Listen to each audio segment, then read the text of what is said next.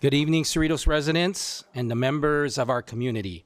I would like to call to order the Thursday, May 22, 2025, 7 o'clock p.m. City Council Successor Agency regular meeting. The invocation will be led by Pastor Leonard Tan of First Evangelical Community Church, and the pledge will be led by the Cerritos High School Model United Nations team. If the audience would please rise, if you are able, for the invocation, and remain standing for the Pledge of Allegiance. Pastor Leonard Tan. Let us pray. Creator God, we gather today in service to our community, mindful of the responsibility and trust placed by the residents of Cerritos. I ask for wisdom to guide the deliberations, compassion to understand different perspectives, and courage to make decisions that serve the common good. May our council members be granted clarity of thought as they consider the matters before them today. Help them to listen with open hearts, speak with integrity, and work together despite differences. Grant them patience in their discussions and unity in their commitment to the welfare of our city and all who call it home. I pray for insight to see beyond our own personal interests to the broader needs of our community.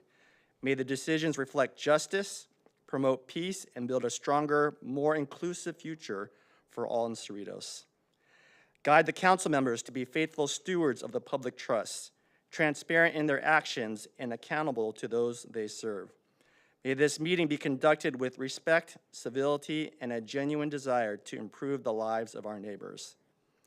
I offer this prayer in gratitude for these individuals who serve and look in hope to the work they will accomplish together. Amen. Amen.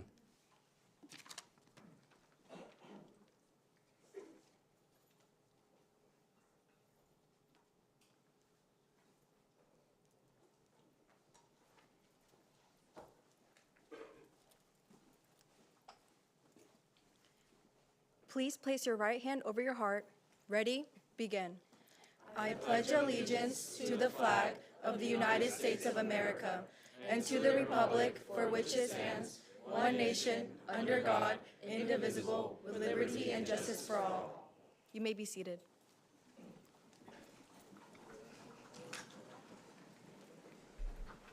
Thank you to Pastor Leonard Tan, and thank you to the Cerritos High School Model United Nations team. Madam City Clerk, will you please conduct the roll call? Council and Agency Member Hong. Present. Council and Agency Member Polito. Present. Council and Agency Member Say. Present. Mayor Pro Tem and Vice Chair Johnson. Present. Mayor and Chair Yokoyama. Here. The next item is 5A, presentations.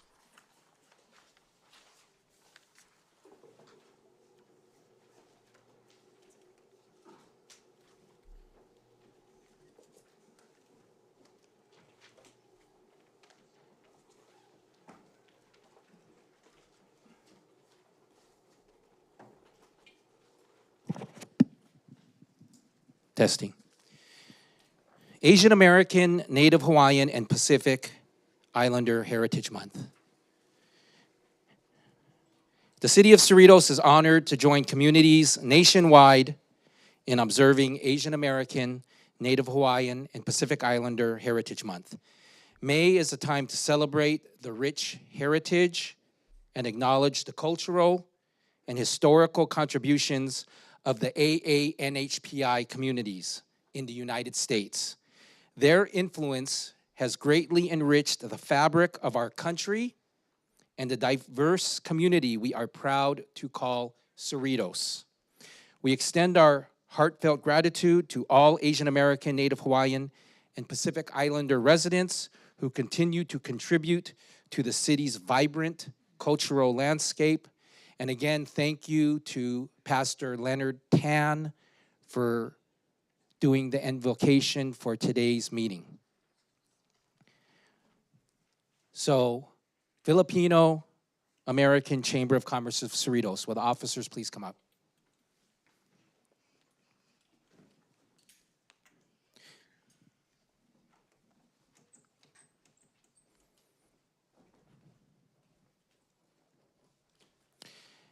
In recognition of AANHPI Heritage Month, the city highlights the Filipino American Chamber of Commerce of Cerritos. The FACCC plays a vital role in supporting the Filipino American small business community by offering access to public information, resources, visibility, and collaborative opportunities. Through its efforts, the FACCC empowers local business owners and helps enrich Cerritos' dynamic economic landscape by fostering community connections and encouraging membership and networking. The FACCC continues to create meaningful opportunities for growth and success. The city is pleased to recognize the following officers of the FACCC for their contributions supporting the Filipino American small business community.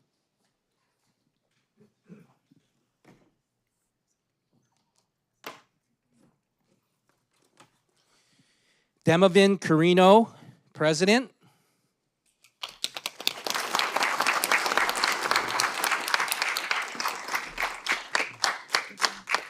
Ellen Rodriguez Swing, immediate past President and Director for Government and Community Relations and Funding.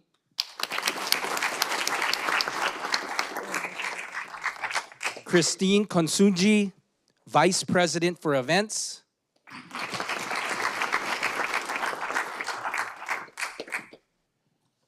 Ron Dizon, Vice President for Business Development.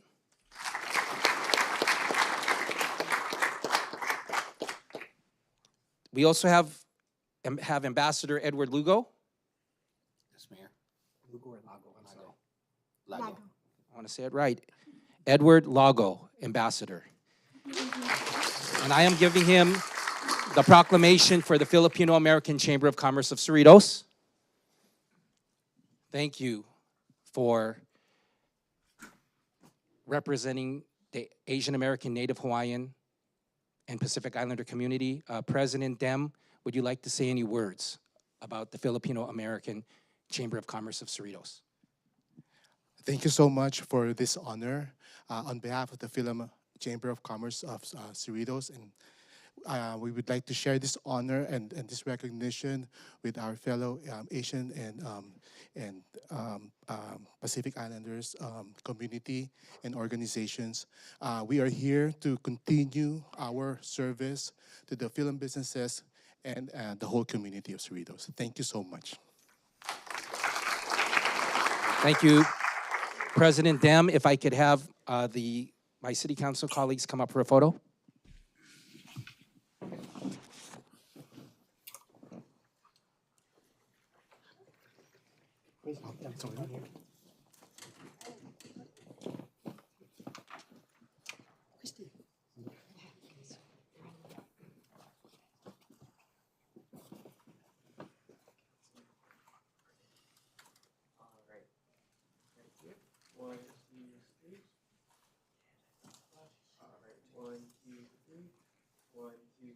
And one more. 1, 2, 3.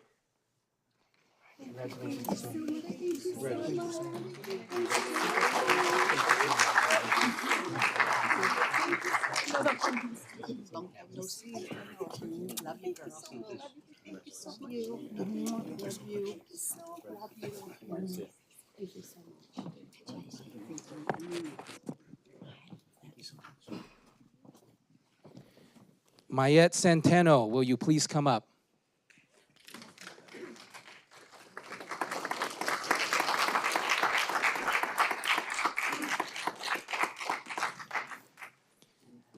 Mayette Centeno and family and friends.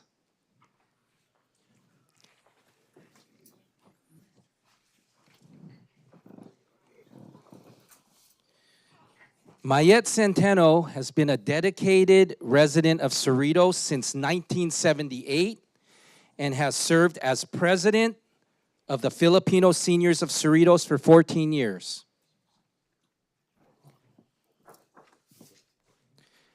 Providing unwavering support and care to elderly community members. In addition to her leadership there with the Filipino Seniors of Cerritos, she has also served as president and chairman of the board of Philcela, a community organization that promotes friendship, unity, and assistance to families through times of need. Mayette has also actively supported the Cerritos community through her involvement with events such as the Festival of Friendship and the Let Freedom Ring celebration. Thank you, Mayette Centeno.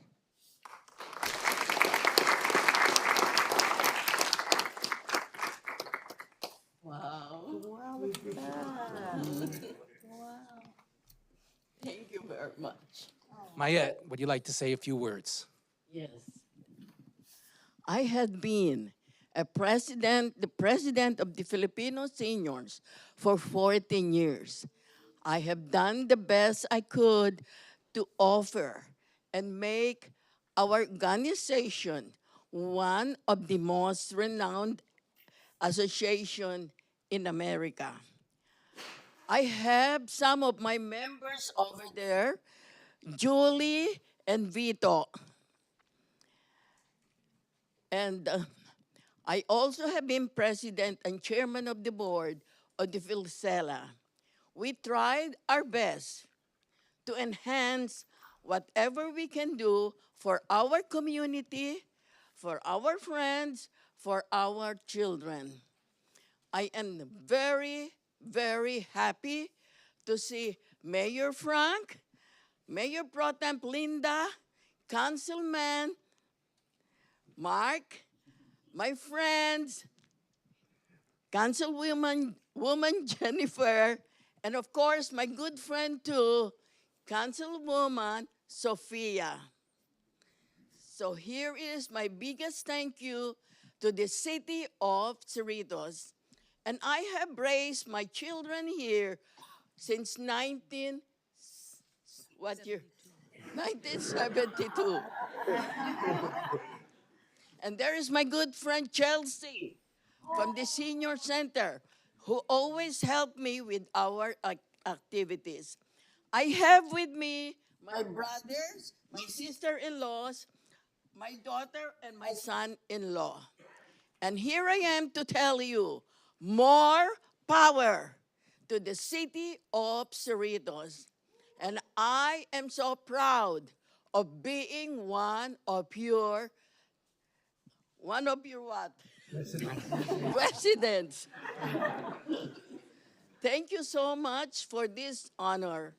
And I will always treasure this.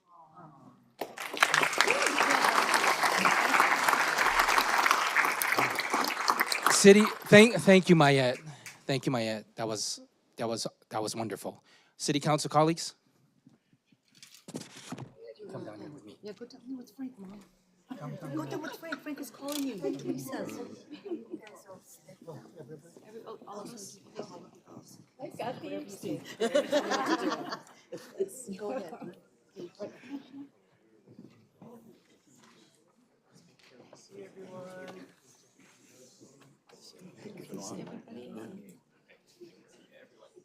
All right, right here, you're gonna see a flash. 1, 2, 1, 2, 3. Stay right there. 1, 2, 3. 1, 2, 3. And 1, 2, 3.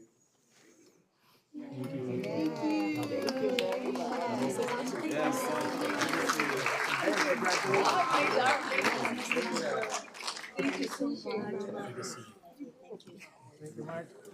Congratulations to your whole family for taking care of your mom. Thank you so much. Yes, girl, please. This is my daughter. Oh, thank you. Maraming salamat po. Thank you. Sa brother mo. I will. Thank you. Maraming. Victor Fong, will you please come up?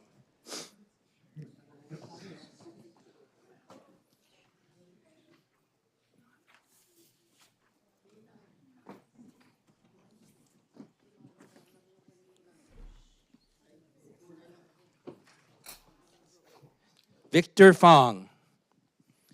Victor Fong, a Cerritos resident since 2008, has been a dedicated mentor and advocate for Asian American, Native Hawaiian, and Pacific Islander youth. As president of the Cerritos Aquatics Club since 2020, he has fostered athletic experience while uplifting AA-NHPI athletes across Southern California. He also actively supports youth involvement in cultural clubs and leadership in Whitney High School, including through the engagement of his own daughters. With over 20 years in the IT industry, Victor has also championed mentorship and advancement for AA-NHPI professionals. Thank you, Victor Fong. Thank you.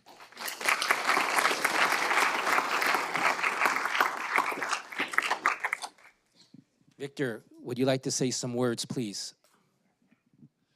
Hello. I'm deeply honored and humbled to accept this recognition. So thank you. I really couldn't have done this without, there's just so many people to thank. Mayor Frank, Mayor Pro Tem Linda. Over the past couple of years, I've reached out to you and for certain requests, and you were able to help where the club had needed some help. Also, thank you to the Recreation Department, Sherry Titus, Samir Patel, Stephanie Lynn. They're my key go-tos, helping me with the requests of the club. We've been able to do morning swim practice, and we do our swim meet every year in October. So thank you to those guys, the pool supervisors, the lifeguards, the pool staff, Cerritos Facilities Department for keeping the parks and the pool nice and everything running. And just also would like to thank the Cerritos Aquatic Club board members. I wouldn't be able to do my job without them. Many of them are also part of the AA-NHPI community. And also I'd like to thank my wife and my two daughters for their support. Yes, so I think that's it. So thank you again for this honor. Cerritos colleagues, can we take a photo, please, with Victor Fong?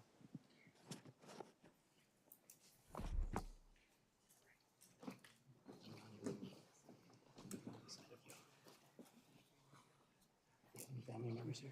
No. One home. Is that marked down so I can see? Yeah, that's perfect. 1, 2, 3. 1, 2, 3. 1, 2, 3. 1, 2, 3. One more. 1, 2, 3. Congratulations, Victor. Thank you. Good job. Thank you. Thank you, Victor. Good job. Thank you. Thank you. Again. Appreciate you. Thank you.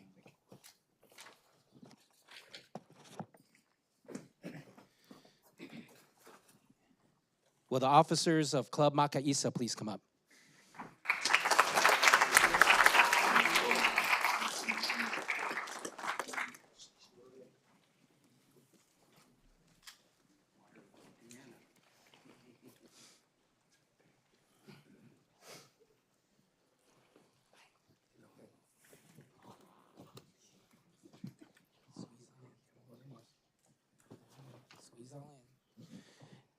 Club Makaisa, in honor of AA-NHPI Heritage Month, the City of Cerritos recognizes officers of Club Makaisa, Cerritos High School's Filipino Cultural Club.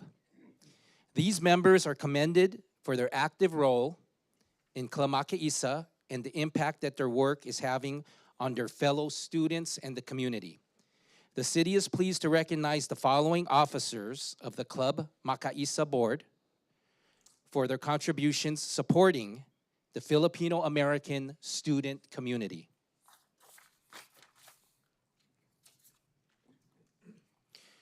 Sophia Barrio, Vice President of Internal Affairs.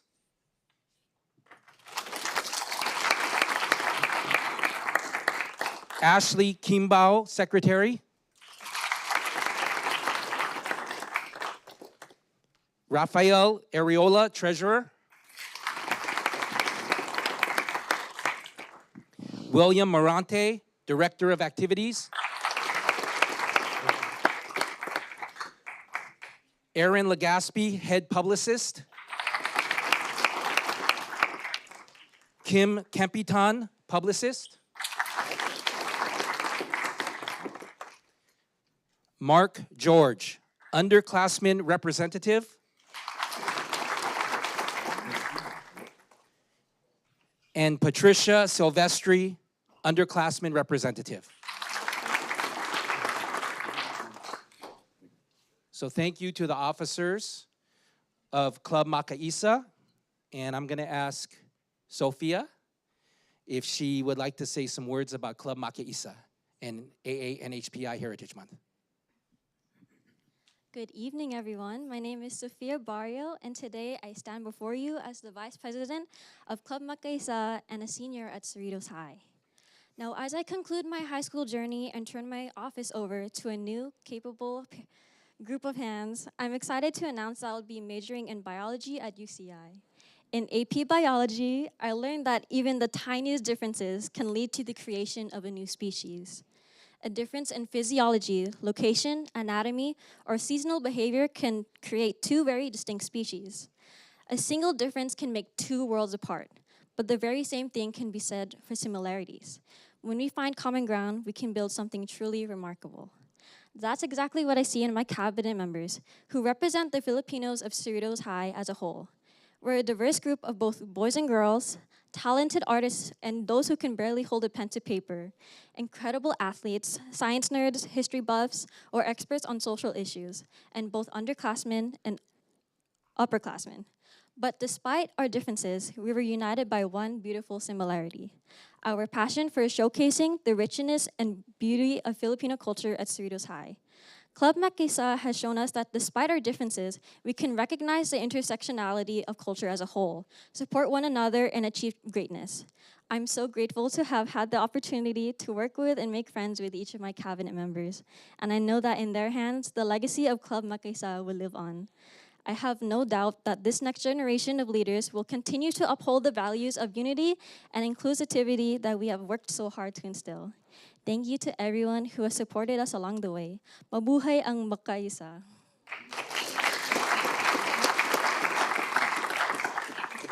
Thank you, Sophia. City Council members, can we please take a photo with Club Makaisa? Okay, you guys all squeeze in. Some of you come down on the bottom. Some of you come down on the bottom set, the shorter girls. You can come down right in here. Right there. Okay, officers, city council members.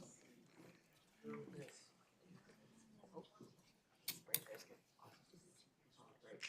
gonna be a flash. 1, 2, 3. 1, 2, 3. 1, 2, 3. 1, 2, 3. 1, 2, 3. And one more. 1, 2, 3. Thank you. Good job. So much. Good job. You know? Well, you were ready. Good job. What's your name again? William. Mark. Congratulations. Thank you, Raphael. Congratulations. Congratulations. Thank you. Good job. Congratulations. Is Karen your aunt? Is Karen your aunt? Tell her that you saw Frank and Mark. Congratulations. Hey, this is Karen. Hey, this is Karen Capitan's niece. Hey, congratulations.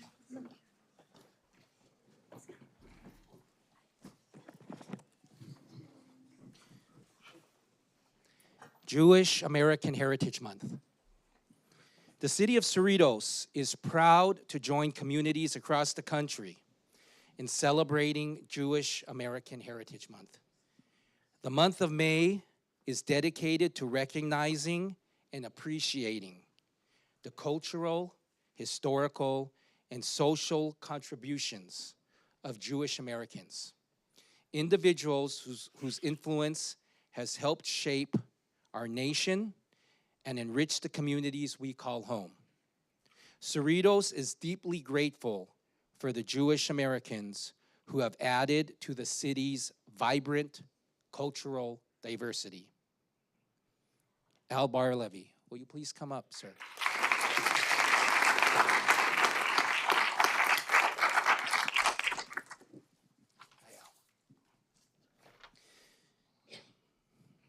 In honor of Jewish American Heritage Month, the city of Cerritos recognizes longtime resident Elan, or known as Al, Bar-Levy. Mr. Bar-Levy immigrated to the United States from Israel with his parents in 1982 at the age of 13, just 3 months after his bar mitzvah, the Jewish rite of passage signifying the transition to adulthood. A dedicated member of both the Cerritos and local Jewish communities, Mr. Bar-Levy has served on numerous Cerritos commissions and Cerritos committees from 2005 to 2012, and again from 2023 to the present, where he is currently appointed to the City of Cerritos Let Freedom Ring Committee. He is also an active member of Temple Beth Shalom in Long Beach, where he served as Vice President of Finance. Thank you, Al Bar-Levy.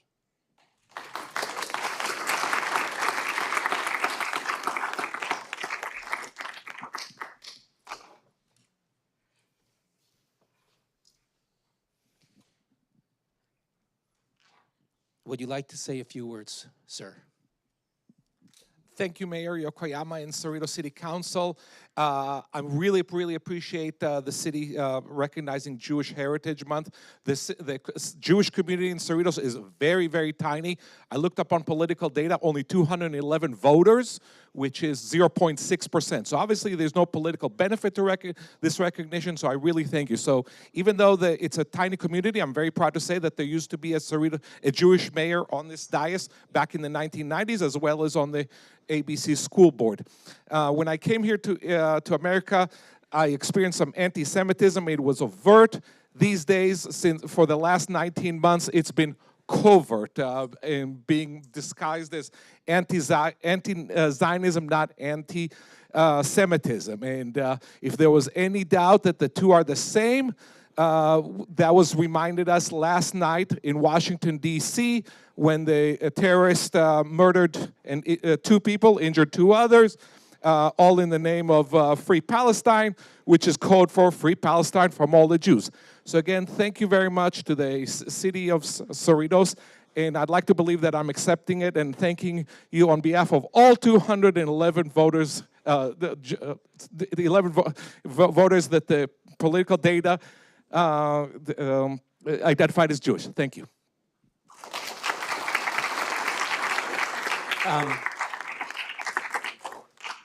Cerritos City Council colleagues, could we please take a photo with Al Bar-Levy?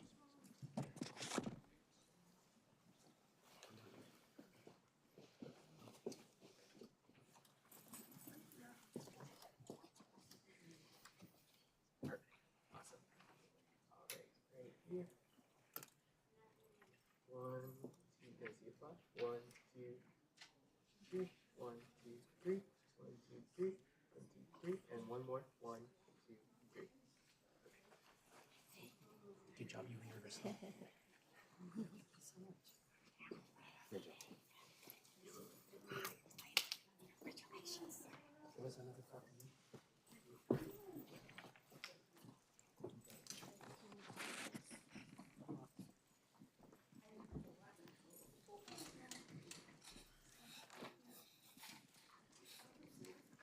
Cerritos High School, Model United Nations.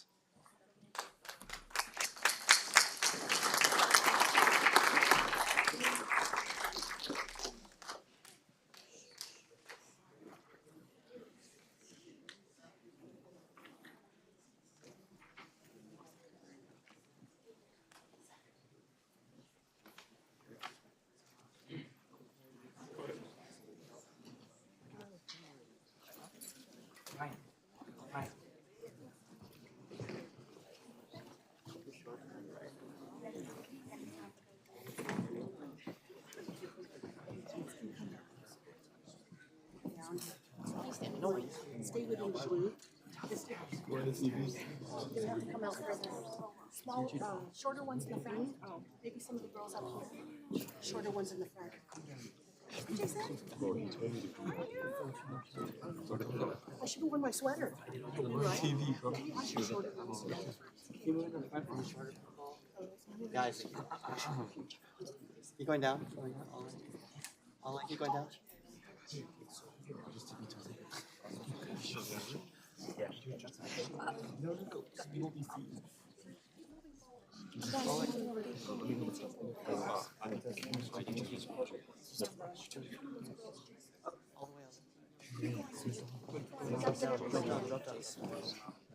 going, bro. Keep going.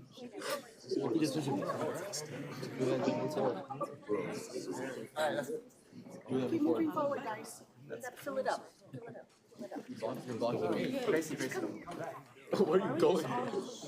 All right, the city of Cerritos proudly honors the outstanding achievements of the Cerritos High School Model United Nations team. The team recently participated in the 51st Annual National High School Model United Nations Conference in New York City, competing with approximately 150 delegations from over 70 countries, including the United States. The team earned 2 prestigious honors: the Award of Distinction in Research and Preparation, and the Award of Excellence in Debate. With only a small percentage of schools receiving such recognition, Cerritos High School emerged as one of the top performing schools at the conference. In total, the Cerritos MUN team received 12 awards, including 6 students who earned the Award of Distinction and were invited to speak at the conference's plenary session before thousands of attendees. Which of you are the 6 students? Raise your hand. Raise them high.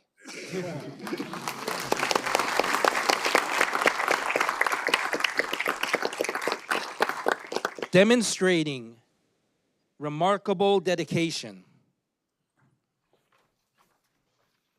the 34-student team spent 4 months preparing a comprehensive 383-page position paper, including detailed bibliographies outlining their assigned country's stance on various global issues.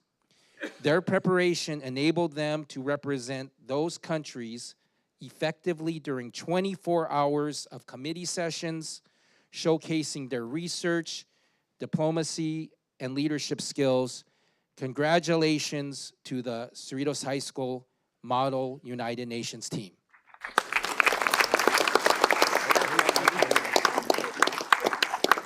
So I'm going to give the mic to Cerritos High School MUN advisor, Jason Watanabe. And I felt it's only appropriate for a speaking student group that one of the students speak on our behalf, so.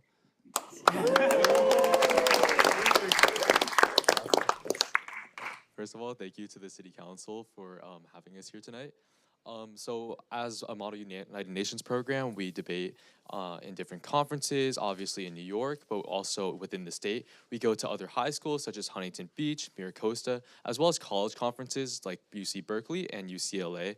And in this, we kind of simulate the United Nations in a way that when you look at Model United Nations, you think that it's just speech and debate and kind of public speaking. But really, Model United Nations to us goes a lot deeper than that. We have made a lot of connections, and obviously as a team, going to New York, going to all these different conferences, we have all bonded, and like we like to say as a program, MUN is FUN, and that's truly what MUN is about. It's about making friends and getting to enjoy the different places we go to, and honestly just enjoying the experience. Thank you. Thank you. What's your name? Andrew Dachi.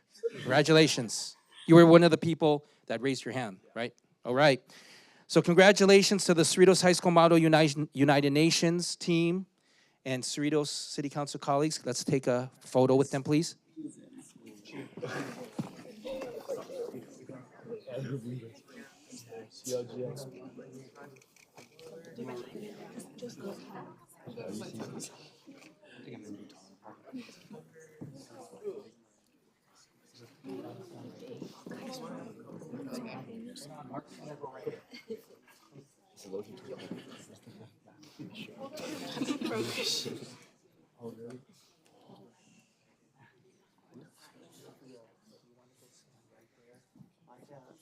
Sophia's coming through, you guys.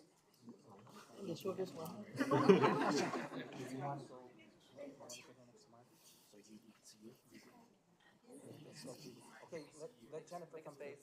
Let Jennifer come through.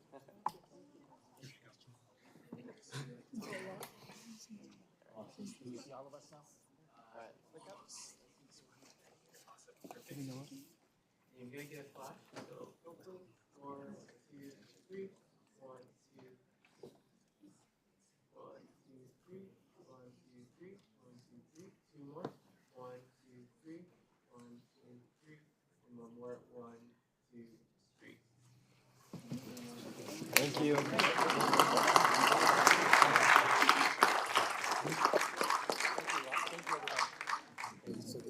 Stay here. Congratulations. Good job. Congratulations. Congratulations. It's good to see you. Congratulations. Congratulations. Thank you guys. Hello, Coach. Coach, you're part of this team? I was with them. Come on, Coach. Coach, stay up here. Coach, stay here. Stay here. Yes. Where's the photographer? Where's the photographer?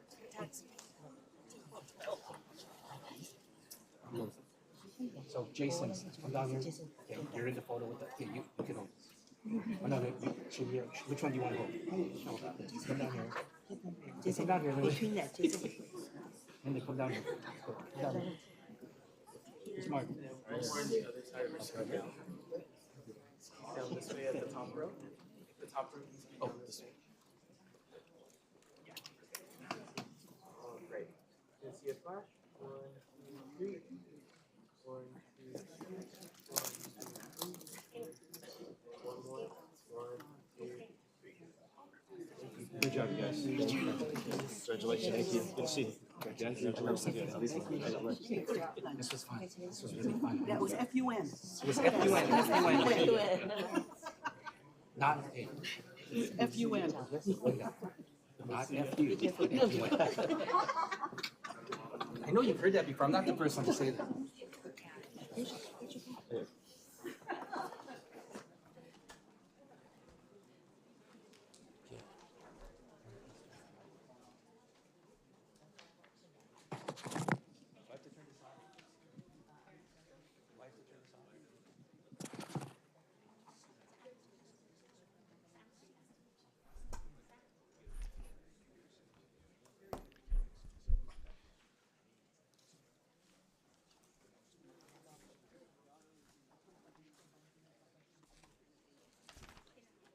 Thank you for your attendance at tonight's meeting.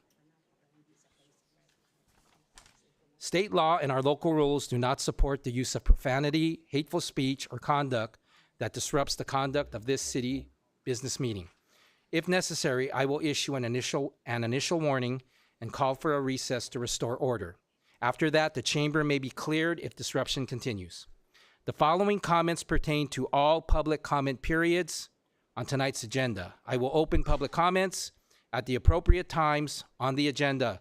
Please be prepared to approach the podium and begin your comments at the time you are called. Public comments should be directed to the City Council and made only from the podium during your turn. Please respect each speaker and refrain from any disruptive behavior or speech during their comment time. Public comments will be limited to 5 minutes per speaker. Agenda item 6 public comments should be limited to items on the consent calendar, closed session, and items not listed on the agenda, but that are within the subject matter jurisdiction of the legislative body. The City Council received no written comments on item 6. I will now open for public comments on this item. Teddy Lloyd.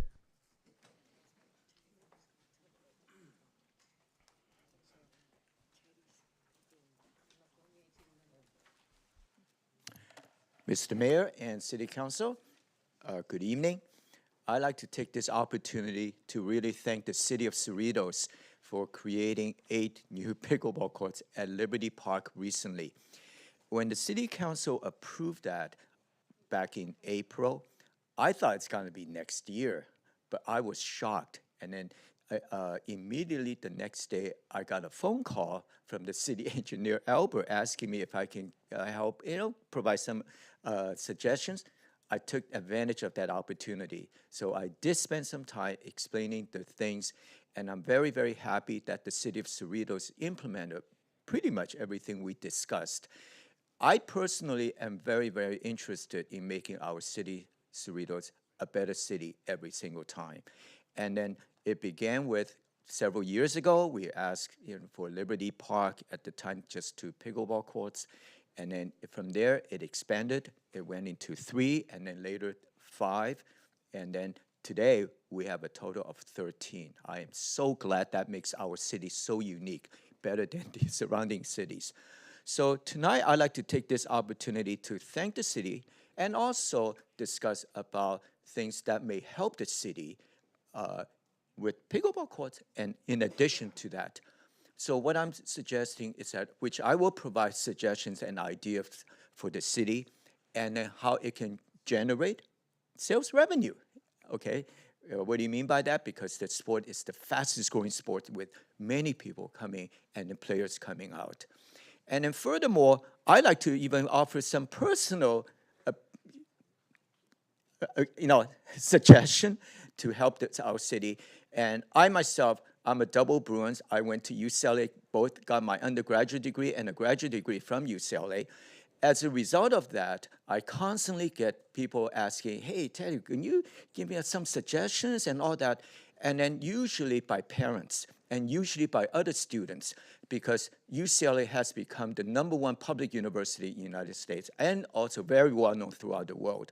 So I'd like to take this opportunity to suggest to the city of Cerritos that I'll be more than happy to, for example, all of the students today, they will apply to UCLA, and then I'll be more than happy to give them personal suggestions, ideas, and then assist them to see what's it like to apply to UCLA and what's it like to be a student, because all that information usually I have been requested by UCLA for the orientation week. Usually it's the beginning of the school year. In UCLA's case, it's on a quarter system. So I've done that, and I say, gee, wouldn't that be a great to help our city, to make our city even better? And then, so tonight I'd like to offer that for the city, no charge. Since the city made the pickleball courts so nice, okay, so free, I'd like to return something for the city. And then furthermore, because while I was at UCLA, I actually worked for the UCLA Business Forecast. It's very well known, especially the business forecast, economic forecast, and in this case, very often many cities actually sort of work with UCLA Anderson forecast. So I like to do that also for our city, and especially each year the city will prepare budgeting and then all of that, and then with the UCLA Anderson forecast, which does that quarterly and then annually. And then I'm associated with the Anderson Forecast, UCLA. So I'd like to provide that for our city of Cerritos in order to assist the city in preparation of each year for the budget and all of that. So because of my relationship with UCLA and also my relationship with the city of Cerritos, I like to do that. And then for me, in life, you always show appreciation, you have more enjoyment later on in the future. So any case, thank you very much. Have a nice evening. Thank you, Teddy. Mel Cortez.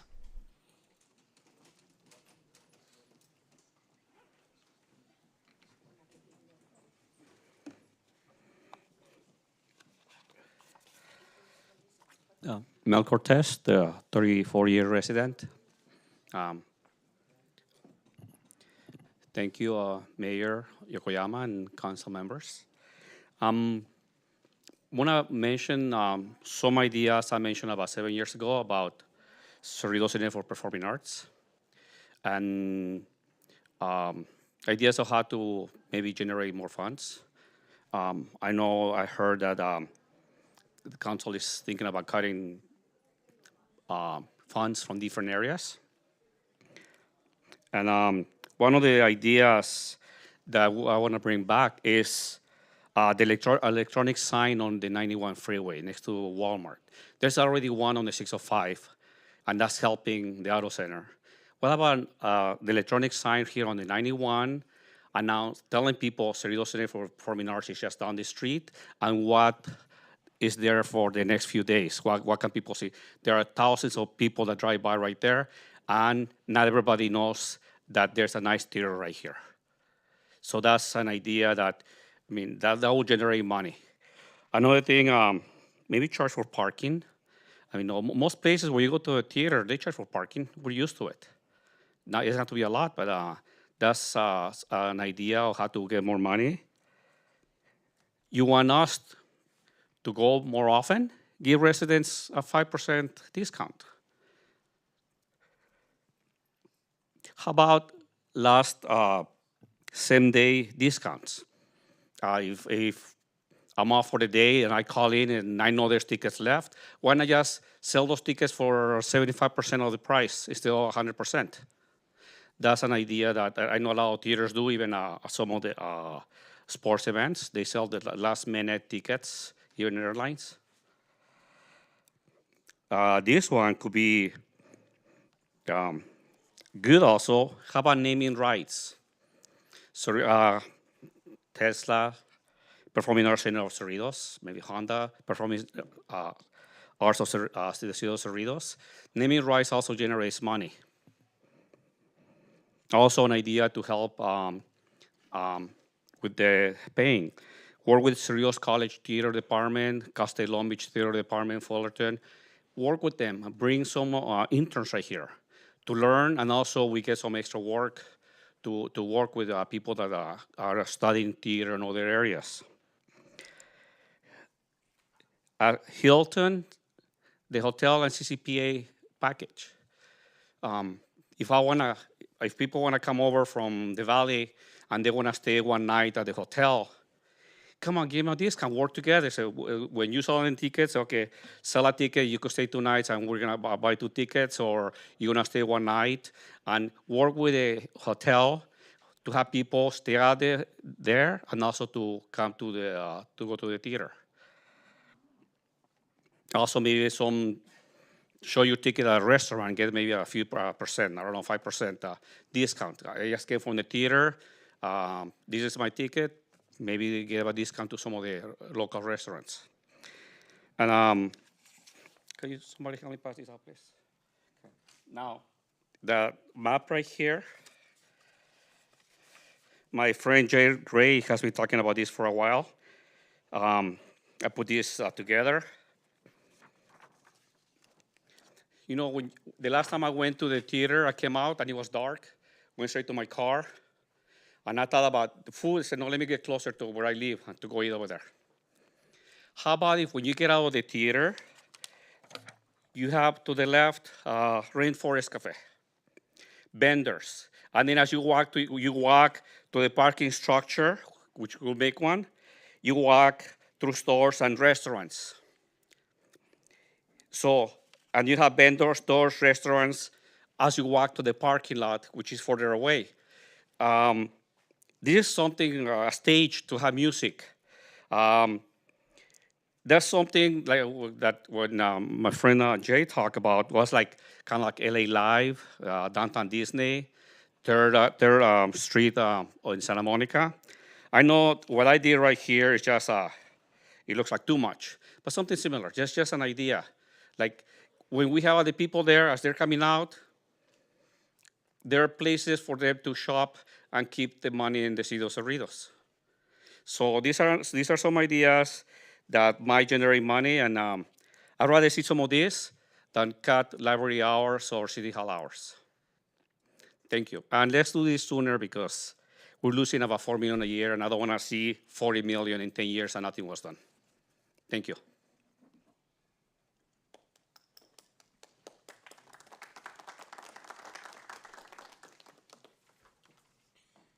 Are there any other speakers?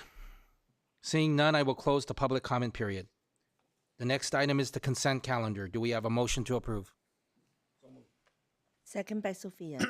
It was moved by Councilmember Polito, seconded by Councilmember Say. Let's vote, please.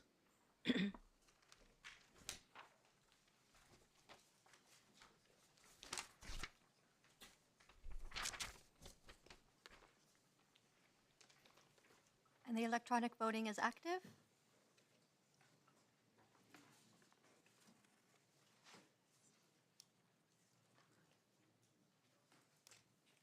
Could somebody please help Councilmember Say with her screen?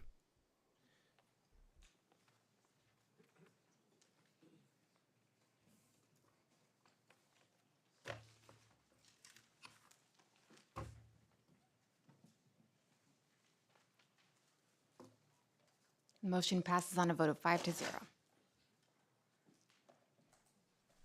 Thank you. Councilmember Polito, you had a request? Thank you, Mr. Mayor. First, I want to say thank you for so many people coming out tonight.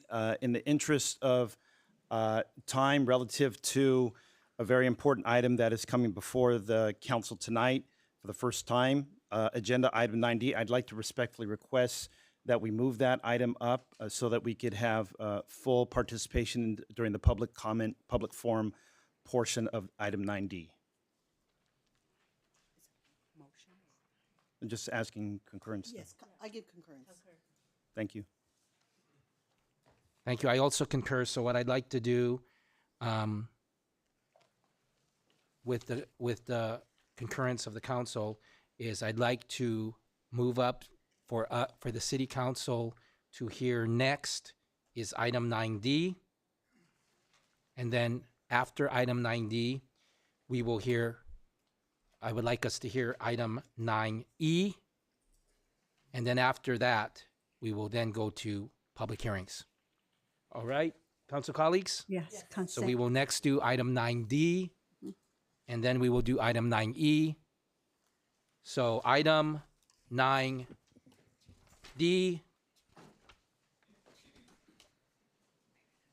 City Manager, do we have a report on this item? Yes, thank you. Good evening, Mayor, members of the City Council. Item 9D follows up on previous consensus direction given by the City Council to bring back an agenda item to discuss the potential development of a community workforce agreement. The presentation this evening will be given by Director of Public Works, Alvin Papa, and following his presentation, he and I would be happy to answer any questions.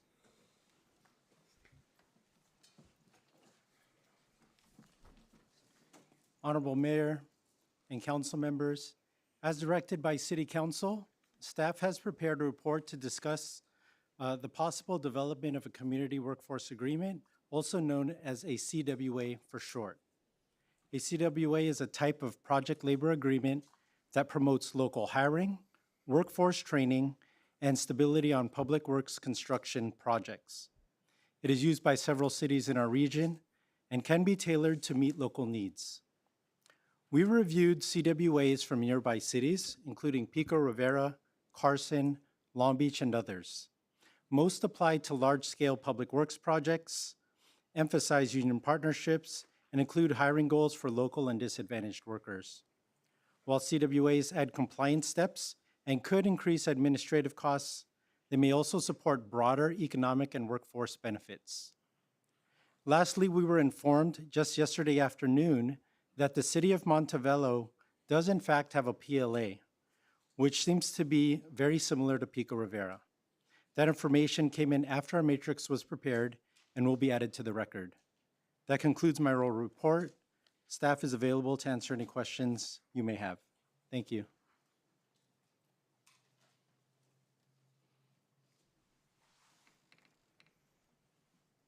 Thank you for the report, Alvin Papa.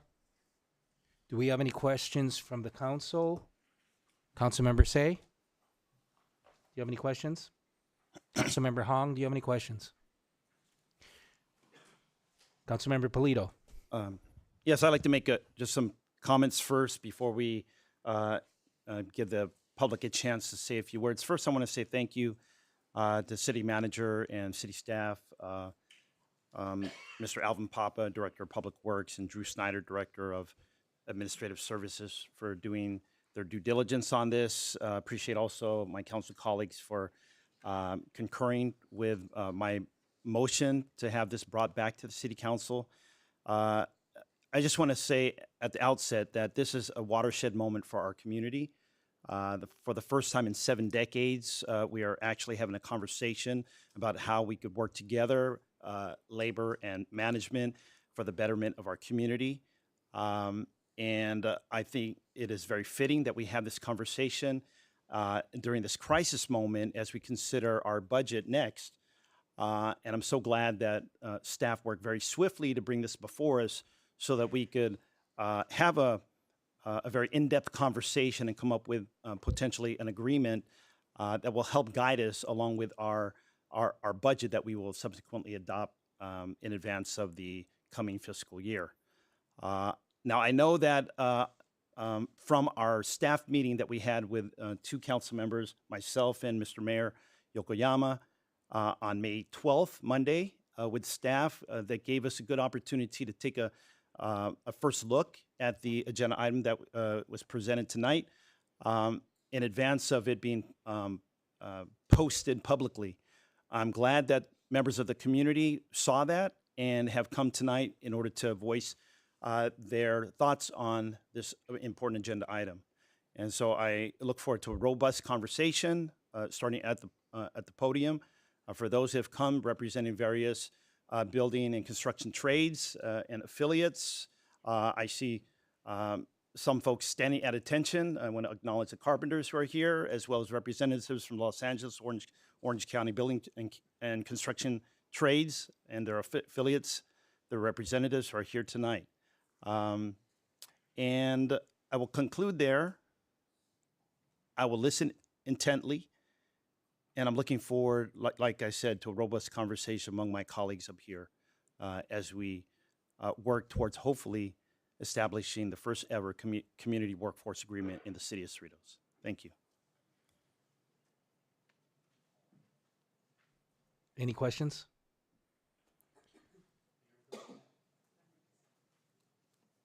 I say something, Mayor? I'm sorry, I know you passed me already. I just have one thing to say. I think. You have any questions? I just wonder what I see is using the man here may bring some stability to the work.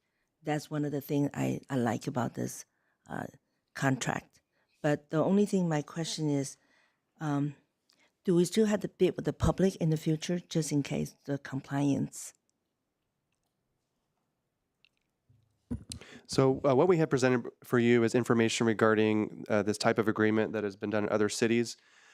Typically, if such an agreement were to be adopted, it would provide guidance regarding parameters for certain projects of meeting certain criteria.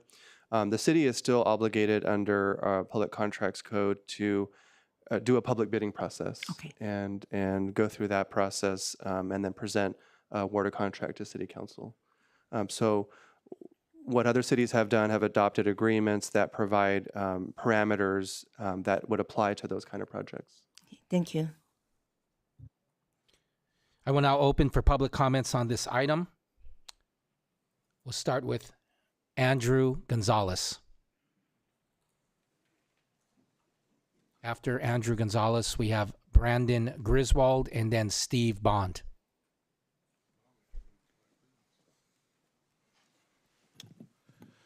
Good evening, Mayor, Council, and staff. I want to thank you for giving us the opportunity to speak here tonight. My name is Andrew Gonzalez. I am with the LA and Orange County Building Construction Trades Council, representing 14 trades, 48 local unions, and 160,000 men and women. We're here tonight to ask the council to direct staff to negotiate a community workforce agreement with the LA and OC Building Construction Trades Council. A community workforce agreement provides a lot of benefits to the city, one of which providing the best and greatest union-skilled craftsmen and women that money can buy, ensuring that projects are done to the level and the standard befitting the taxpayers of the city of Cerritos. Next, you're investing in workforce development opportunities for your residents. Our apprenticeship programs offer best-in-class training with state and federally recognized training courses that are offered to students free of charge and actually offer paid training and graduate students debt-free with six-figure salaries. And finally, Community Workforce Agreement invites the community, your residents, to be a part of working on the public works projects here in their city, offering them local hire opportunities to build and be proud of the city they live and work in. For all of those reasons, we're asking for the City Council to direct staff to enter negotiations with the LA and OC Building Trades Council for a Community Workforce Agreement. Thank you.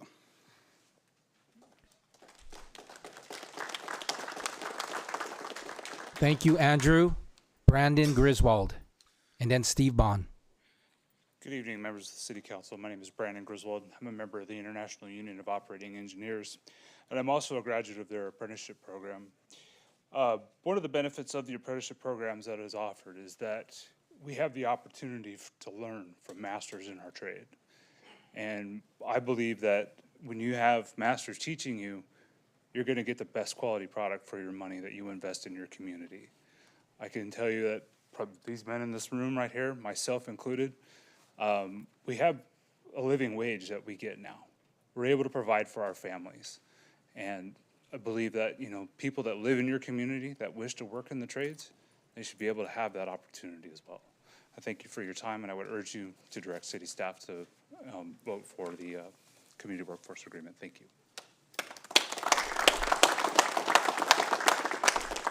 Steve Bond, and then Richard Burns.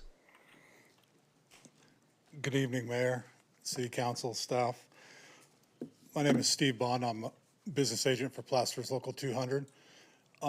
We are here to ask you guys to negotiate with the LA and Orange County Building Trades, the CWA.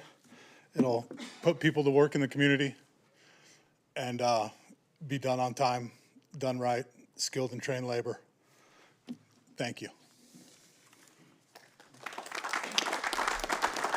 Staff, can we please adjust the microphone on the podium appropriately based on the height of the speaker?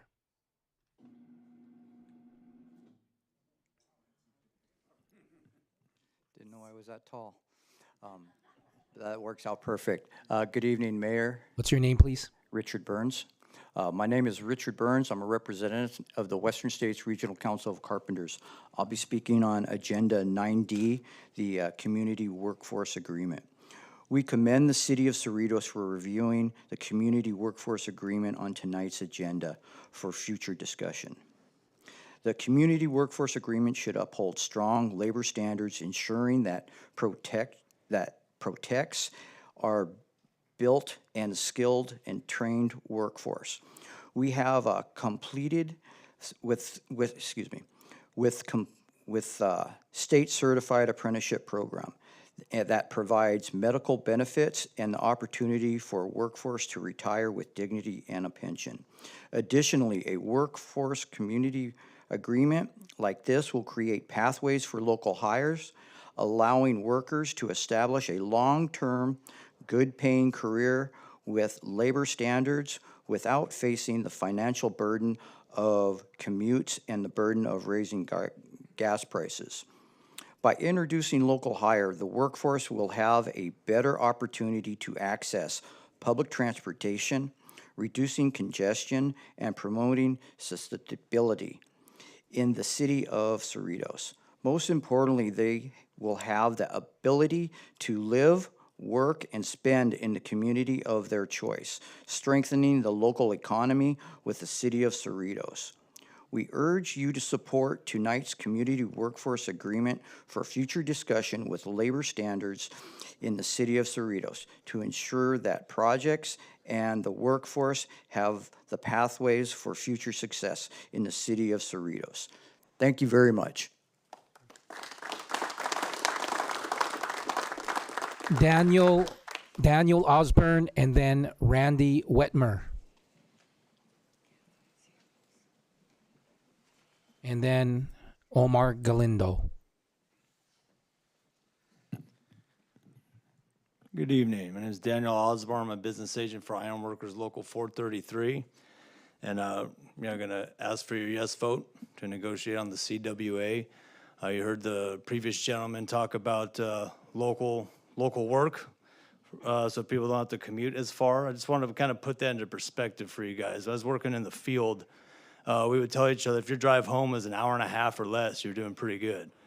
Right? Not at all uncommon for people to be driving 2+ hours a day home. If you add the time it takes to get to work in the morning, you multiply that by 5 or 6 days a week, easily 15 to 20 hours a week on the road instead of being home with your family. So one of the huge benefits for us on these CWAs is having more time at home, less time in traffic and getting mad, right? But benefit for Cerritos, right? That's what's important here. One of the things that the CWA does also is it levels the playing field for responsible contractors, right? So make sure that the people working on your projects, the contractors, are going to be the ones who are the most qualified and the most efficient, not the ones who are willing to cut the most corners to put the lowest bid in and then make up for it on the back end with change orders. I'm sure you've seen that enough, right? This eliminates a lot of that possibility. So your structures are going to be more sound, up to code, right? Built by the right people.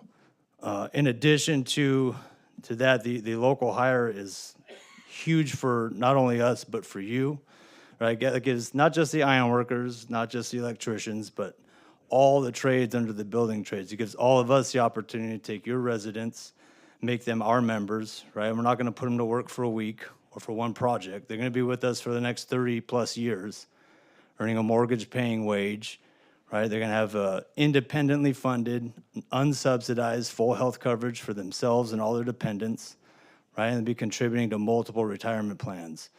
We help people go from tax burden to taxpayer, right? And that helps everybody. That's why we need the CWA. That's why Cerritos needs it. That's why I hope we can count on your yes vote tonight. Thank you. Randy Wetmer, and then Omar Galindo, then Christian Martinez. Good evening, Mayor, council members. Danny pretty much summed it up for me. I'm Randy Wetmer, Ironworkers Local 416. He hit it on the head right there. You have community members that, you just had some high school students here. Not everyone's going to college. It gives them the opportunity to get into the trades that's going to have a good paying future for them. They're going to be able to support a family, raise a family in their own city where they grew up in. For instance, we got our apprenticeship training center. It's 2.5 miles down the road in La Palma. We have over 100 members that live within a 5-mile radius of this here. I remember working 1997 next door, not in the jail, visiting or anything, but I helped build that jail. I got to ride a bicycle to work. And I did it just to brag to everyone. Yeah, I'm not driving 40, 50 miles. I'm riding a bike to work. That's pretty cool if you can do that in your own community. I haven't done that since 1997. So, looking at the benefits of everything, it helps put your constituents to work in their own community. When they're home, sooner than 5, 6 o'clock, they're out with their families. They're spending money in the community. They're not working in LA or eating lunch in LA or San Diego, wherever they got to work. They're closer home, spending money at home. It helps the community in more ways than one. Veterans are veterans that serve the military. They come back through the Helmets or Hard Hats program. They look for a career in the trades, whether it be the ironworkers, carpenters, plumbers, electricians. We help facilitate them, get them right into the trades. We take care of our veterans, make sure they're at the top of the list to get out to work. So looking forward, CWAs work. They work real well. It helps cut down on the wage theft, the misclassification of the wages. It helps us where we're not fighting a company. And then 3 years later, it finally get through the state of California for the case showing, they stole the wages from the working people. So this helps eliminate all that. You get a better built project, done on budget, done on time.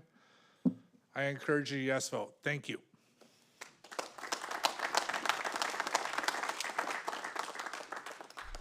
Omar Galindo, then Christian Martinez.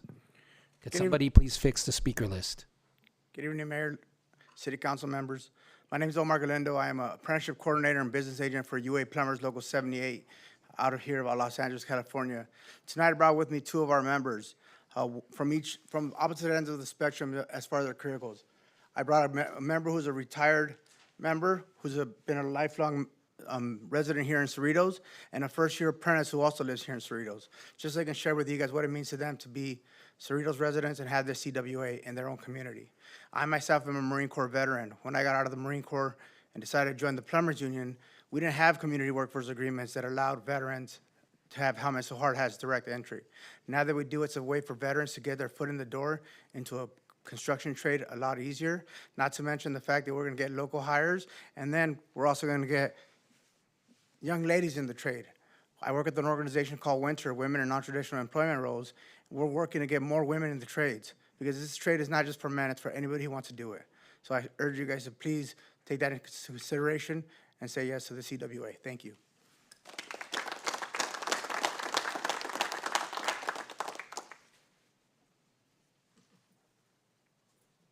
Christian Martinez, and then Donnie Sappington. Good evening. I'm Christian Martinez. We're out of Can't Local hear you. 78. Out of Local 78. Yeah, please. Can I'm someone short. adjust the podium? A little lower or higher. Yeah, a little bit, a little more. Yeah, just a little.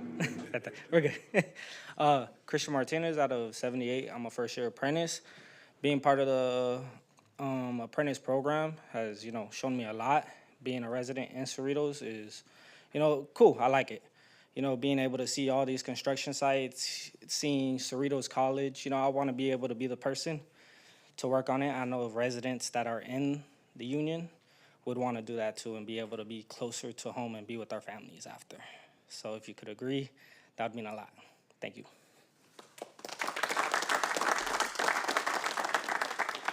Donnie Sappington, and then Dean Herring.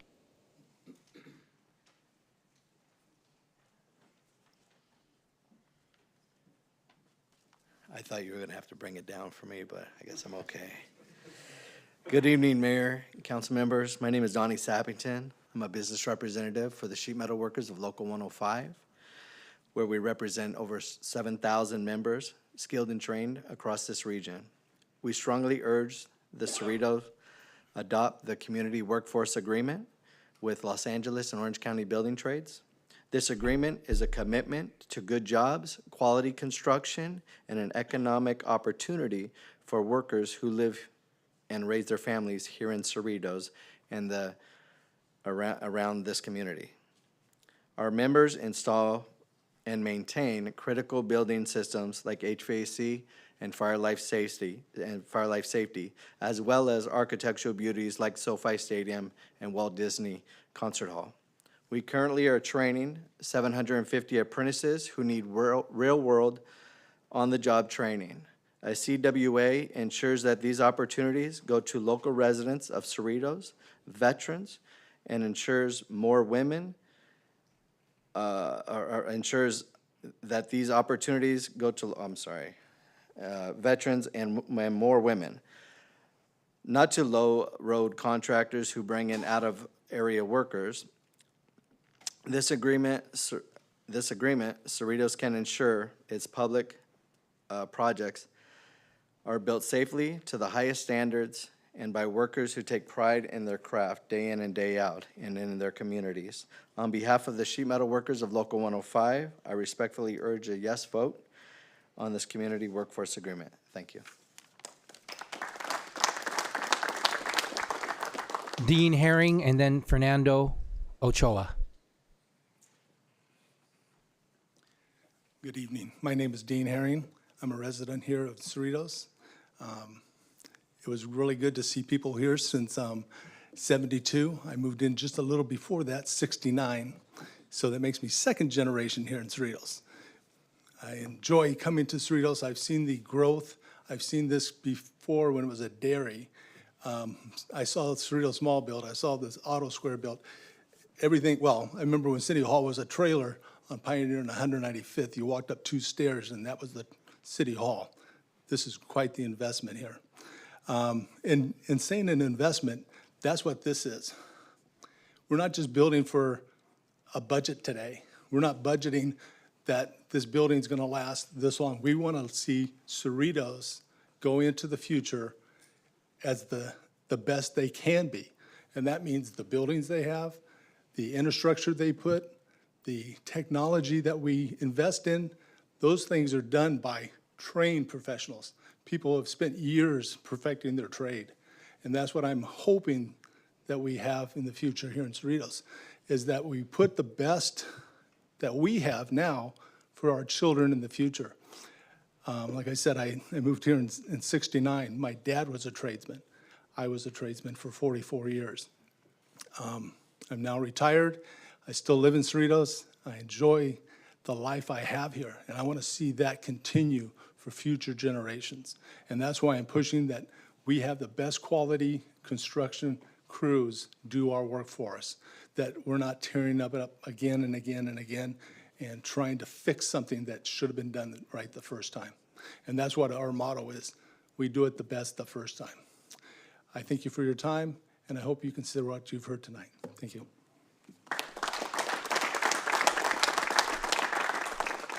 Fernando Ochoa, and then Joe Cerritos.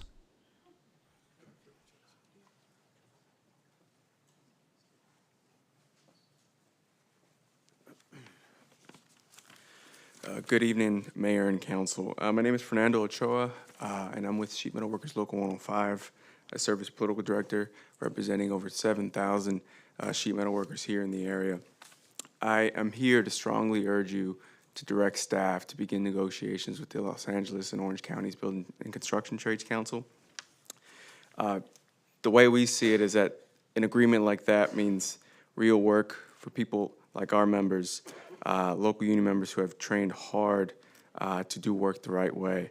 And it gives apprentices a chance to earn while they learn, and it gives workers like the ones we represent to build close to home instead of commuting hours away, just like many of my friends in the other crafts just said.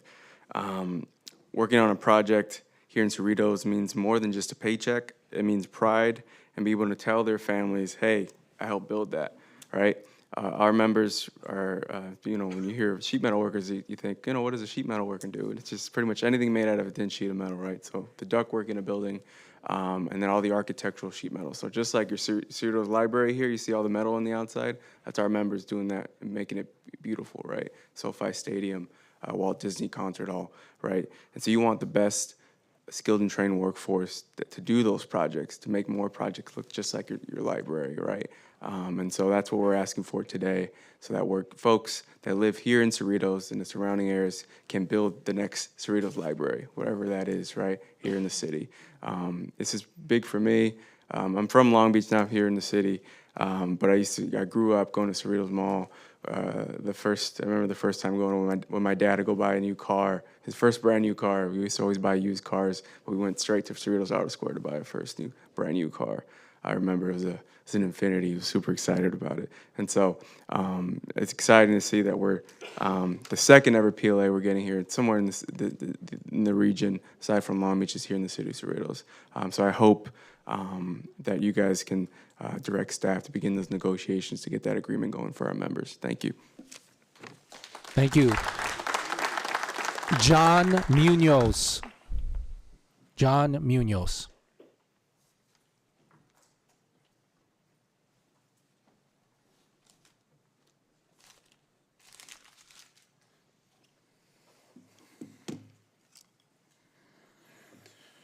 Good evening, Mayor, Council, and staff.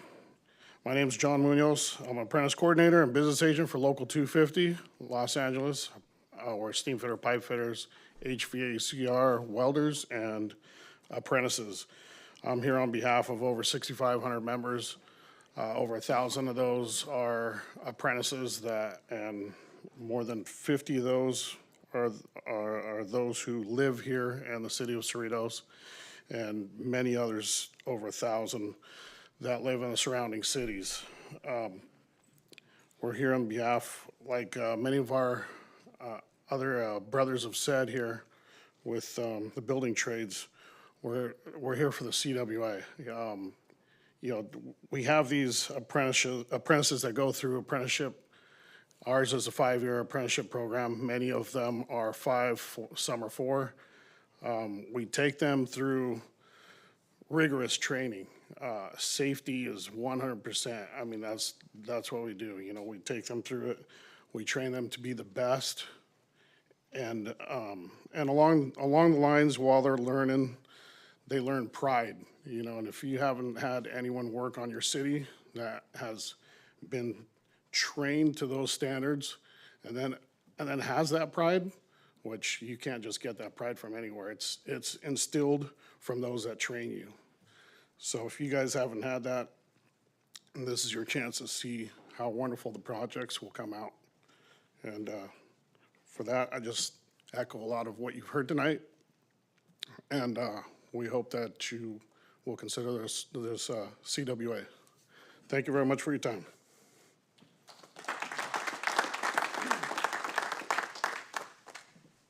Are there any other speakers on this item?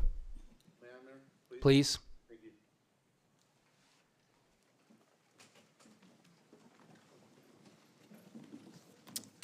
Good evening. My name is Jose Amador, Special Representative for the Western States Carpenters Union. I just want to say, first of all, I want to give that acknowledgement and that respect that we all deserve, again, from our mayor, our council members, even our staff and city managers. Everything was basically what said was really the top topics of the importance of the CWA. But one of the things I really wanted to touch on, what's important is basically, this CWA, the workforce agreement, it provides opportunity, local hire, as a lot of these brothers and sisters I've mentioned today, this evening. But what's also important that, it provides local hiring, second chances for those individuals that deserve a second chance when they're trying to get back on their feet, get back in society, that no one else would able to give that second chance, right? And at the end of the day, when it comes down to it, as we mentioned earlier, we provide a great apprenticeship program, certified role training, 4-year apprenticeship. We got the millwrights today standing behind me with my brothers and sisters supporting the CWA. They have a 5-year program, but what it comes down to as construction workers, it's a very difficult job. It's very demanding, long hours, the commute, the things that we miss in family values of trying to get home early enough to be in the practice game, the recitals from your daughters, and it's tough. And this CWA will create local jobs for our members to work close to home, to finally get back to not missing out on those practices and those ball games. And that's what that means. And this council, the staff, the city managers could be part of that and say, you know what, we were able to provide second chances, not just jobs, but careers that matter. And at the end of the day, what that means to us, it's really simple. It's about jobs, wages, and benefits.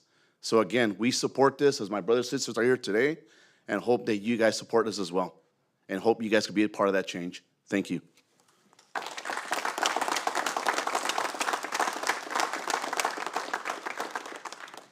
Are there any other speakers on this item?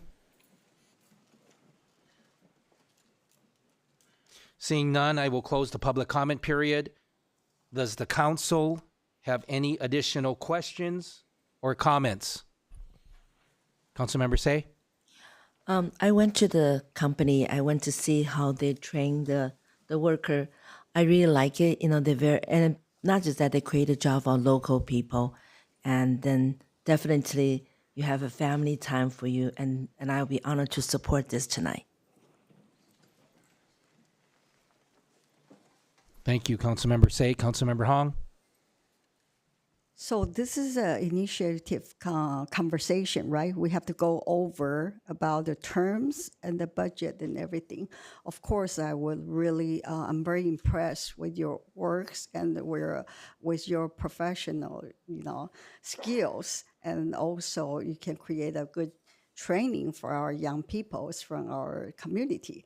I really appreciate that opportunity, and looking forward, maybe we can work out something good for the city. Thank you. Thank you, Councilmember Hong. Councilmember Polito. First, I want to, again, thank my council colleagues, Mr. Mayor, for concurring to direct staff to do their due diligence to bring this forward to us tonight.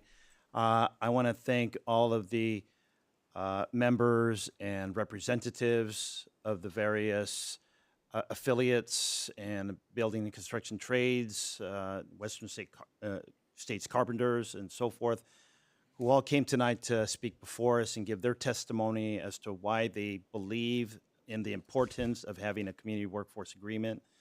I just want to say on a personal note, I wouldn't be sitting here if it wasn't for the good union jobs that my mom and dad had starting in 1962 working for Caltrans. It wasn't even called Caltrans yet. It was still California Division of Highways, Department of Public Works.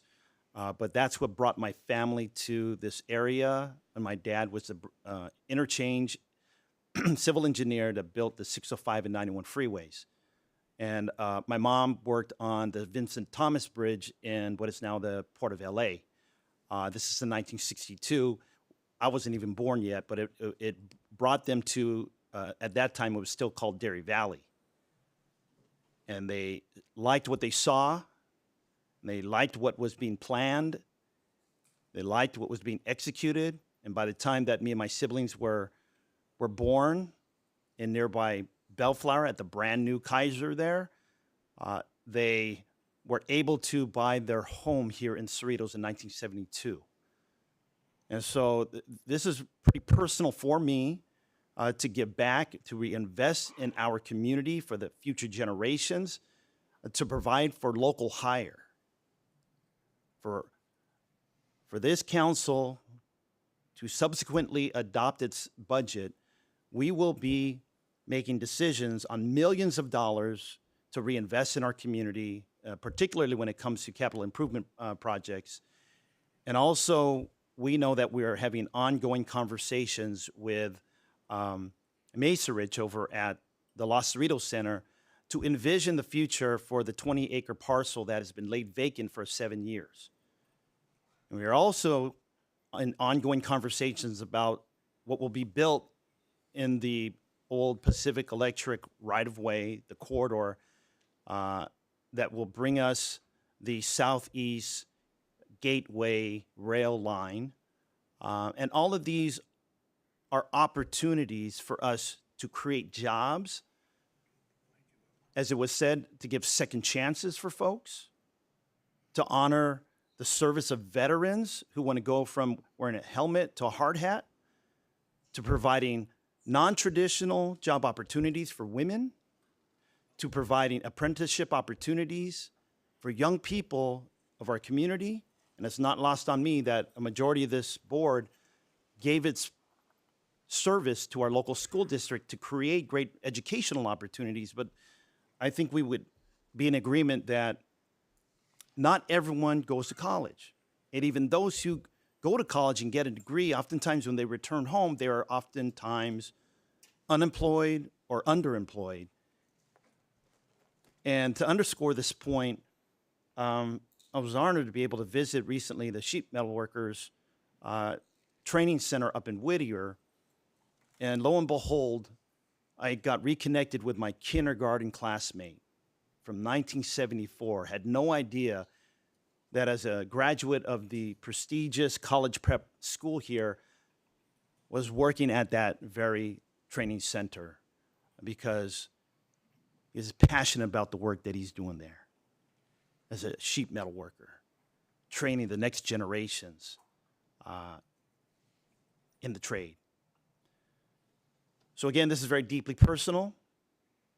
In full transparency, okay, I did my due diligence to let a number of these unions know about what we were discussing, and I'm looking very much forward to the next steps, hopefully with the support and concurrence of my colleagues, to direct staff to negotiate with all of these representatives from the various unions, the LA Orange County Building and Construction Trades, as well as Western States Carpenters, and any others who seek to do work here, good work in our community. I just wanted to thank in particular and highlight that there were two Cerritos residents, okay, that represent two distinct generations. And I just want to say thank you. First is Mr. Herring, who moved here in '69. You got me beat by 3 years. You've been here, you've seen a lot. Did you ever think that Cerritos, our hometown, would come to this point where we would be discussing having a very serious conversation about the future, and not just the future of our city, but future generations of the sons and daughters of this community? Okay. Dairy Valley. It's a brand new day in Cerritos. We've come a long way. And Mr. Martinez, thank you for representing the next generation and really being an example for those who might not want to pursue a college education or go to graduate school or what have you, but maybe would like to follow the path that you're helping to blaze for your generation, and that is to be an apprentice.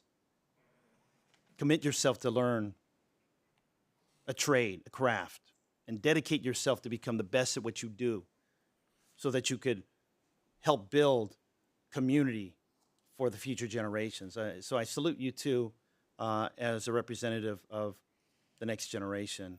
And I'm going to wrap up by just saying I salute all of you for being here tonight. You didn't have to be here tonight. I know all of you work very, very early tomorrow morning, and we're willing to come out to give voice to your profession, to your way of life, and for all of those who you stand shoulder to shoulder with in solidarity. I'm looking forward to the next steps. And I hope that you'll continue to be engaged in this process so that we could hopefully arrive at the best agreement so we could have the best outcomes for our community. And with that, thank you, Mr. Mayor.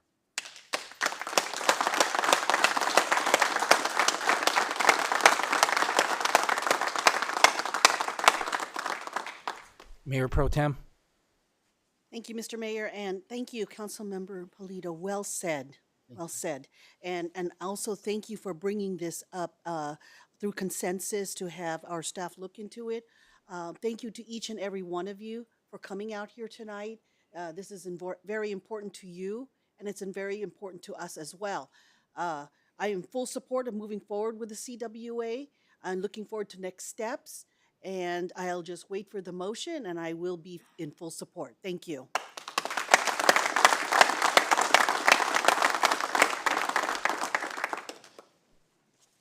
Thank you, Mayor Pro Tem Johnson. Thank you to Alvin Papa and Drew Schneider for conducting a survey of community workforce agreements and putting together this agenda report with the urgency to make sure that we were able to hear it at tonight's City Council meeting.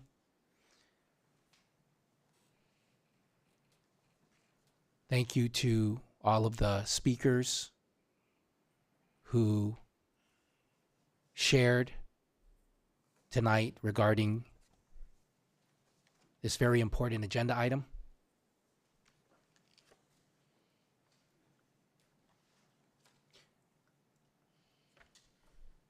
My question is, what is the thought of the city regarding the negotiation team to represent the city? Who would be on that negotiation? What's your thoughts on who would be on the negotiating team? It would be a combination of city staff, and if the city council would like to designate ad hoc working group of the council for discussion during that period, you can do so. Do I have any council members who would be interested in being on the negotiating team? Mr. Mayor, I'd like to volunteer for that. I would like to volunteer as well. Okay, so could you please, in putting together, City Attorney, would you like to comment? We were working through the parameters of what the negotiation teams would look like from the staff level and with the ad hoc committee, and determining what the steps would be and the parameters by which the council subcommittee would be involved. Thank you. So please, Mr. City Manager, take into account in putting together a negotiating team. I am appointing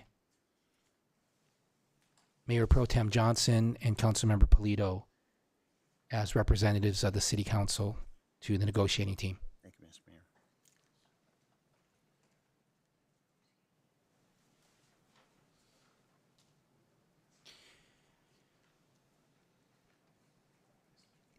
If this City Council gives direction tonight to you to proceed with the development of a CWA and to proceed with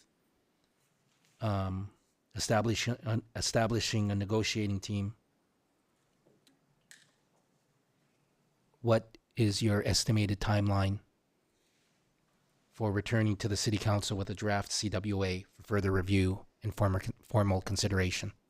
It would depend on, of course, the number of groups involved and the degree to which there's more immediate agreement or understanding. With regard to terms, I would assume it would take a few weeks before we could come back, at a minimum, before we could come back with an agreement. This is the first time we have entered into such an agreement, so it's uncharted territory for the city. But of course, with guidance from our city attorney's office and then with cooperation from the associated parties, we can come back as expeditiously as possible, knowing that there is just time involved. Thank you, Mr. City Manager. Councilmember Hong. I only have a question. I don't know how this binding contract will affect us, but of course, I'm sure I can put my trust into our colleagues to work on this matter. Also, since we're reviewing our budget approval, would this have any impact regarding our budgets? We did lay it out in the agenda report and the fiscal impact section some broad factors that could have fiscal implications. They would be unknown at this time. If there's any particular parameters the City Council at this time would like to mention that can be discussed, we can come back with that more refined information. Depending on what the terms are, it's possible that if there's constraints on and parameters on projects that could impact the cost of projects. But we don't have the ability to quantify that at this point. Thank you. Generally speaking, when you do have skilled workers and a labor force that is very particularized in what they do, there are lower costs in terms of overall change orders, but at the same time, you do have increased costs with respect to compliance issues. So depending on the project and the circumstances, it could be the same, lower, or higher, which is why it's difficult to quantify, but it really is dependent on the type of project that's involved. And I would add also with regard to compliance. So what that means is if there are stipulations with regard to meeting certain standards for the labor involved, someone needs to do that verification to make sure compliance with the agreement. And that could impact city staff resources. In some cases, it would be appropriate for a third-party compliance administrator to be involved, and that would come at a cost to the city. Thank you. Councilmember Polito, did you want to make a motion? Thank you, Mr. Mayor. At this time, I'd like to move that the council direct the city manager and staff to enter negotiations with the Los Angeles and Orange County Building and Construction Trades Council and all associated affiliates and parties present tonight for a community workforce agreement, and to return to the council with a proposed agreement for review and approval at a future meeting. Second? Thank you. Thank you. Okay, it was moved by Councilmember Polito, seconded by Mayor Pro Tem Johnson. Voting is on the screen.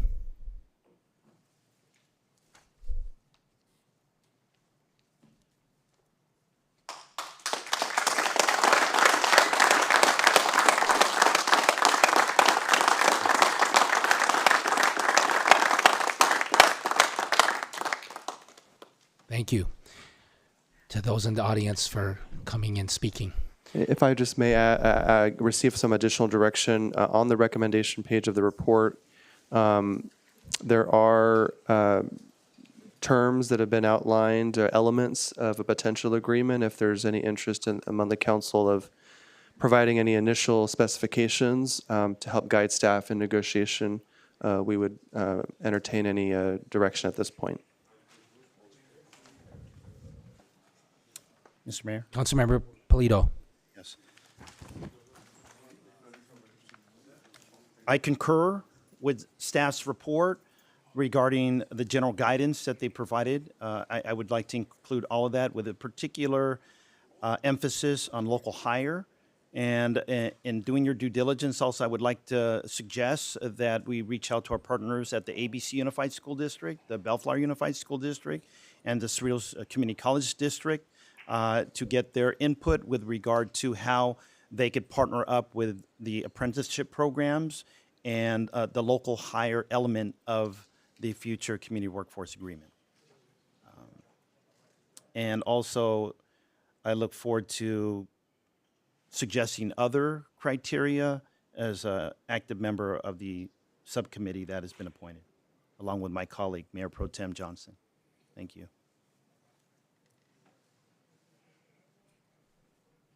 One thing that I would recommend is that we always include a no strike, no work stoppage clause. We do that in our MOUs. I think it would be wise of the city council to do that here, considering it is a public works type project, and anytime we have work stoppage, that does disrupt the ability for the community to function. And so that would be at least one of my recommendations. I do think that the local hiring obviously is a priority for the city council, and I think parameters with respect to the percentage of the local hires that we would include would be discussed as part of the ad hoc subcommittee. I concur with that. Yeah. You have concurrence in the guidance given by the council. Yes. Anything else, Mr. City Manager? Thank you. We have the information needed and will proceed as directed. Anything else, City Attorney? No, we are, we've drafted several PLAs and CWAs for our other communities, Carson being one of them. So we're very thoroughly well-versed and we'll be able to provide our assistance in what way we can. The next item on the agenda is 9E. City Manager, do we have a report on this item? Yes, thank you, Mayor, members of the City Council. Item 9E is a study session to discuss the preliminary budget for the 25-26 fiscal year. This is an additional study session that was added with the direction of the City Council at the last meeting. The overview of this item will be given by Director of Administrative Services, Drew Schneider. And following his brief presentation, I and members of our team will be happy to answer any questions. Good evening, Honorable Mayor, members of the City Council. It's my pleasure to appear before you tonight to once again discuss our upcoming budget. I'll be very brief in my remarks as I know we have a long evening ahead of us. The staff has presented responses to each of the questions posed by the council in the preceding session. I won't cover each and every one of those items this time. We will be prepared to answer any questions you have in those items. I do want to highlight that in addition to the items presented last time and the items presented in the agenda report, we are committed to enhancing economic development, performing our staffing study to address any potential cost savings there. We have an ongoing water rate study we hope to bring back to council in the near future. We are just commissioned a RFP for a non-enterprise citywide rate study, and we are continuing to analyze the various impacts that these future proposals will have on our future budget years. I do need to caution that it will take some time to fully realize these benefits. Each of these studies are very complex in nature, So that's why the dollar amounts associated with potential cost savings or additional revenues are not included in the budget presented to you tonight. The other item will reemphasize that my counterpart, Peter Kemp, highlighted in our last discussion, is city staff's recommendation that we have sufficient financial reserves in place to cover that temporary shortfall of $2.9 million in this year's budget, and we focus in on long-term solutions to increasing our revenues so we can continue to support city services. With that being said, Mr. Kemp, Mr. Lopez, and I and the rest of our team are all here tonight prepared to answer any questions you may have regarding the budget.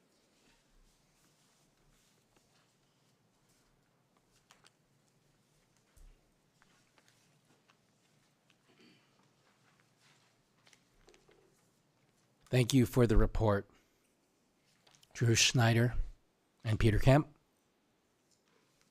Do we have any questions from the council? Councilmember Say.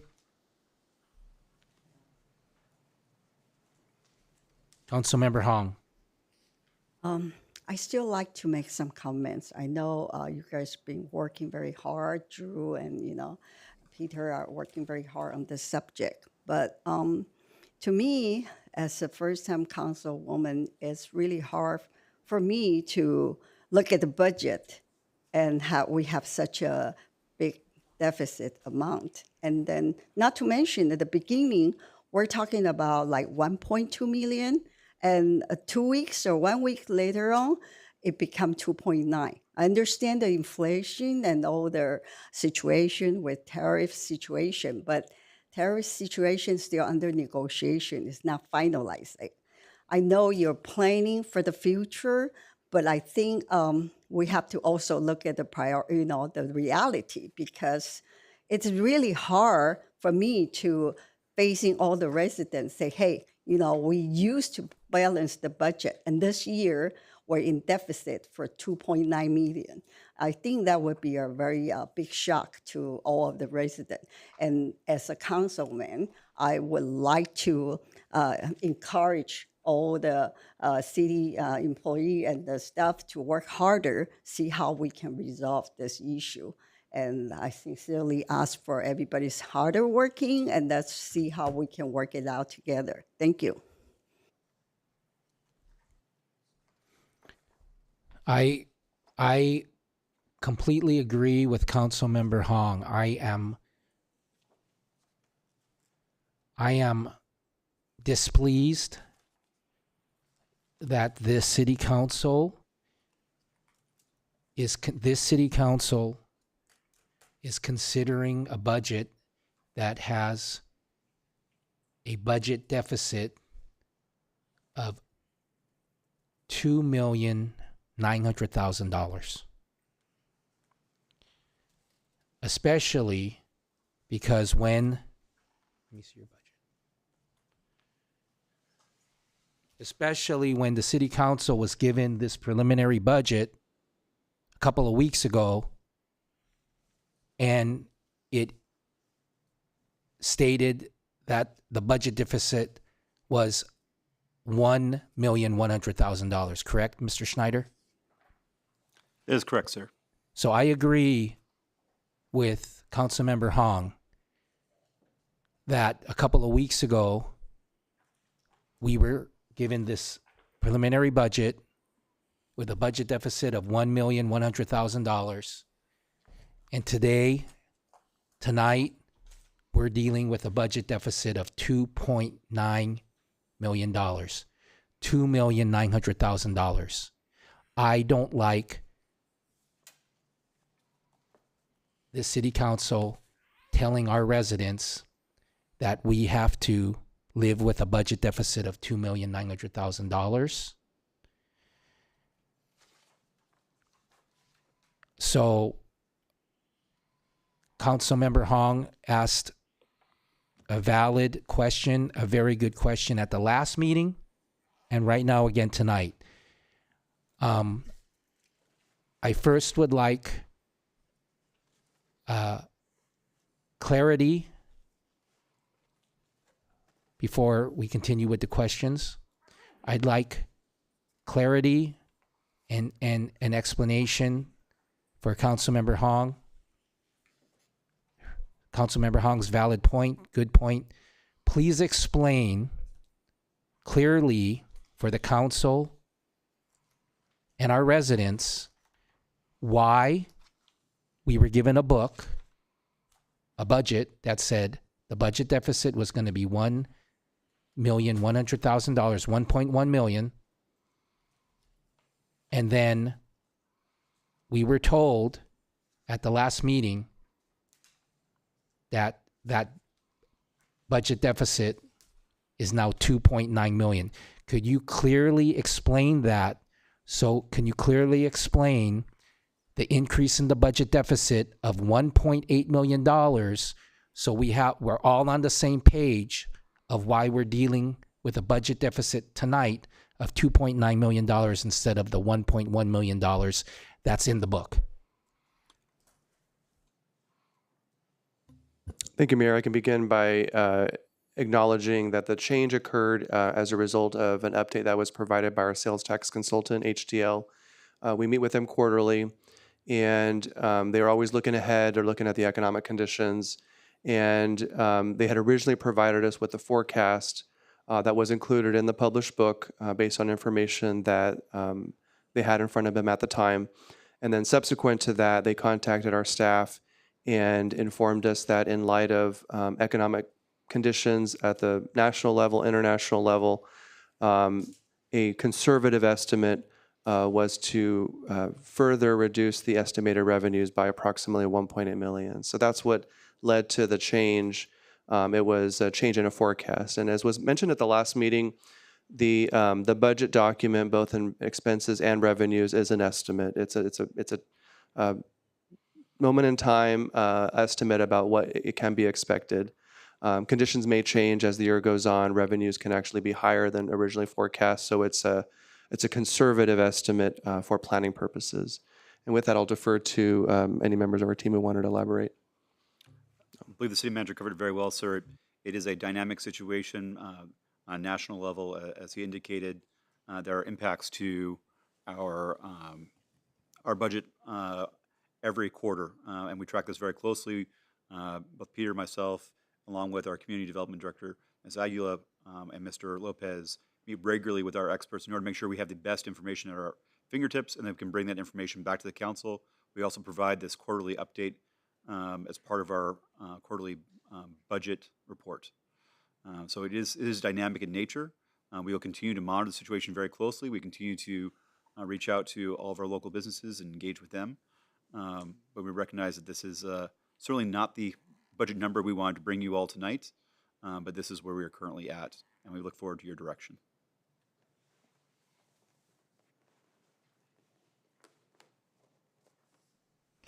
Okay. What was the reasons given by HDL, our sales tax consultant? What was the reasons for the reduction that they gave recently for their reduction in their estimate of the City of Cerritos sales tax revenue for the 25-26 fiscal year of $1.8 million, which increased our budget deficit for the 25-26 fiscal year by $1.8 million. So, sir, I may speak to this at a very high level. Some level of this information is confidential in nature because of the level of detail provided to us by our consultant. We have an agreement with the state and where this information goes. At a very high level, there were national economic impacts stemming from the tariffs and other discussions ongoing in Washington, D.C. They're having local impacts. We also continue to see lagging sales in the auto sector. And the auto sector is one of our largest elements of our sales tax footprint.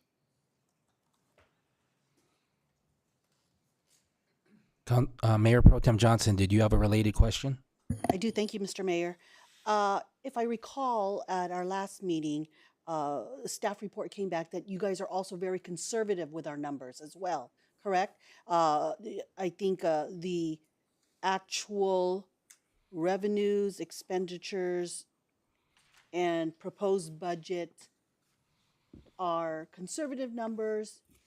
And when we end up in the end of the fiscal year next year, we are going to come back with actuals that will actually bring us a little shorter of the $2.9 million deficit. Is that correct? That is correct, ma'am. So the budget document is a policy document that outlines a set of priorities recommended by staff and ultimately approved by the city council.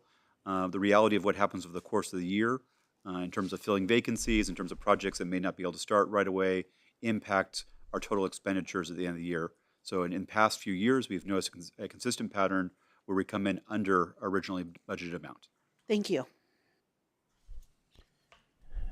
Councilmember Hong, thank you for asking again about the budget deficit of $2.9 million being higher than what we were originally told a couple weeks ago when we were given the budget book of $1.1 million. I agree with you that that was a shock, and I don't like telling our residents that we have a budget deficit presented to us as the city council, and we take it very seriously. Do you have any other questions, Councilmember Hong?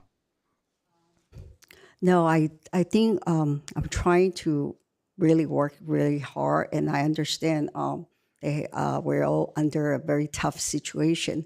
But for years, this would be like almost the first time I heard about the budget deficit for our city. And I was kind of like, I don't know how to convey this feeling to all the residents. They're going to come out with a lot of questions, and they have a lot of, like you see, foreseeing the sales tax from the Auto Square. Is that the number projection for the Auto Square, or? The auto sales in the city is one element that is driving the overall budget dynamic at play. So they are the one giving you the information about their auto sales in projection, or? No, ma'am, the information is provided to the state, which then is provided to our consultant, which digests this information on our behalf. I see. Thank you. If I may, we have taken a very conservative approach in our overall budgeting. We have already reduced our costs significantly across the board, look to minimize our maintenance costs in other areas. So we are very mindful of this impact. When we compare the budget numbers we're presenting to you tonight and in our previous session to our counterparts in the city of LA and other places, we're in a far better position than many of our neighboring organizations. That's due to many years of prudent fiscal planning that put us in this position. Even with this $3 million deficit funded through reserves, we will maintain our both our minimum reserve level of 25% and our target reserve level of a supplemental additional 10% of our annual expenditures. So we are still well positioned in the short term, which is why we feel comfortable with this recommendation. Ultimately, it is the decision of the City Council how you want us to proceed, and we will stand by for your direction. Thank you. Thank you for explaining that, Drew Schneider, but the residents will be telling us, the City Council, how they feel about a budget deficit. So we need to figure this out as a council, because I am not happy. I will not approve. I'll just say this. I will not approve a budget that has a $2.9 million budget deficit. Councilmember Polito, do you have any questions? Mayor Pro Tem Johnson, do you have any questions?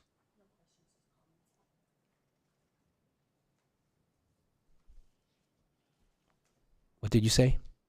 No questions. I only have comments, and maybe to go over the request that we made at the last meeting.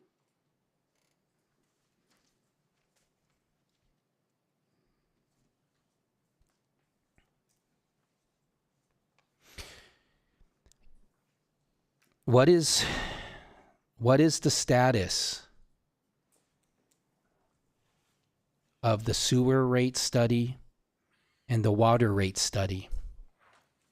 This city council has been asking for a sewer rate adjustment since 2020. What is the status of the sewer rate study, and what is the status of the water rate study? Thank you, Mayor. A couple weeks ago, we provided the City Council with a memo outlining the current efforts that are underway. We did touch upon this at the last meeting. City Council has directed that we take measures to potentially increase our water and sewer rates. It was noted previously that the current water and sewer operations are operating at a deficit, and so those operations are being backfilled, subsidized, if you will, by the general fund. It does limit and impact the ability to also do capital projects for our water and sewer systems, which are needed. Those systems are several decades old. So we have retained a consultant who our staff have been in conversations with over a period of months. And we plan to bring back to the City Council in July a report, the consultant's report, with specific recommendations on options for consideration to go to the residents, to the voters, the ratepayers, on a Prop 218 vote to potentially increase the water rate. So we'll be coming back with those details. City Council can review that information and provide direction to then take next steps that could result in increase in the water rates so that the water and sewer utility operations are operating without a deficit.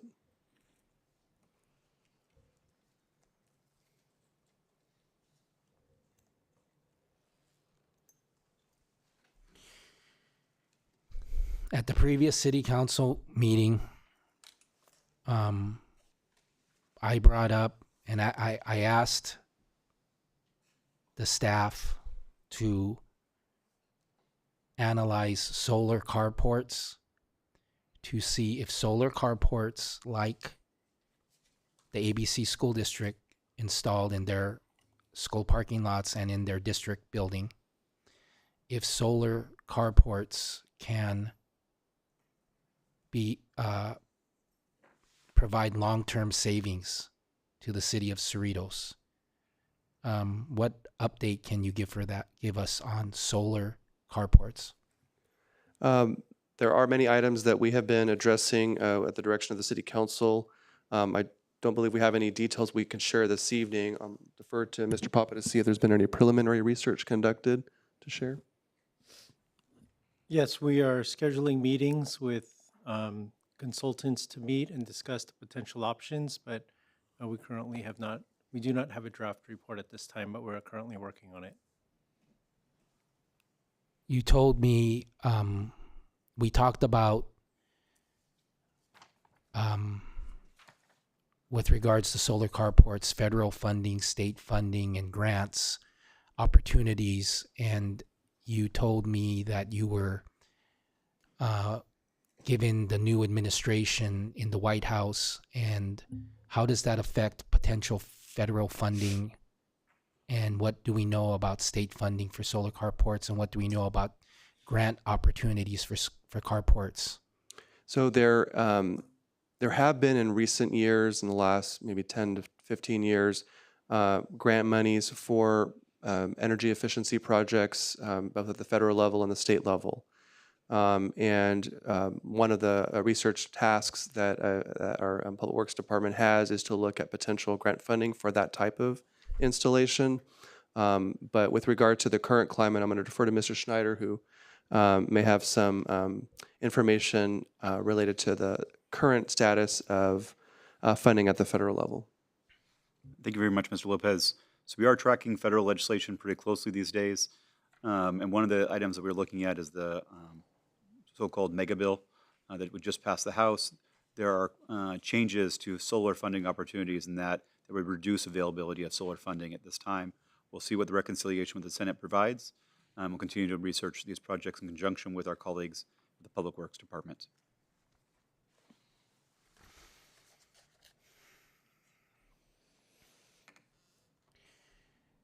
So, you know, we're subsidizing programs and services and water and sewer for our residents. And we have been talking here as a council with you we need to, in light of our budget deficit. We're talking about a citywide comprehensive non-enterprise rate and fee study. Can you please update the council on the status of this citywide comprehensive non-enterprise rate and fee study? Yes, so the comprehensive non-enterprise rate and fee study is intended to look at all the revenue points at the city, whether they be permit fees or fees for use of facilities and others, and assess whether to the level of degree of cost recovery that exists.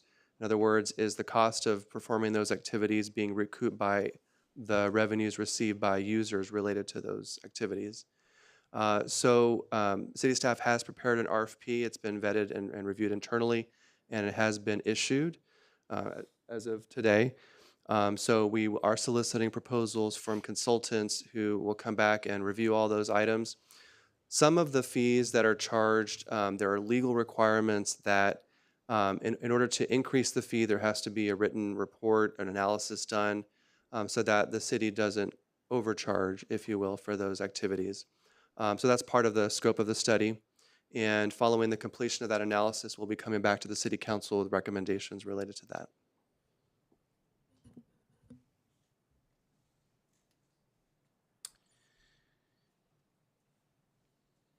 Thank you. So that RFP was issued today. So this is an informal RFP because it falls into the professional services category. So we've reached out to the potential bidders that we've identified through our various contacts. We will continue to reach out to additional potential bidders in order to maximize the pool of potential consultants that can bid on this project. Thank you. So, 5 years ago, on the City of Cerritos March 2020 ballot, Measure C failed. 4 of the council members agreed with the city manager, Art Gallucci, that Measure C was the prudent and reasonable and smart thing to do to plan for the future of our city. And it was put on the ballot for the residents to vote, to let their voice be heard. And 4 of the council members agreed with City Manager Art Gallucci that it was an important consideration for the residents and the Cerritos voters to prepare for the fiscal future, short and long term, of our city. It failed. The residents said, we do not want to have a higher sales tax of 0.75 cents. In other words, they didn't want to pay on a $10 purchase an extra 8 cents. And they said, we don't want to pay higher sales tax in Cerritos of 0.75 cents.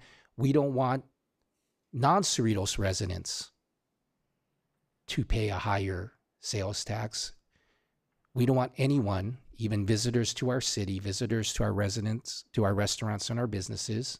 We don't want them to pay a higher sales tax either, even though that additional sales tax would have benefited our city of Cerritos and our Cerritos residents. The voters of Cerritos said no. So that was 5 years ago. And 5 years ago, it was projected that it would have brought in $11.4 million annually. So we've been missing out for that $11.4 million annually, in a situation if it had passed, but it didn't. It failed. So instead of it passing and giving us in 2020 an estimated $11.4 million annually, we didn't get that money. Every year we're not getting that money because Measure C failed. And actually today, it's not 11.4 million, right? The calculation would be higher, correct, Drew? Because it's based on the projected, or it's based on the sales, the taxable sales, correct? That is correct, sir. And our taxable sales have increased every year, correct? They increased many years in a row. They were not projected to increase in this upcoming year. But they've increased many years in a row. So 5 years ago, it was projected to be 11.4 million. So at a minimum, that would have been $57 million. At a minimum, if taxable sales had stayed the same. So my question is, since 2020, before this city council was seated in March of 2025, what did the city council do in direct response, in direct reaction to Measure C failing? Mr. City Manager.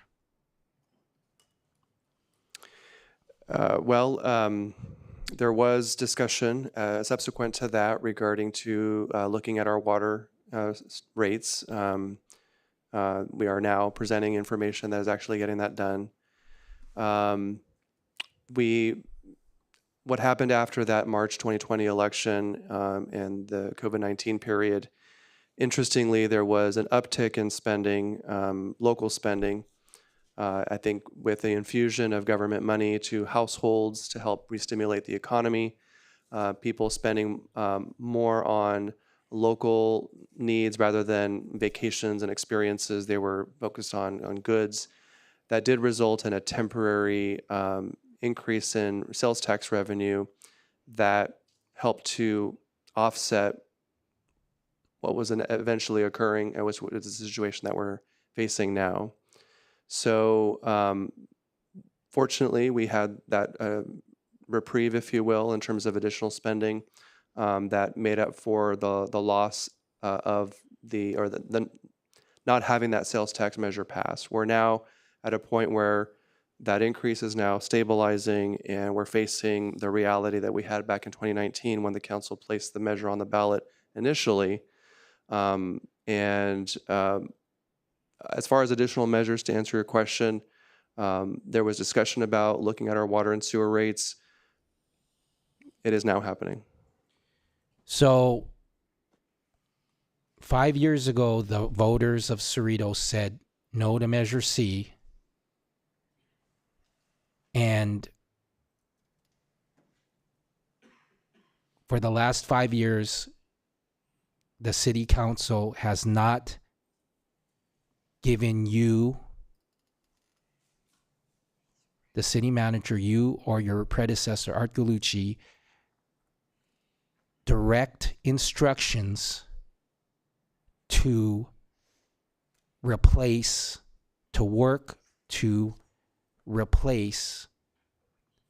the minimum of $57 million we did not get for Measure C failing. That's what I'm hearing from you. We asked in 2020, I and my council colleagues asked the city to do a sewer rate adjustment, and we all heard the update you gave us on that today in 2025. 5 years later, we have not adjusted our sewer rates still.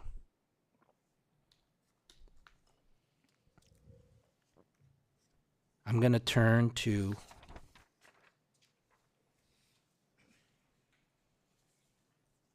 the public comments on this item. Mel Cortez.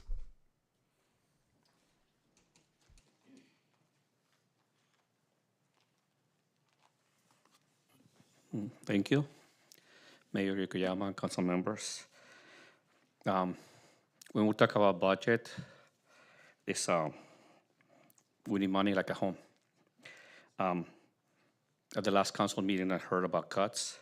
I agree with cutting library hours, city hall hours, maybe the community news, Santa float, even the city calendar, that it wasn't mentioned.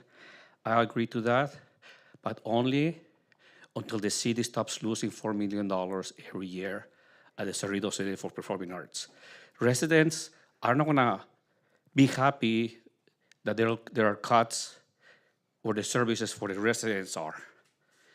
Well, we have the white elephant next door keeps losing millions and millions every year, about $100 million since it started. I wouldn't wait until we lose 40 more million in the next 10 years. So that's a place to where the money is going. We've been told this before also. In 2016, there was no sales tax on the ballot because there was no 4 votes on the council. Back then, we were told that the sky was falling. We were told the sky is falling, we need this, we need this. Then in 2017, 2018, there was a surplus of $618,000, right after they told us the sky was falling. Since then, the budgets have been balanced, 2018, 2019, 2020. Then after Measure C, we were told the sky was falling again. And since then, the budgets have been balanced without any major cuts. But throughout those 10 years almost, we already lost another $40 million next door, CCPA. What council is gonna come over here and stop ignoring the losses that we're getting there? Residents are gonna be happy if we close the library, if you close City Hall. That's services to the residents. The theater is not something that we need. We need the library, we need the City Hall open. We need a city council. We need all those are needed for the residents. Not all residents use Cerritos Center for Performing Arts. That's just a plus. It's like having a Ferrari at my house. But if I don't need it, if I don't have the money, why even have it? So we're ready. If I keep hearing taxes, in 2020, I had a nocerritos.tax.com. It's still there. I just need to go and make sure it's not dormant anymore. And 67% of the people said no 5 years ago. They're gonna say no again. So we need to find a place, there's something else where the money could be generated. But stop ignoring the loss of Cerritos Center for the Performing Arts just because it's nice. If we don't need a Ferrari, sell it. I gave you some ideas of what to do earlier to try to generate some money from Cerritos Center for Performing Arts. But we're ready. 5 years ago, some of us got ready and we raised some money. We got signs and we campaigned against Measure C. And I'm ready to do it again. And I'll keep doing this until a city council really takes serious the $4 million that we're losing at Cerritos Center for Performing Arts. If that happens, I'll even campaign for it. But until now, stop ignoring what's going on next door, please. Thank you.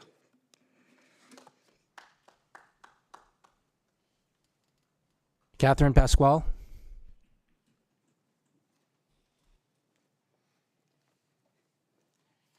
Good evening. I agree with Mel on some things, and I am excited that I see on the agenda that we are going to look at this Economic Development Commission, because I do think we have a lot of underutilized space and we could be getting more revenue, but also we have to be realistic that with the unknowns of the tariffs and the people feeling their financial situations, there just might not be as much revenue this year.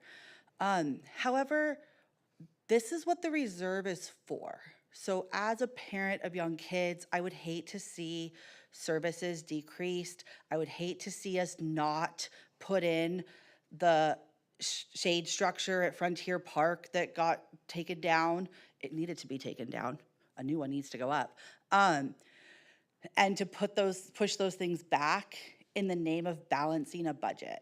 We're trying to balance a budget when we have over 35% sitting in the reserves right now. I think that's okay if times are tough that we dip into it, especially if we're still going to meet our reserve goals. I don't think an unbalanced budget should be such a boogeyman. We know that certain maintenance and certain improvements got put off during the last 5 years. It happened everywhere. People stopped doing some things that they used to do when COVID hit, and there's some repairs that need to be made. I don't want to see people still not getting their sidewalks and streets fixed. I've talked to all of you up there, and I know that you guys prioritize those things during the campaign. People want their sidewalks and streets fixed. People want the parks. We don't just want to talk about that we have, I don't know how many parks we have now, so close to 30. What's the number matter if they get run down and they don't get upkept?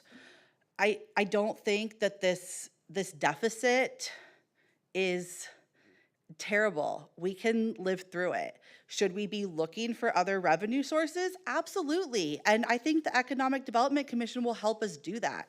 But I don't think that we should be looking to do things like cut every other day, once every other week at the library. I'm just not gonna, like, how would I know if it's the right Monday to go to the library or not the right Monday to go to the library? Nobody's gonna be able to keep track of that. Like, same thing with City Hall. I mean, my husband loves working a 980 schedule. It's nice to have every other Friday off, and if that's something you guys wanna go towards, I guess. But the report said that's not a huge cost savings. As far as the solar panels go, I know that at least in some school districts, and Ms. Say, maybe you can, tell me if this is how ABC's went as well, but there are other organizations that pay for and put up those solar panels. And in exchange for the use of the land, they give us our power for free, but they also get the excess power from the solar panels. And so it wasn't ABC who put out the money for those. Am I correct? Okay, so it's structured a little bit differently, and I know they do it with school districts. So anyway, I thought maybe I could help answering that question a little bit. So yes, please continue to offer services. I see your website has been revamped. It is still hard though to sometimes get those agendas to pop up properly. Sometimes they're a little wonky. I don't know, keep improving things like that. Let's get our social media and our communication right. Let's not just cut things down to bare bones, please. Thank you.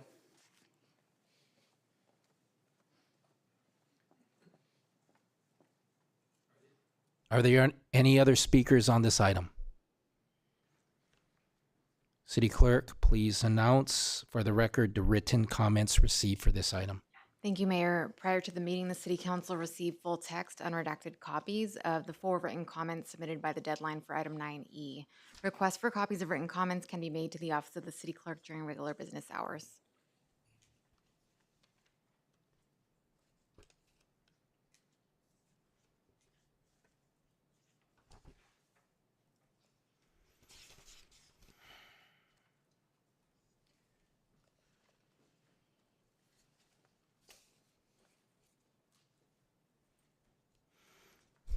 Seeing no additional public speakers, I will close the public comment period. Does the City Council have any additional questions or comments? Councilmember Say. Robert, just a quick question to ask you. Remember we did the study, wait for the consultant to get back to us regarding the switch.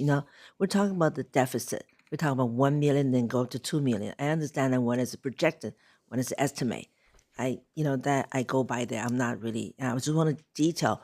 You have a couple of study and consultants on the way. Have we get any report back yet? So that can help us. What's the future plan that we can look forward to? Are you talking about the consultants for sales tax, our ongoing sales tax review? Sales tax and sewage, the water underground thing, infrastructure. Yeah, so we have a consultant who works with us throughout the year to assess our ongoing the local economy, and then so we can make projections. Then we also have a separate consultant who is looking at our current water rate situation, water and sewer. And that was the consultant I mentioned who's going to be presenting recommendations along with staff in the summer in July. So the summer and July. Yes, for specifics with regard to water and sewer rate increases. And what I see right now is our reserve has this month money that we can utilize it for the employee, just in case that we're talking about the shortage there, that can provide it. We have adequate enough for 2 months. 2 months to pay, right? Yes, in accordance with our established reserve policy, we have sufficient funds in our reserves to cover the short-term shortfall that was outlined. And at the same time, there are various measures that we went over to help address that from a long-term perspective, such as looking at the water rates. Okay. I trust the staff and I believe in staff, something that we always can work together. As part of the community has so much concern, everything, I think it's our duty to work with them to get them understand, including sales tax, what's the future goal, what's what we want, and how we're going to approach it. I know it was like 4-0 first, long time ago when the sales tax. Now, I'm not really saying, hey, we got to do sales tax right away, but I think there's always another way we can work on it to improve our budget, to improve our deficit there. And I'm asking staff to look carefully. One of the things I think I mentioned to you about hiring status, So what do we do? Do we really need a certain department, really need those people or not? And I know you're looking for that too. Sometimes we might just have to holding out to hire more people to wait and see. But if you need it, definitely I'll agree with you. But otherwise, we do need to look into, I would say you got to tie your belt tight a little bit and see how we can improve some other area rather than conclusion just say, hey, we are sure we're 2 million, take care right away. I think the issue is we got to work together and find out some area that we can reserve, save the budget if we can, the cost. And I trust you folks to do so. Since I'm still new here, the district has so much issues right now, like they're talking about consolidated school. It's one of the things does affect us here too. So a lot of, I think district and school, district and the city have to work together too. So how can we help? That we're talking about building the new building, hotel, motel, bring more revenue in here. That's another thing, lodging, hotel community could be built in there too. I know some cities start doing that, bring more revenue instead of say cut.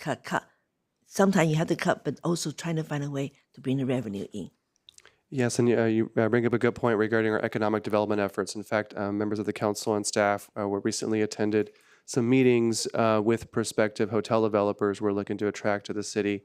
And that is another way of bringing additional revenue to the city, not only direct transit occupancy tax revenue, but also creating a synergistic environment and development, specifically Los Cerritos Center, that would attract shoppers, people who want to spend money in the city. And so, yes, that is one of many efforts that our city staff and with the support of the city council is making to help address our revenue issues.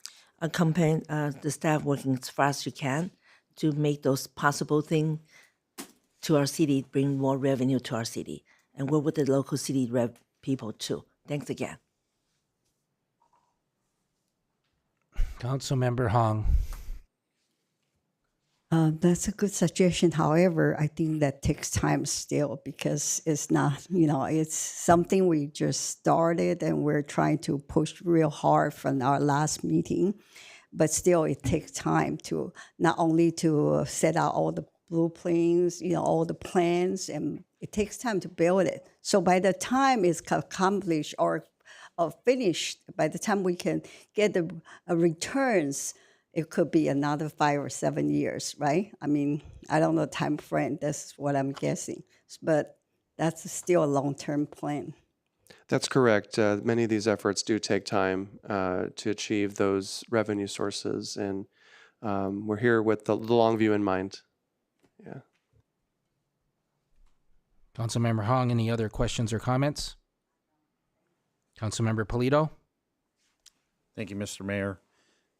Mr. City Manager, I appreciate that you mentioned about the recent efforts on the part of the council and staff to attend the recent ICSC conference and attend and participate in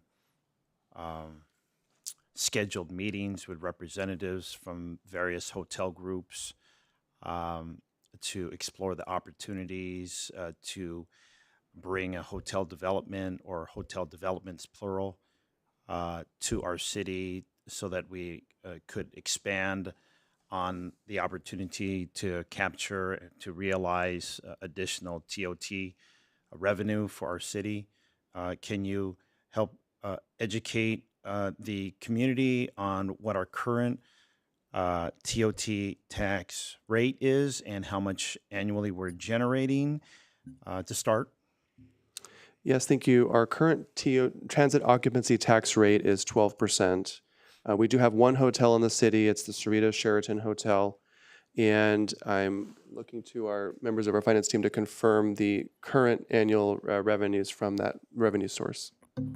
Thank you for the question, Councilmember. And our projection for next fiscal year is just under $1.5 million in the TOT tax.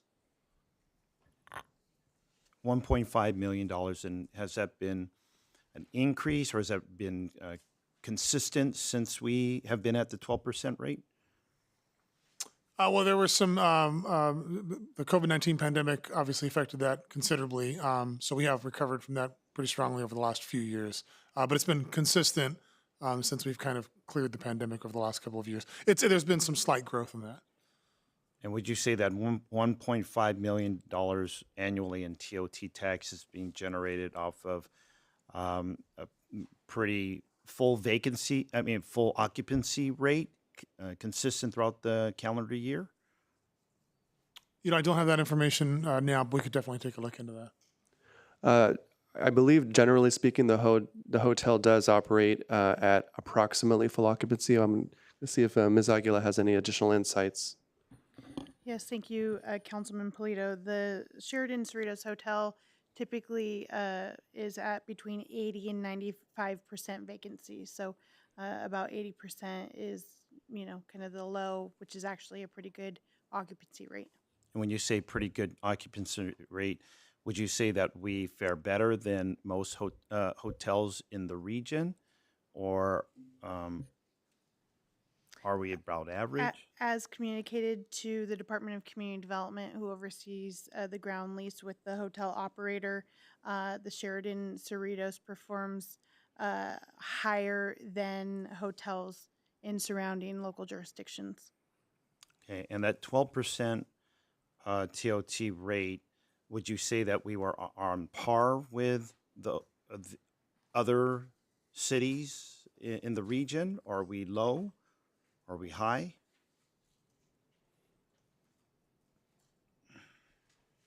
We would have to get back to you on that answer. When the effort was made several years ago to change it from 6% to 12%, I remember. It was the intent at the time to be competitive with other jurisdictions in the area. And we chose that number to be competitive, not to be at the highest, but to still be attractive. I don't know if, to the extent since then, to the degree that other cities have since increased further their TOT rates, but if the City Council would like that information, we could research and get back to you. Okay. I appreciate that. Yeah. If I would like to see if our city would explore an analysis of our TOT, and since we are actively engaging in communicating with Macerich in particular, but obviously there are other sites throughout the city where we could potentially attract new hotel developments that we might want to do our due diligence and analyze and project out how we can fully realize and maximize TOT as another revenue stream. Obviously, when we were at 6%, we jumped to 12%. Clearly that was the right move, and it would be wise for this council to have the full range of options. Especially if we're thinking about bringing new hotel developments to our town, and we should be equipped to make decisions if we should, increase it, from 12 anywhere upwards to whatever the market would bear. Okay. So those are just some thoughts I have. And maybe not yet making a motion to direct staff as such, but I mean, I think it's worth it for us to start taking a look at it. And I want to continue on with the town center because it was mentioned about the white elephant in the room.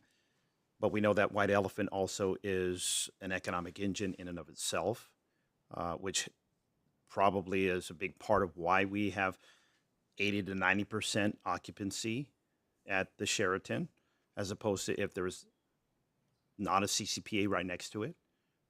And I would imagine also business at the stores in the town center and the restaurants in the town center and probably the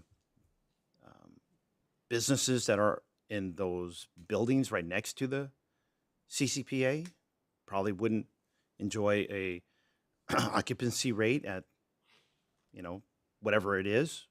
I would imagine that it might be at a high occupancy rate compared to other office buildings in the region. I don't know. I see nodding heads from staff, so it seems like my questions or my statements are resonating with staff who probably has a little more detailed knowledge of the type of economic activity that is being spurred over a long period of time over at the Cerritos Town Center because of the CCPA. So if you kind of catch my drift, there are a lot of intangibles and not obvious benefits, but they do add up. I don't know if staff is prepared to answer these questions in particular, but I'd like to at least beg the question, have we captured how much sales tax revenue specific to the businesses at the Cerritos Town Center on an annual basis, and has it been increasing or decreasing? I think we should monitor that. And when I say we, yes, the council, staff, and perhaps another item for our proposed Economic Development Commission, that they take a look at with a disciplined eye what type of economic activity is being generated at the town center, and make the determination if it's happening on the natural or if it is actually happening because of the CCPA that was at the centerpiece of the vision of our city leaders back in the late 80s and early 90s when they conceived of that crown jewel for our city. So, Mr. City Manager, if you could, help illuminate the situation of what's going on at the Cerritos Town Center relative to our economic activity that is generated by the proverbial white elephant in the room. Yes, thank you, Council Member. It is understood by staff anecdotally that the theater does generate significant economic development impact to the town center and the surrounding area. And to that point, one of the items in the adopted strategic plan is actually doing an economic impact study of the theater so that we can quantify those impacts and then tell that story. So we have solicited proposals from entities who can do that type of study, and once the entity is selected, we'll be coming back to the council, and if you'd like, we can first go to the Economic Development Commission with that information and then present that our findings from that. So it is something that's in the works currently. Okay. Can I please comment on that? On Tuesday, I attended in Tempe, Arizona, a National League of Cities public-private partnership summit. I was honored to be invited as the president of the Asian Pacific American Municipal Officials of the National League of Cities.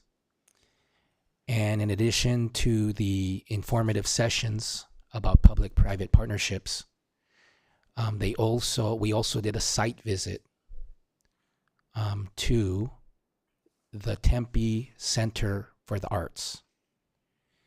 And we heard from the Tempe, Arizona mayor and his team, which included their community development director, as well as their economic development director. The Tempe,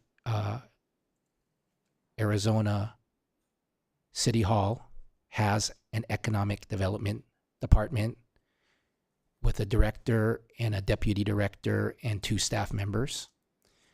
And I asked the the mayor of Tempe, Arizona, in the question and answers on how do they analyze and quantify the economic benefit to the city of Tempe of having the Tempe Center for the Arts. Their city facility that hosted our National League of Cities group for our site visit to a city facility. And the mayor told me he doesn't know how to do it, but he said, let's have you talk to their economic development department. So I brought back their cards, and I talked about this today in Kristen Aguila's office, our director of community development, and I told her I was going to give her that information so that she and you can reach out to Tempe City Hall and to the Tempe, Arizona Economic Development Department and their director so they can give us their information on how they analyze and evaluate and quantify the benefit to the city of Tempe, Arizona of having a Tempe Center for the Arts. So that was a timely discussion, a timely public-private partnership event I attended on Tuesday in Tempe, Arizona, and I had the timely discussion with Ms. Aguila earlier today. So let's see if they can help us quantify the benefit to the city of Cerritos of having a Cerritos Center for the Performing Arts. Councilmember Polito, do you have any other questions or comments? I don't have any further questions. But yeah, I just want to make a general comment that I'm going to keep coming back on this idea of having more hotels. I think I made previous comments about, all the different global events that are coming up here in Southern California. Obviously 2028, we have the Olympics. We also have World Cup. There are just so many things that are coming up, and obviously they're coming up so quick that we're not going to build a whole hotel that quick. But life happens, and we have to plan. And if we're going to try and deal with things year to year, that's one thing, but we should also be aspirational and have good long-term plans.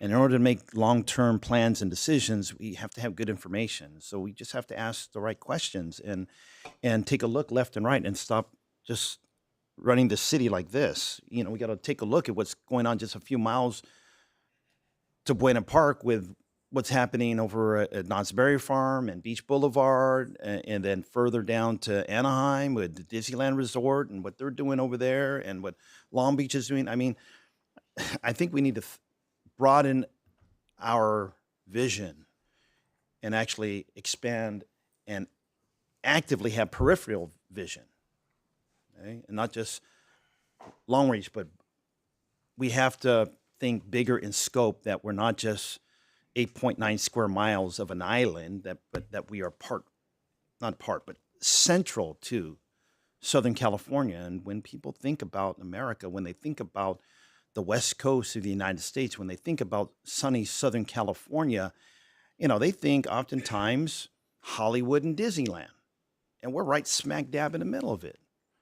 So I'm going to keep asking questions about how we could bring people here, because people are already coming here on the natural. And we should do whatever we can to bring them here so that they can shop, dine, recreate, entertain, bring families, stay for not just a weekend, but for a week or more, or maybe even move here as we build more housing, because we got to do that also. So building of housing and building of hotels, I think are good things to bring more people, because more people means more dollars spent, and that will help us become more fiscally healthy. And so those are my comments. I'm going to keep asking these questions so that we can have the good information to make good decisions, especially long-term decisions. Thank you, Mr. Mayor. Thank you, Mayor. Thank you, Councilmember Polito. And I understand that this city council, we all agree with you, and we all agree that the city of Cerritos needs to look for opportunities for hotels in our city today. Thank you, Councilmember Polito. Actually, can I just add in something? Let's be honest. It's like our neighbors are doing the same thing. I mean, I was going to talk about this a little bit later with my council member report, but it was quite illuminating when we had 15-minute slots at the ICSC conference with IHG, Hilton, Hyatt, Marriott, right? And along with us, there were many of the same cities in this region. And let's be honest, it's like we have so much to offer to attract, good hotels. And if we snooze, we lose. Other cities will seize the day, and we're going to miss the boat again. Just like 5 years ago when we missed the opportunity to capture upwards of minimum of $57 million over the past 5 years that could have been generated if we passed that sales tax increase. It was unfortunate that one of the council members begged to differ, which pretty much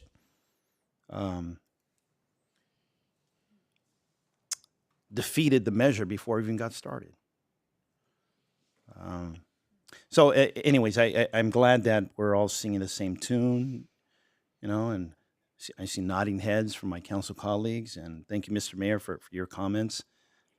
This is just something that, I personally want to work hard on, and I appreciate staff's hard work, over the past couple of days when we were at that conference, setting that up, and stating the case for our city. So that's it. Thank you, Mr. Mayor. Thank you, Councilmember Polito. Time is of the essence for bringing a hotel or more hotels to Cerritos. Time is of the essence. Mayor Pro Tem Johnson, do you have any questions or comments? Yes, I have comments, Mr. Mayor. I'd like to go back and address agenda item 9E regarding some of the requests that we made from the last meeting. As to the Lantern Festival, I appreciate staff report on how they're going to reimagine it. I'd like to ask that we rename it as the Lantern Festival and Cultural Celebration Day. It indicates it's the two separate titles indicates it's two events, but we could do it all on the same day. So with that, if I could, I have several here I want to talk about that if I can do a motion after each one? Would that be easier, Mr. Mayor? Yes. So then I move to approve the Lantern Festival and Cultural Celebration Day, the Santa Sleigh Day at the CCPA, and the Ubi Fest event to be included in the 25-26 financial program, and for the ad hoc arts program to work with staff to discuss and finalize details of these events. Second. Before any further discussion, one thing I'll note is there were quantified components related to the first two items, what was labeled Lantern Festival in the report and the Santa Sleigh Day. It was noted in the report that the Ube Fest, we're still researching the matter and don't have any specific dollar amounts to talk about. We are planning an item for the June 12th City Council meeting, so we can continue to provide that information at the next meeting. Okay, then should I then remove that from my motion?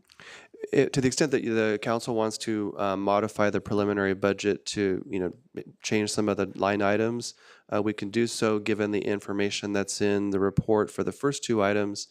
But for the Ube Fest, there's no dollars at this point to propose. All right, I will make the same motion, however, remove the Ube Fest event, and I will bring that back up when staff has a report back for the June 12th budget meeting. So should I repeat the motion just in case?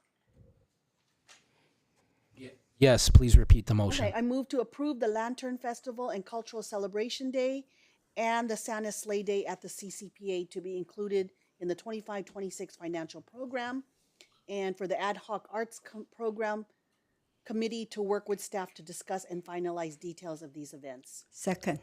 And sorry, just before there's a vote, may I just get clarification that the motion includes not only the addition of those events, but that those are replacing the other events that were previously conducted? Thank you, City Manager. Yes, this, my motion would then eliminate the Harvest Moon Festival, and it will also eliminate the Santa Float.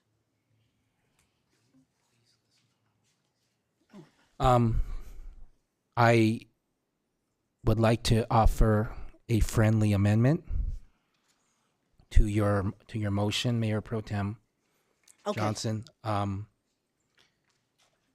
Thank you.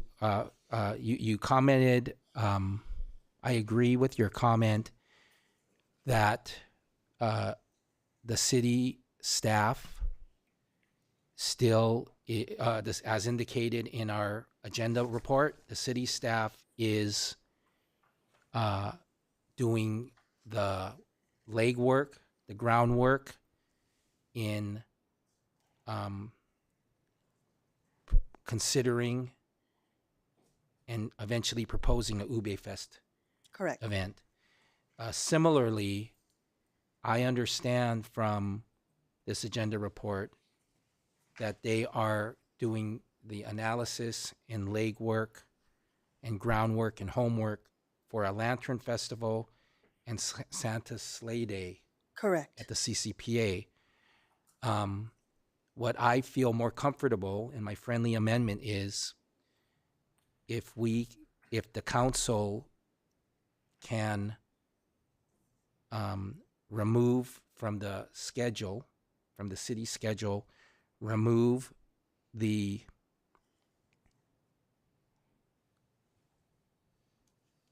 Autumn Moon Festival and remove the multi-evening Santa Float event, and the city manager and city staff come back at a future meeting with a detailed description and proposal of a Lantern Festival and a Santa Sleigh Day at the CCPA, because those are still too vague for me at this moment. I'd rather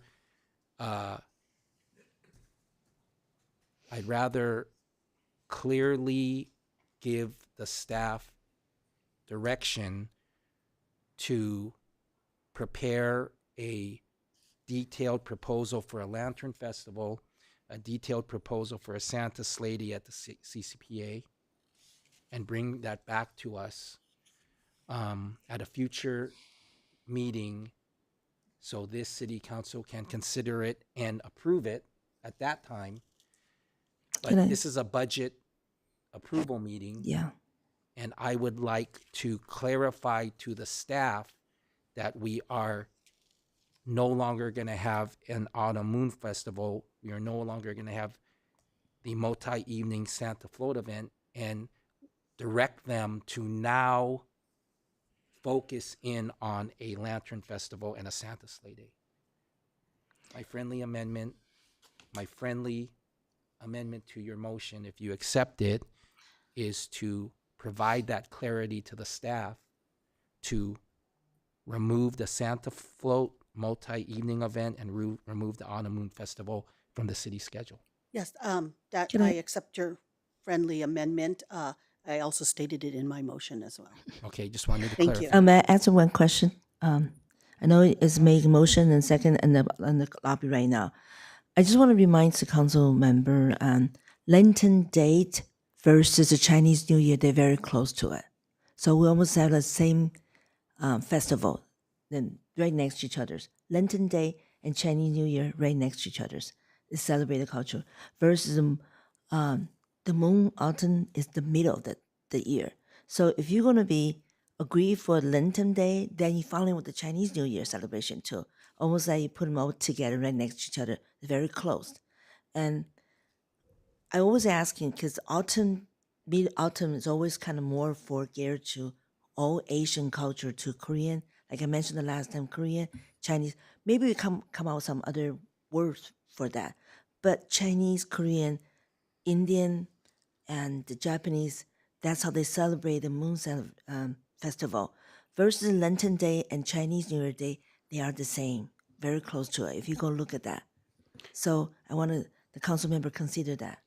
And although we can come back with additional details Yeah, as was that'd be really suggested great. for further discussion, and maybe the action is just related to the dollars at this point, I'll note that it was mentioned in the report that as proposed, the Lantern Festival event would be held potentially in the CCPA, and that of course is subject to availability of the venue. There are other programs already scheduled that far in advance, and that is a factor as well. But we can come back with those additional details if directed by the council as far as the planning of the event.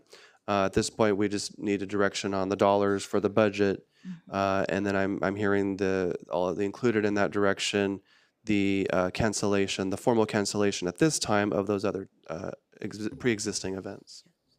And I believe the ad hoc committee will be able to work with staff. I've already been talking in discussions with staff as prior to the agenda report. If I may please ask for some additional clarification as Yes. well. The Lantern Festival, being that it is around the time of the Lunar New Year, Yes. and would celebrate cultures as a Lantern Festival and Cultural Celebration Day. So typically the city has held the Festival of Friendship, and what we were suggesting was rather than having two separate events, they would be combined into one. So the Festival of Friendship would be absorbed into that event, same kind of concept of a multicultural celebration, but also combined with the Lantern Festival. But I just want to make sure that that's the council's direction, please. Yes, that was part of my motion. If that is, yes, that is part of my motion. See, that's my that's why I made this friendly amendment, propose the amendment, and it's up to the motion and the second if they will accept my proposed amendment. But it's May, and we're talking about an event in February of 2026. And that's why I want to provide clarity to staff on what to focus on. And currently, there is an Autumn Moon Festival on the schedule in October. Is that correct, City Manager? That's correct. And there's a Santa Float multi-evening event on the schedule in December. And staff has to know what to plan for and what not to plan for. But we can't decide, we're not here to decide today what Lantern Festival / Festival of Friendship we're going to have in February. That's a longer discussion. But are we not talking about it now because it has to be included in the budget? eventually it's in the 25-26 fiscal year. When we have more details in the future, then it can be incorporated into the budget at that time. And it's a budget amendment. Correct. I'm not in favor of budget amendments. Staff has enough information at this time, given the discussion, assuming the motion, the second is the maker, the person who seconded agrees to the friendly amendment. And if it is passed, staff has sufficient information now to move forward on the budget and with the planning of those events. Right. And we can come back with additional detail. Yes, because from what I understand from our discussions, we're still trying to bring in the numbers. We don't even know what the numbers. We do have some structure here, but more details on it. So is the city council today ready to agree to combine a proposed lantern festival that's being preliminary discussed in some generic way right now with the Festival of Friendship? Is that what you're asking us to agree on right now? I wasn't ready to decide on whether or not to combine definitively a lantern festival with the Festival of Friendship. So the staff, we will put it back on the staff to do some study and bring it back to us. I would agree rather with they that. come back with a more detailed proposal in an agenda report that this council can discuss and hopefully come to an agreement on what we envision for a lantern festival to replace Okay, I'm going to the Autumn Moon Festival. I'm going to change my amendment. I'm going to change my motion. What is the procedure? Now that we have a first and a second, Right. do I take back my motion? Amendment to an amendment. You can.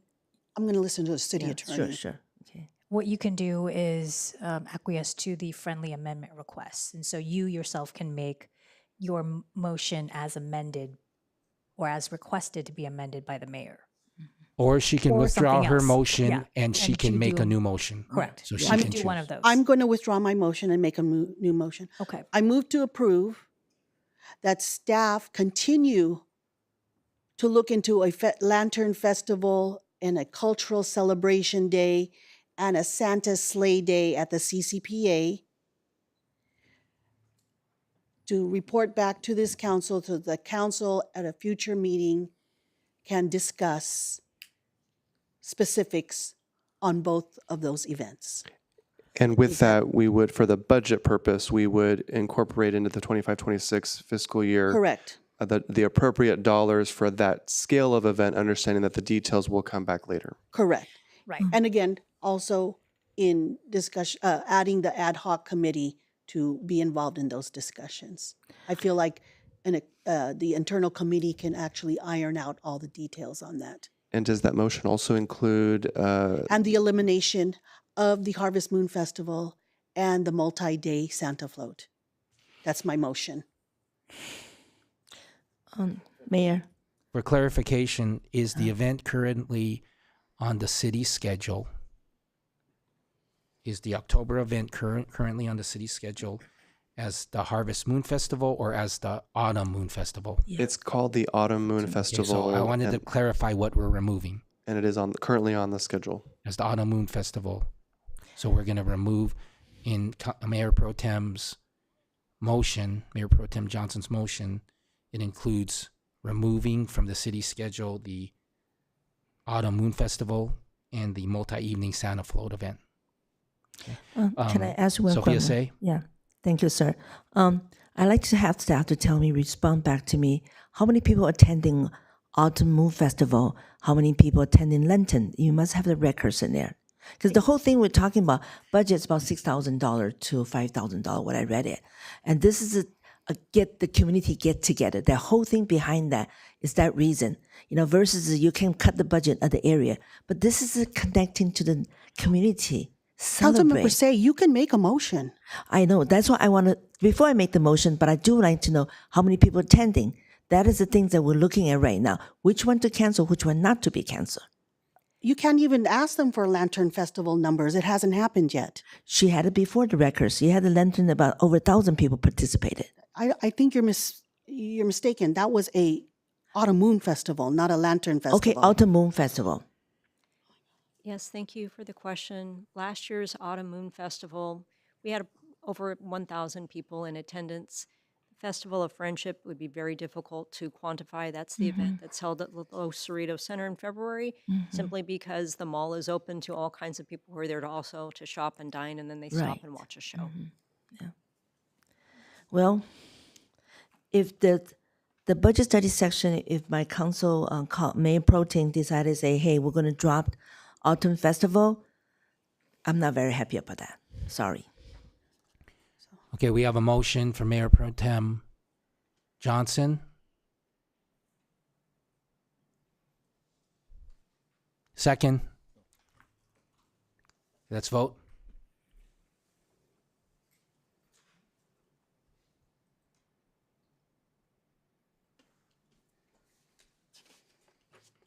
Motion passes on a vote of 4-1. Thank you. Okay. Mr. Mayor, I have another item I want to address. I move that we eliminate the funding for the Cerritos Chamber of Commerce from the 25-26 financial program. Second.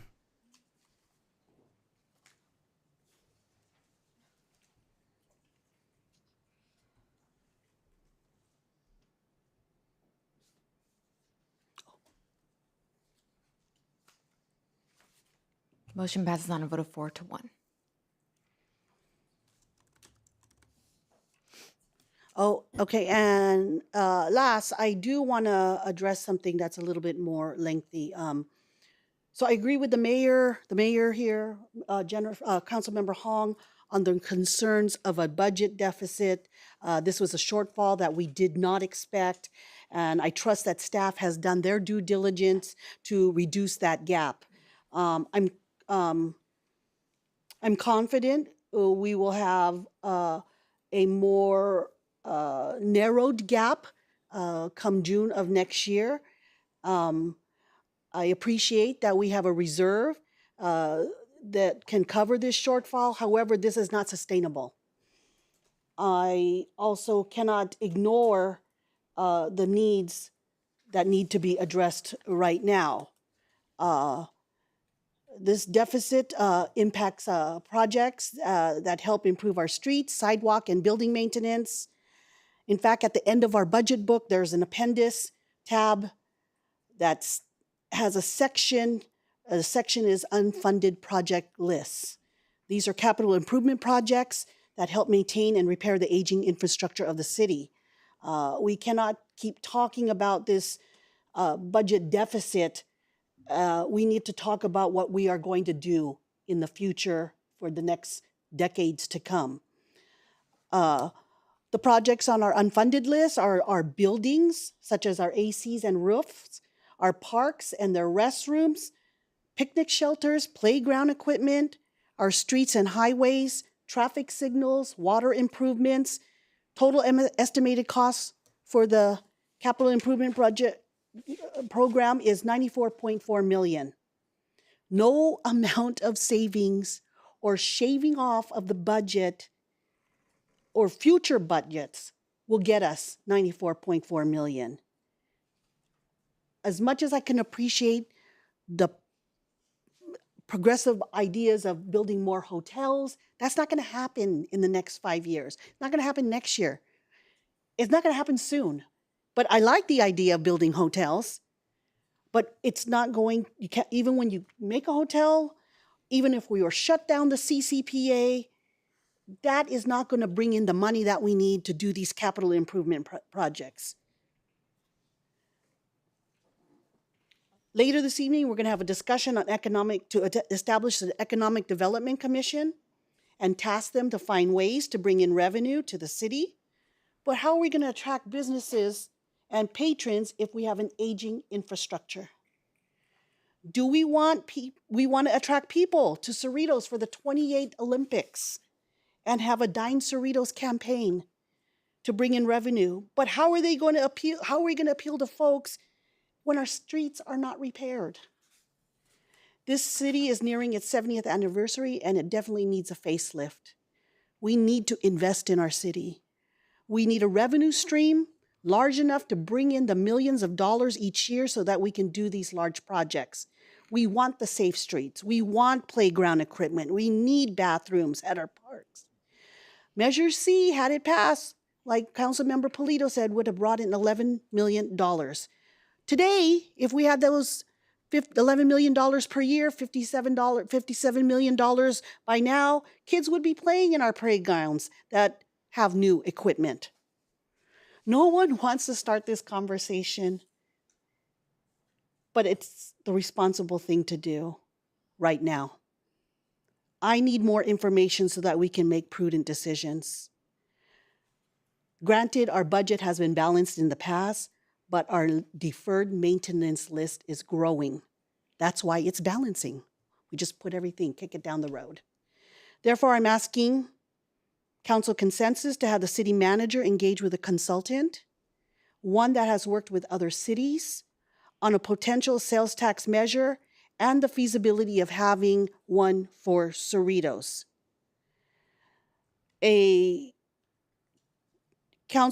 Your approval on a council consensus doesn't mean you're voting yes on a sales tax measure.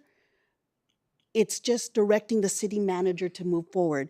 We talked about how since Measure C failed and in the 5 years, what has this city done? Well, let's do it today. Let's engage in a conversation, or let the city manager engage in a conversation and see what our options are. That is the responsible thing to do. We all don't want the sales tax, but let's be real. That is the only kind of money revenue infusion that we're going to get to make our city look good again. I mean, I think Mark said it before. People move to Cerritos because of the beautiful parks. How can you move into $1 million plus home today and your parks look like,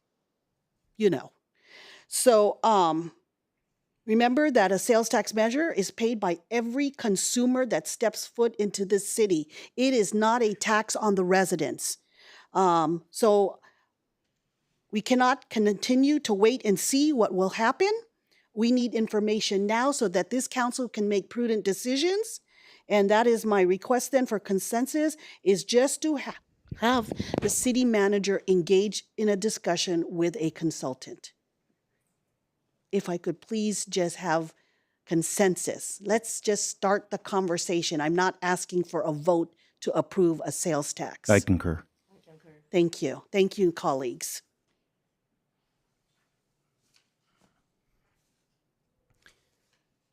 Just for the record, I did not concur.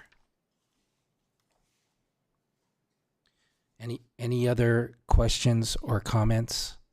Mayor Pro Tem Johnson? Yeah, one more. We have regarding the budget,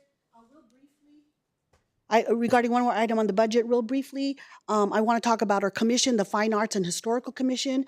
Annie or Robert, can you please direct staff to provide information on what the city is currently doing to archive our history and also what future plans they have to collect for more historical information?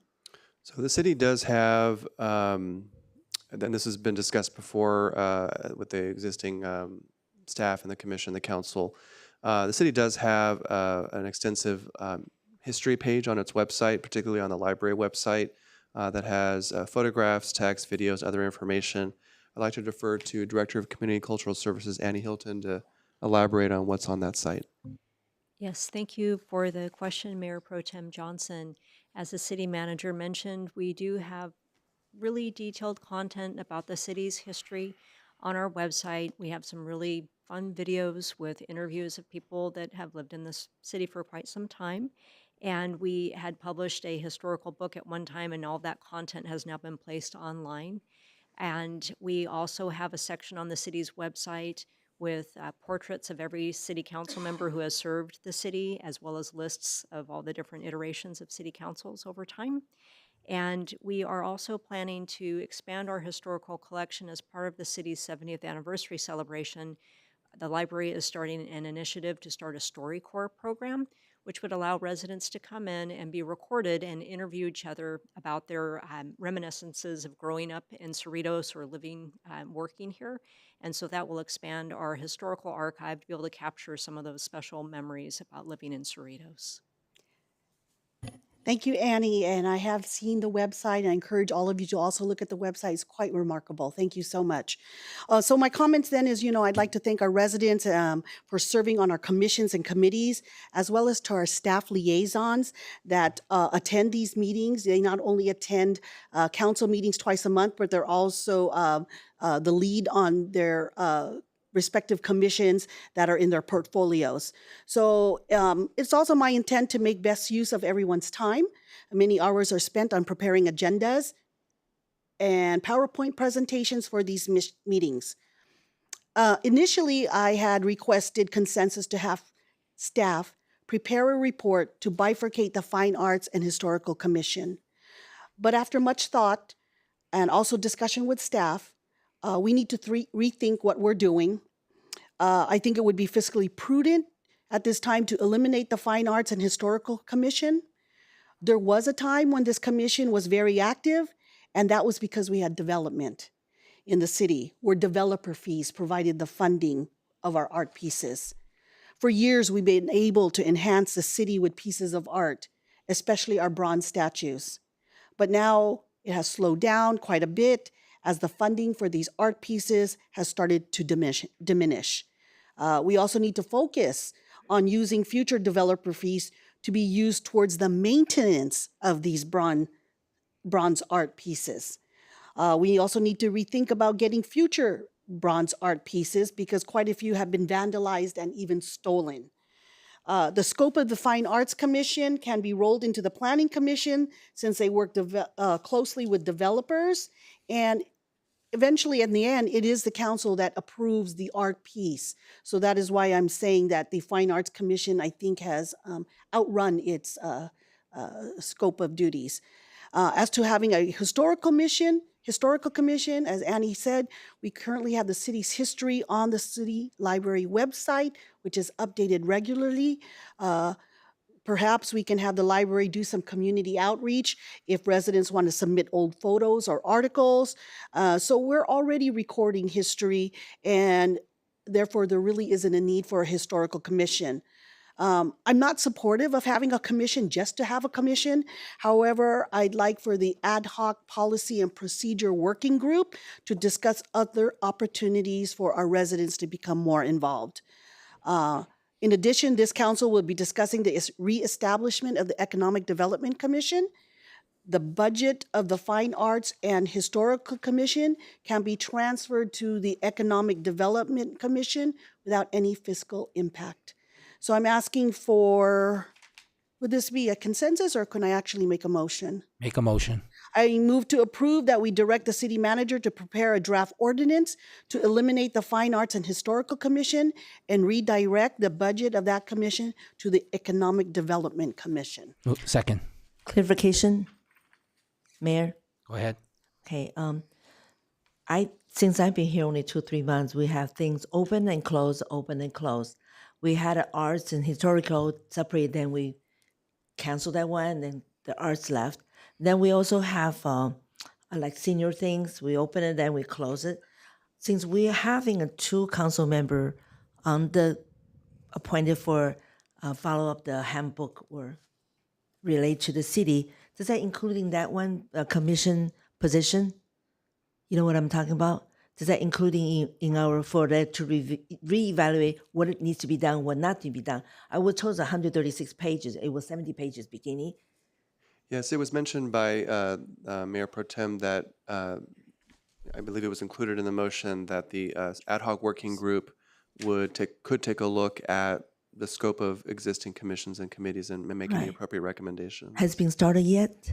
The ad hoc committee? Yes, the ad hoc committee has met. We met with members of our staff to review from a large scope standpoint what would be eventually in a protocol manual.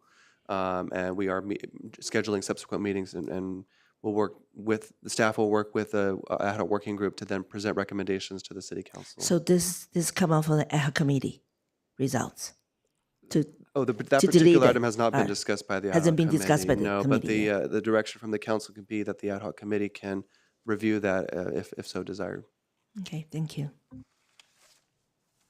Could you repeat the motion, please? Yes, I want to move to approve the eliminating the Fine Arts and Historical Commission, and to have the city manager come back with a draft ordinance removing the commission, and to also transfer that budget of that commission to the soon to be, or if approved, the Economic Development Commission. Does the motion have to include directing the budget for the Fine Arts Historical Commission to the Economic Development Commission, or is that already included in the budget regardless of Mayor Pro Tem's motion? I'm looking to our team to let me know if we have the Economic Development Commission in the budget.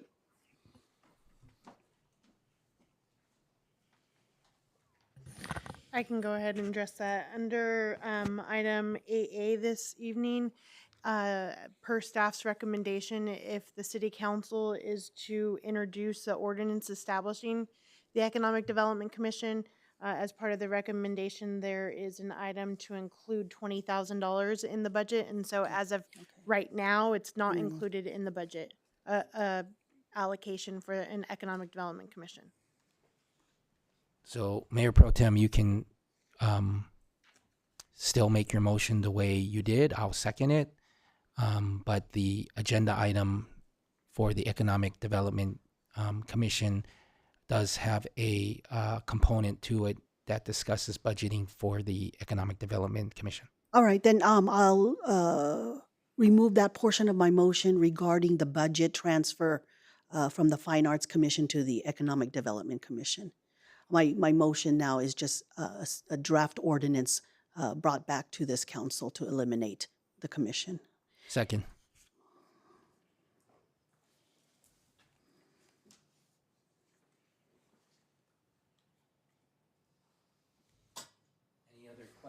Any other questions or comments, Mayor Pro Tem? That's it. Thank you, council colleagues. Thank you to my council colleagues.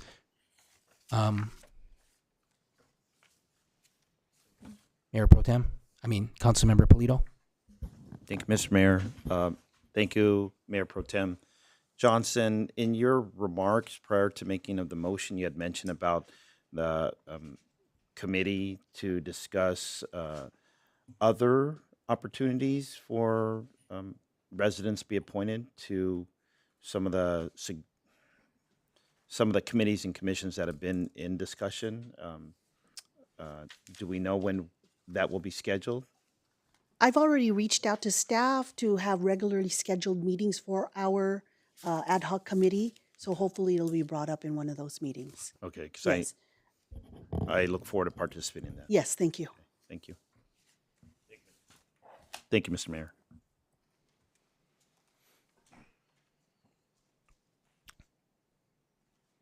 Thank you to my council colleagues for your questions and comments, to the city manager and the staff regarding this very important budget item, this very important agenda item about our 25-26 budget. I am happy, I am happy and I am pleased to see that we have the public in attendance at our meeting. Still, I see 6 members, it looks like 6 members of the public attending and learning about the City of Cerritos 25-26 budget and this robust discussion between the City Council and staff. I also want to thank the 2 members of the public that spoke at the 2 members of the public that spoke at public comment about this important 25-26 annual budget agenda item. Those 2 members of the public who spoke are not here. They are in addition to the 6 members of the public that are still here. So we have the public here, and I'm thankful for that, because the public's participation in this agenda item and in our city council meetings in general is valuable to the city council. Thank you to you members of the public for being here. And as the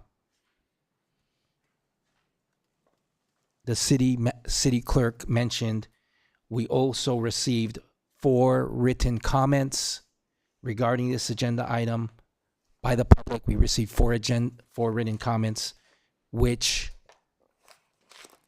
this city council has received in advance of this city council meeting. So thank you to those members of the public who provided written comments.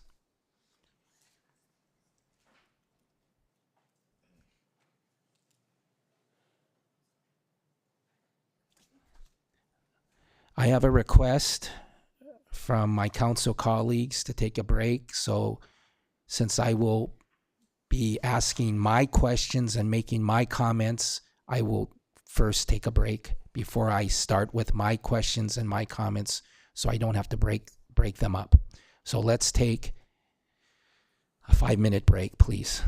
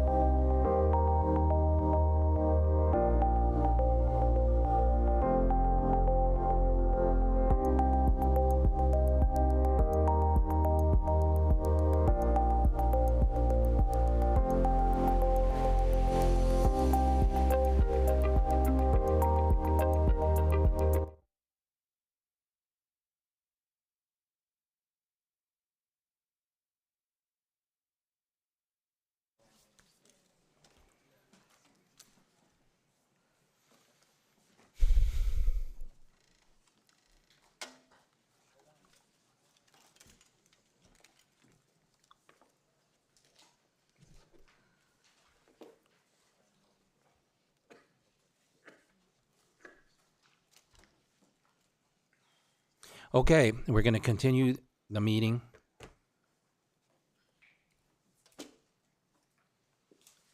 The chamber.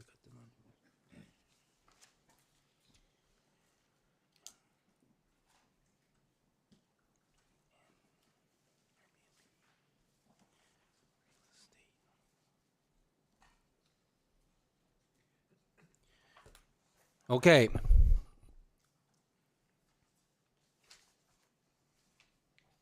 We have a budget deficit. We came here tonight, the city council and all of you staff, we came here tonight with a proposed 25-26 budget with a budget deficit of $2.9 million. And I will not approve that. So we need to work together, city council with all of you, to reduce that budget deficit, because the residents of Cerritos said in March of 2020, when they rejected Measure C, they told the city of Cerritos and the city council, the Cerritos City Council, they told all of us back in March of 2020, figure out the finances of the city now and in the future, be fiscally responsible for our taxpayer dollars, be fiscally prudent, because we're not going to approve that projected $11.4 million annually from the sales tax measure known as Measure C. And what we heard earlier tonight is that the city council, over the last 5 years, the city council majority, over the last 5 years, did nothing to respond to the residents' rejection of Measure C. They did nothing to be proactive to enhance and improve the revenues of the city of Cerritos. They did nothing to examine and study and reduce the expenses of the city. The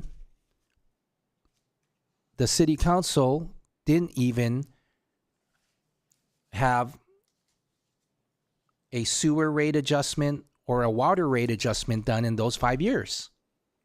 Even though the city council gave express direction to do a sewer rate adjustment in 2020. And I was the only council member that has asked multiple times for updates on the sewer rate adjustment since 2020. And we still are only in the study phase of a sewer rate adjustment. And the reality is, the budget deficit or the budget surplus or the balanced budget over the last 5 years, in which Measure C since Measure C failed in March 2020, those numbers were the result of two things. Those numbers included two things that the city council majority back then let happen, which was, for 5 years since Measure C failed, to respond to it, instead of being proactive, instead of brainstorming, instead of working together as a council and asking staff to work with us to figure out how to deal with our financial situation. Instead, we allowed the city council majority allowed the city to defer maintenance for these 5 years. The city of Cerritos has been deferring maintenance, and you can see that in our parks. You could see that in our streets. You could see that in the trees. You can see it in the sidewalks. You could see it in City Hall, in the City Hall roof, in the CCPA and the CCPA roof. The city of Cerritos has been deferring maintenance for 5 years. And there was also the strategy, the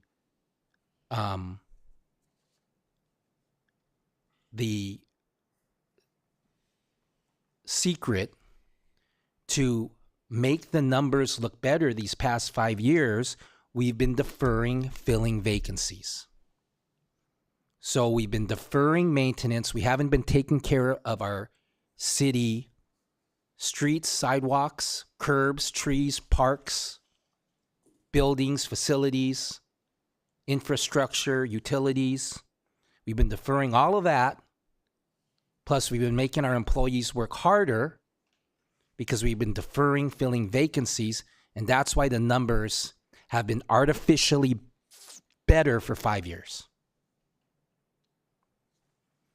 And now today, we have a 2.9 million budget deficit, and we can't keep deferring maintenance. We can't keep deferring filling vacancies. I've been having discussions with the city manager about filling important vacancies because our residents deserve what they deserve to live in the Cerritos that they have experienced living in for years, for the past couple of decades, for some of us. But the thing is, for 5 years now, since Measure C failed,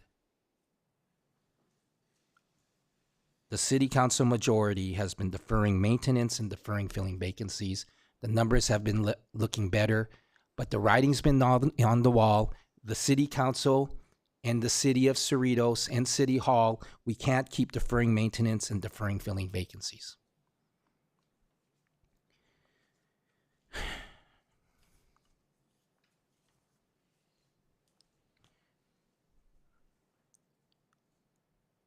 What is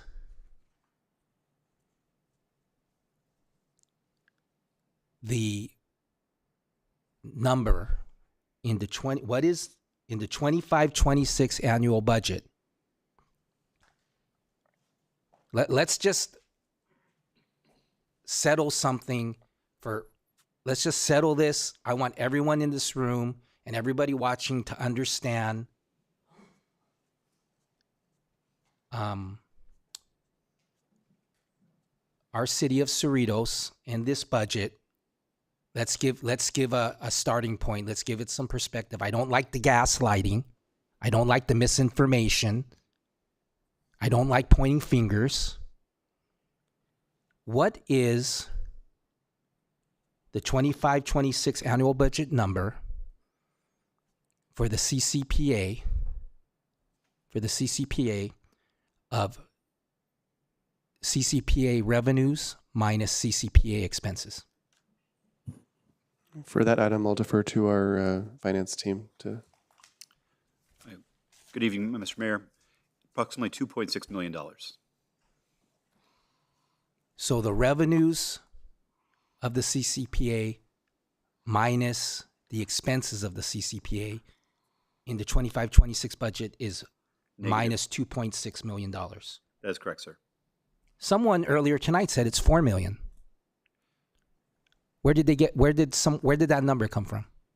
So they perhaps, I cannot speak to specifically where they were getting the numbers from. They may be looking at the current year numbers in terms of revenues versus expenses in the current fiscal year versus next year's projected budget.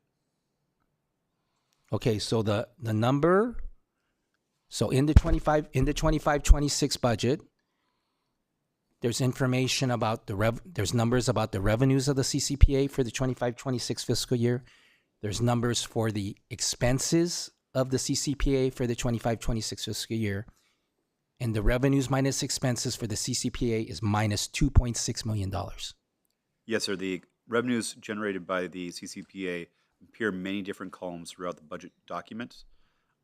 Combining them together generates a net impact of about negative $2.6 million to the overall general fund budget.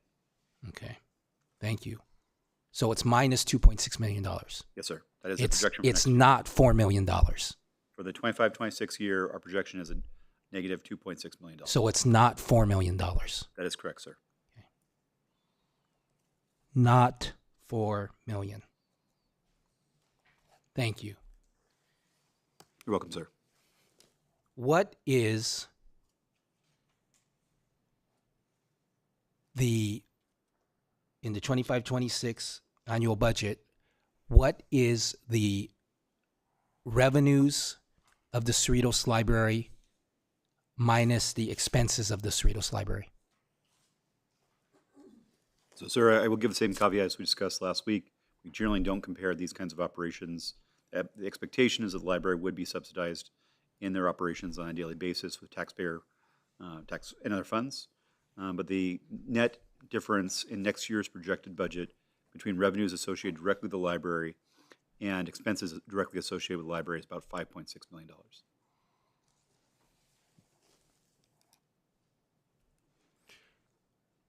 Minus $5.6 million. That's what you said, right? That is correct, sir. Okay. So in the 25-26 budget,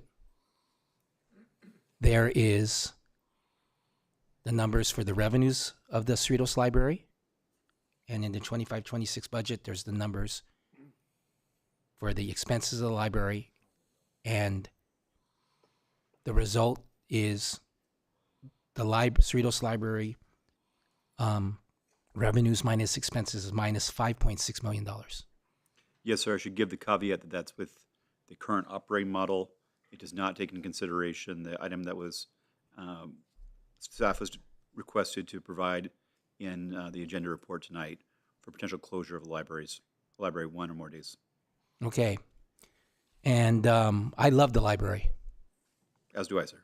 And I've used the library since I was growing up in Cerritos with my friends, studying, socializing.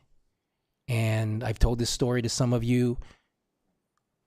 After law school, when I was studying for the bar, every evening, every afternoon and evening, I would study for the bar in the Cerritos Library. And I'm glad that we have our jewel of the city, Cerritos Library, for our residents and for the patrons and for our students. And Mayor Pro Tem Johnson, has anybody ever told you we should close the Cerritos Library? No. You've been on the city council with me now since April 2022, when you were elected and I was reelected. In those years, you've been on the city council since April 2022. Has anybody ever told you we should close the Cerritos Library? Never. Nobody's ever told me we should close the Cerritos Library. And I agree, I don't want to close the Cerritos Library. But let's just put everything into context, you know, and you know, yesterday and today and tomorrow, people are going to complain about the CCPA. And they don't say anything about the library. And I don't want to close either of them. That just shows me they don't understand the numbers of the city of Cerritos. And they don't understand what a city is supposed to do, which is provide programs and services to the residents, provide a safe city. Thank you, Darrell Evans and Captain Strong. Provide maintained infrastructure.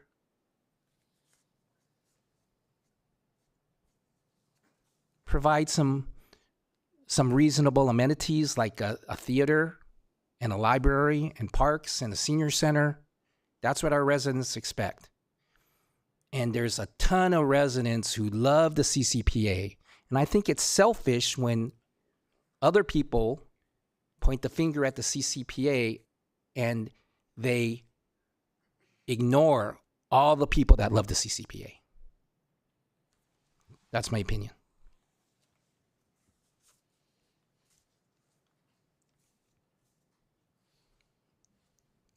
I make a motion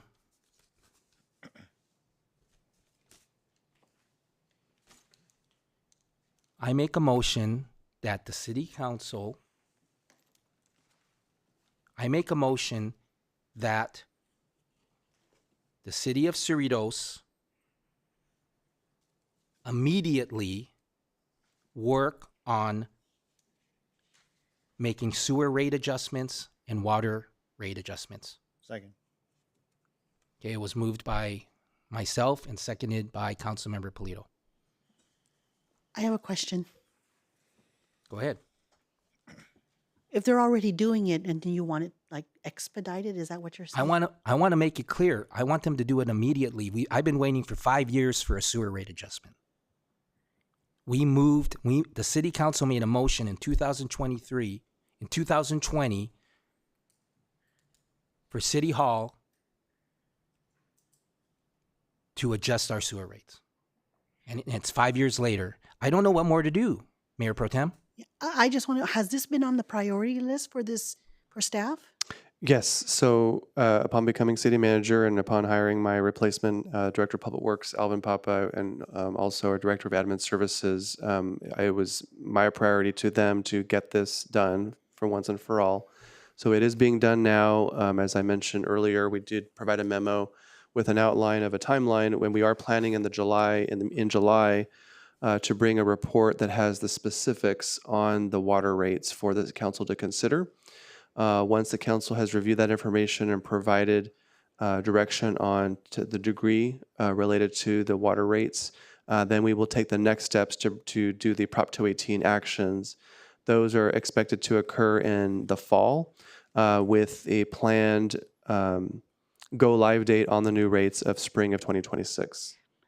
Is that just water or also wastewater? Water and sewer. Yes, thank you. Is that timeline acceptable for you?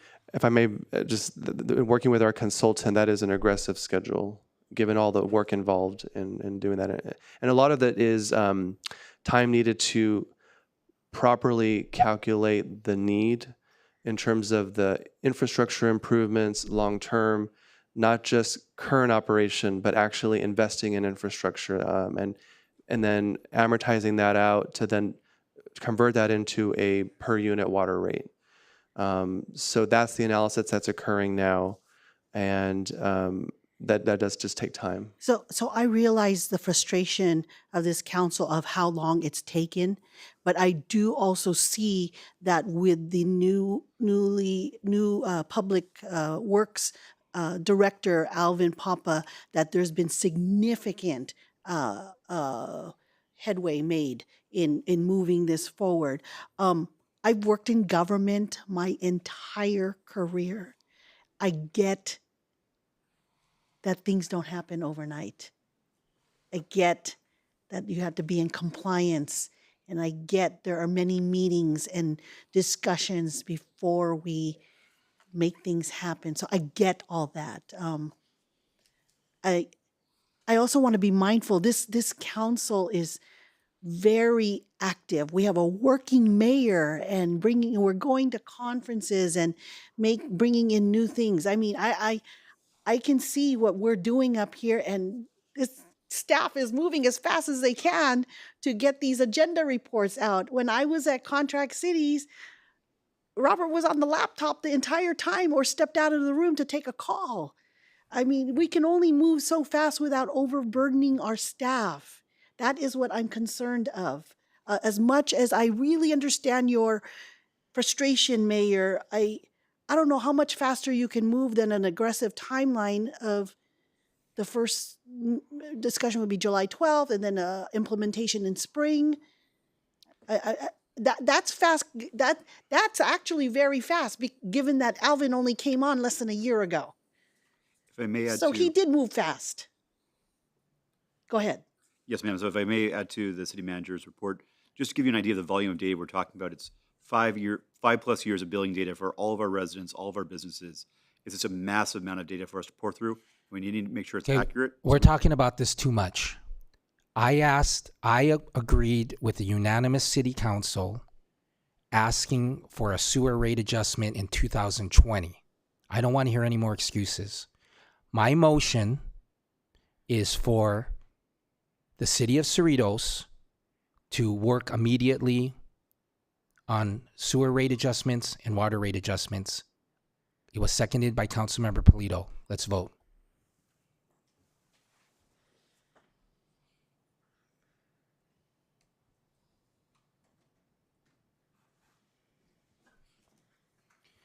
Okay. Can you announce that, City Clerk? The motion passes on a vote of 4-1. Okay. I've been asking for the city to look into billboards and the revenue from billboards since I was elected. Okay. I've been asking the city to look into billboards since I was elected. Can you please look at the memo dated March 14, 2018, March 14, 2018, regarding the subject of freeway billboards, Mr. City Manager? Can you give the council members a copy of that? And can you update that memo? Give them a copy of that memo immediately. And then can you update that memo as necessary? And then when you have the opportunity to update it, please provide the updated memo to the council. Okay. Yes, I'd be happy to provide the copy it immediately, and then give them a copy of the March 14, 2018 memo regarding freeway billboards, and then if you could please have it updated for 2025, so that we can have that updated memo, so this city council can be informed about the possibility of billboards as a future revenue source in our city, which the previous councils declined to consider. Yes, I can provide the memo immediately, and then are you requesting consensus for the additional update? No, I'm telling you to update it. I'll also add that as part of that memo, what we could do is also add the analysis for digital kiosks.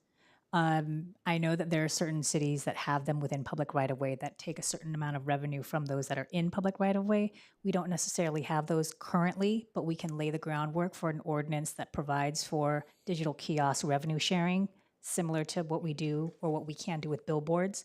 Additionally, as part of digital kiosks, we can look into revenue sharing agreements with those that are on private property whenever they make adjustments and upgrades to transform kiosks that may be static to those that are digital and rotating. The city of Glendale and I think a few other cities have those within their shopping centers. And so to the extent that we can participate and partner with our shopping center retailers, we should look into that as well. So we will include that as part of your updated billboard memo to include digital kiosks. Thank you. And that's what the modern billboard is. It's a dynamic billboard, not a static billboard. And so the memos explain that the revenue generating billboards nowadays is the dynamic billboard, just like you talked about the dynamic kiosk. Okay, so I had a nice conversation with resident Norma Williamson about Airbnbs, which are not allowed in our city of Cerritos. The municipal code prohibits Airbnbs. However, the reality is there are Airbnbs, there are short-term rentals in our city going on today. There are short-term rentals going on in our city today in violation of our municipal code. Okay? So we either have to find them, or we have to get the TOT. Because in cities where Airbnbs are allowed, the city gets TOT. Right, city attorney?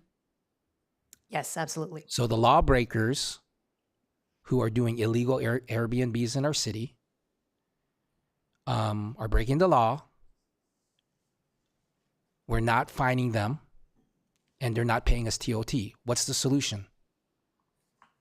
What's the solution? Anybody? Who is enforcing our prohibition on Airbnbs? How are we researching it on the short-term rental websites? How are we prohibiting it? Enforcing our prohibition? How are we fining them? Or why are we letting them get away with not paying us the TOT when they're illegally doing business in our city? I'm just pointing it out that because we prohibit Airbnbs, if we're going to have a prohibition on it, let's enforce it and fine them and stop it. Yes, currently it's complaint based. So if it's observed by neighbors that activity is occurring and they report it to the city, our code enforcement does then respond and research and then go after the operator for violation. We have to be more proactive than complaint based. We can't respond. We have to be proactive and get out there on the internet and find the advertisements for the illegal short-term rentals in our city and deal with it that way. So if we're not gonna allow short-term rentals and collect the TOT on them, plus it's unfair to the Sheraton Cerritos that we're not enforcing our short-term rentals prohibition. It's unfair to our one hotel. We need to be proactive.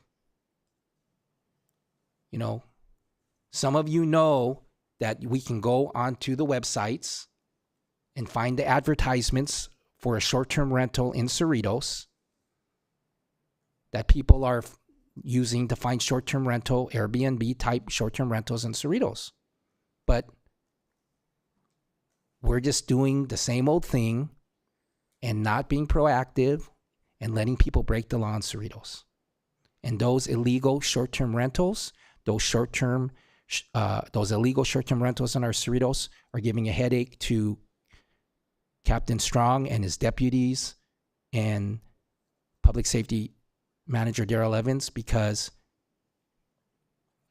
maybe the short-term rental isn't being complained about. What's being complained is about those visitors to our city are breaking the law in other ways or causing noise and illegally parking on our streets, etc. So let's make money from these illegal activities and fine them.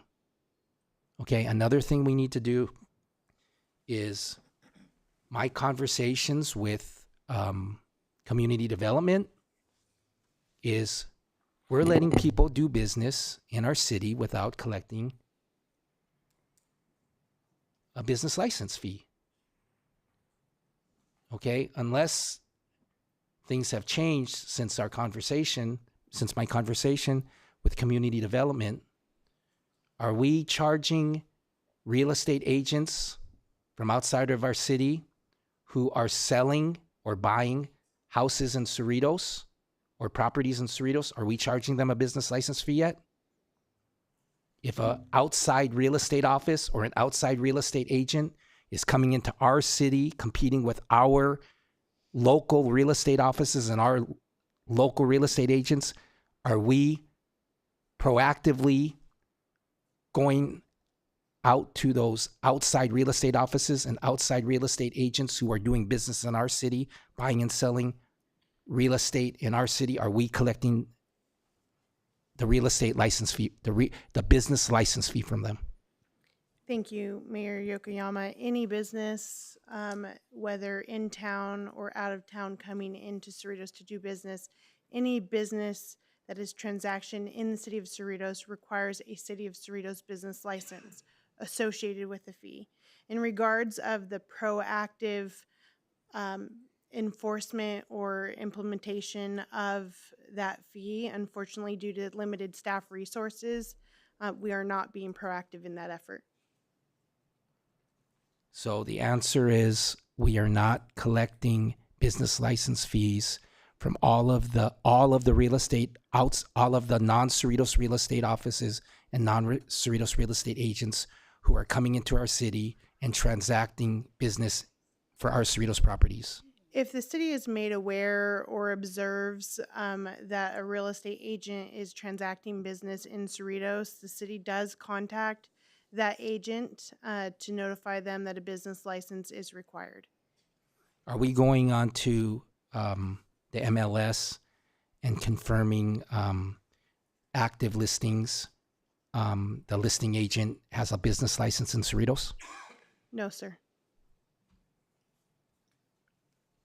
Sorry, can I make a comment? Because I'm also a realtor. No, So am I. Yeah. So am I. So when you are performing outside of Cerritos City, the other city ask us or you to pay for to get a city permit? No. Our Cerritos real estate offices and the Cerritos, the real estate offices in Cerritos, we make them pay, the city of Cerritos pay a business license fee because Correct. they're doing business in Cerritos, but we're not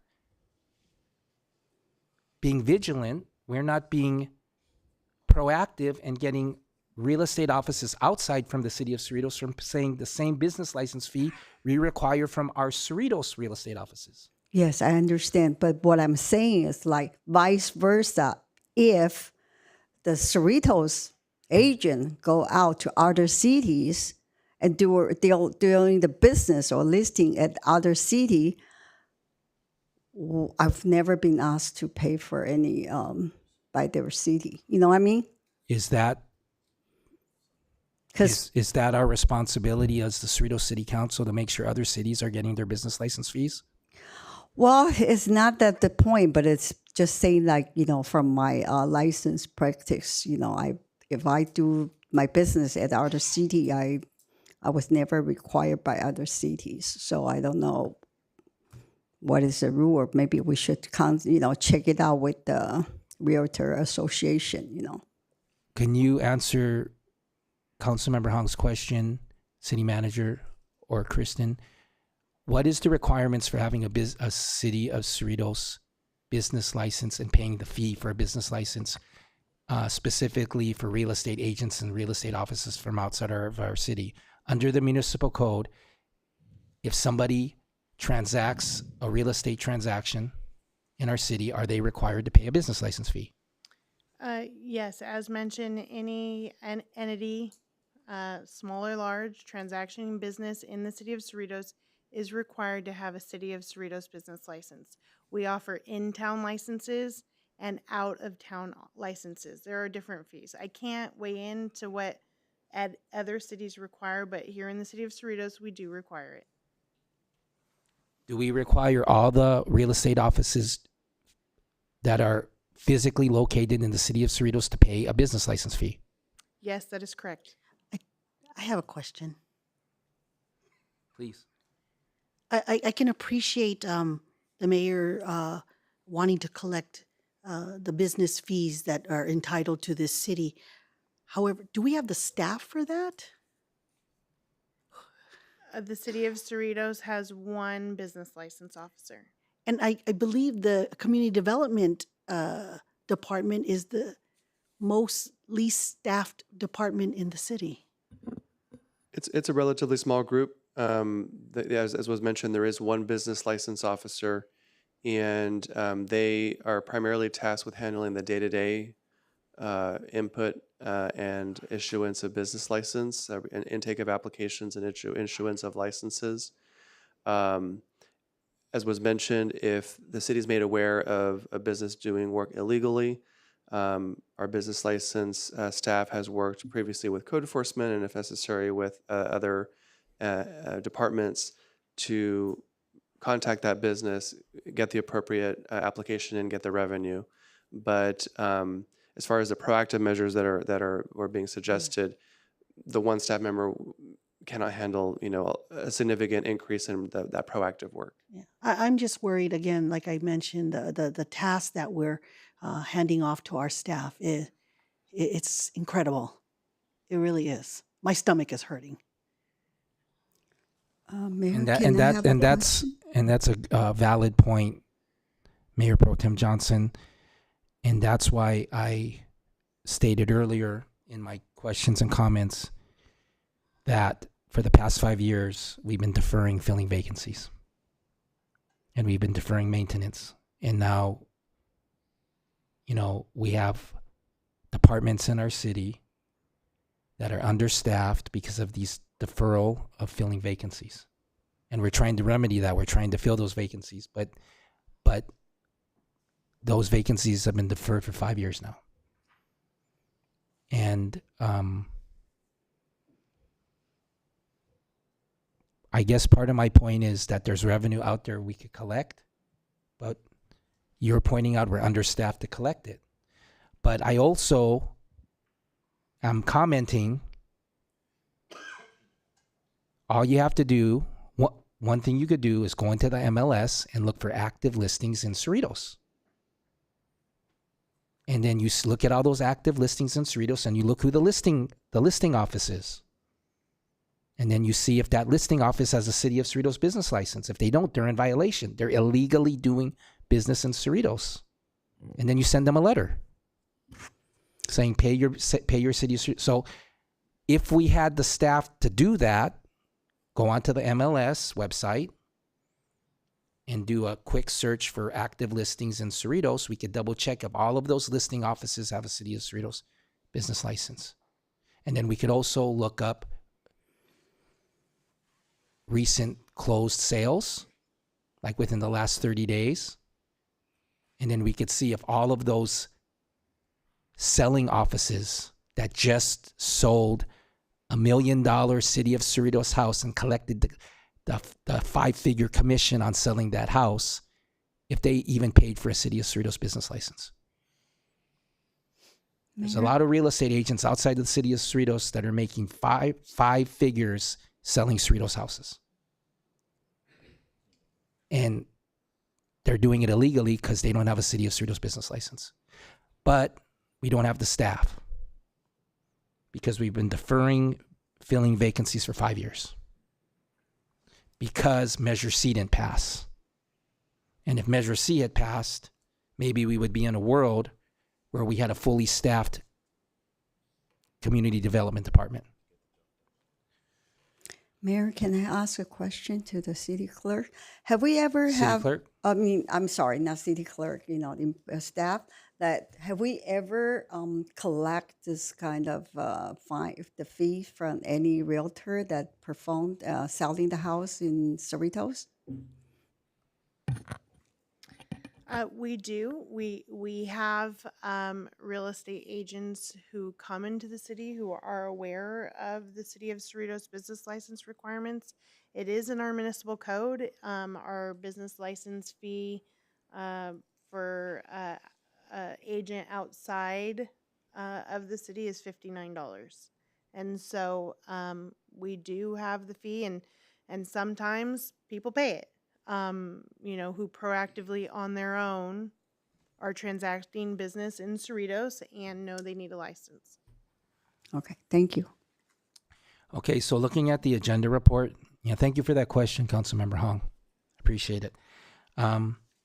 So looking at the agenda report, let's go through the findings on page 3. We don't have a number in this agenda report for the City Hall closure on alternating Fridays. According to this, staff will continue to refine the staffing model and conduct a more detailed review of potential custodial and energy savings, ... We don't have a number. So on the next agenda, in the next meeting, can we get a number for this on the agenda report for the budget? What is the projected savings for a City Hall closure on alternating Fridays? Okay.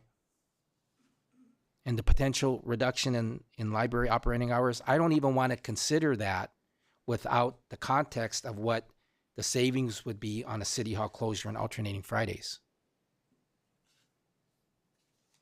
So City Hall closure on alternating Fridays, I would like the city council to know what is the savings, what is the reduction in expenses if we close City Hall on alternating Fridays, so we could have the context of all the other things we're looking at in the budget, including potential reduction in library operating hours. I'm going to see if members of our team have numbers to perhaps share this evening. I just with our staff. want you to put it in an agenda report. It's not in the agenda report. When you put this agenda report out on Friday, you didn't have the numbers. Let's get it in the agenda report at the next meeting so the public and the city council can look at it ahead of the meeting, and then we could have an informed discussion about it.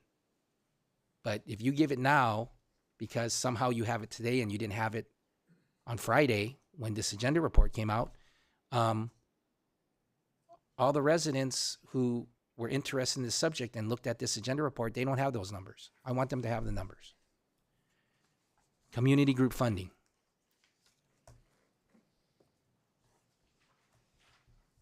We have to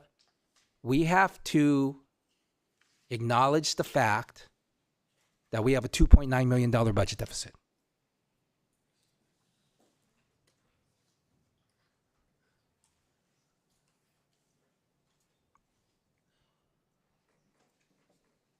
So we can't spend money we don't have.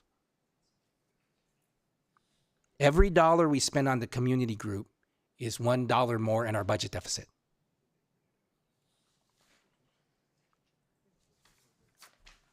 So my council colleagues, which of these community groups do we have to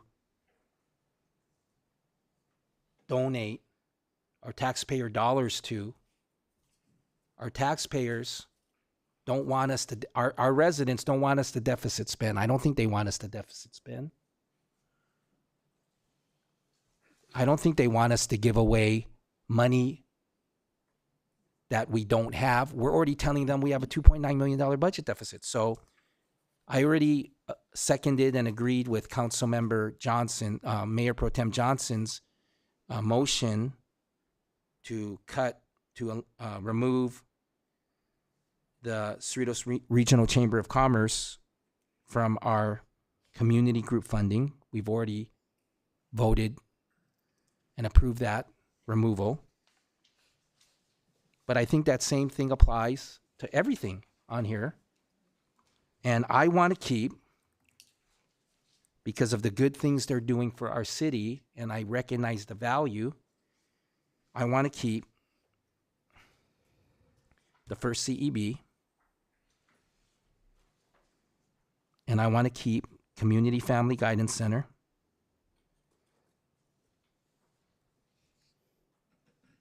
and an approved amount of $20,000 instead of their requested amount. Council colleagues, which other groups on this list do you value? I have a question. Feel free.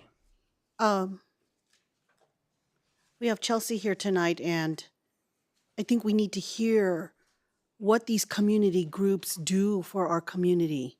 These nonprofit organizations are the heart of the community. They provide programming such as mental health issues, domestic violence. These are nonprofit groups that provide services that nobody else is going to provide. And I realize we're in a budget deficit, but shaving off $100,000 is not going to bring us $2.9 million. I'm very mindful of what these nonprofits do for our residents. So I'd like to hear from Chelsea exactly what these programs do. Thank you for that question and request. I agree with it 100%. But I will point out that I did review the binder left prepared for the city council. I asked for a binder to be prepared of all the applications of all the community groups for the fiscal year 25-26 annual budget. The binder was prepared and left in the city council, and I reviewed it, and I kept those applications in mind in this very tough request to recognize the fact that the residents of Cerritos said, take care, be fiscally responsible with our money, because we do not want to approve Measure C. So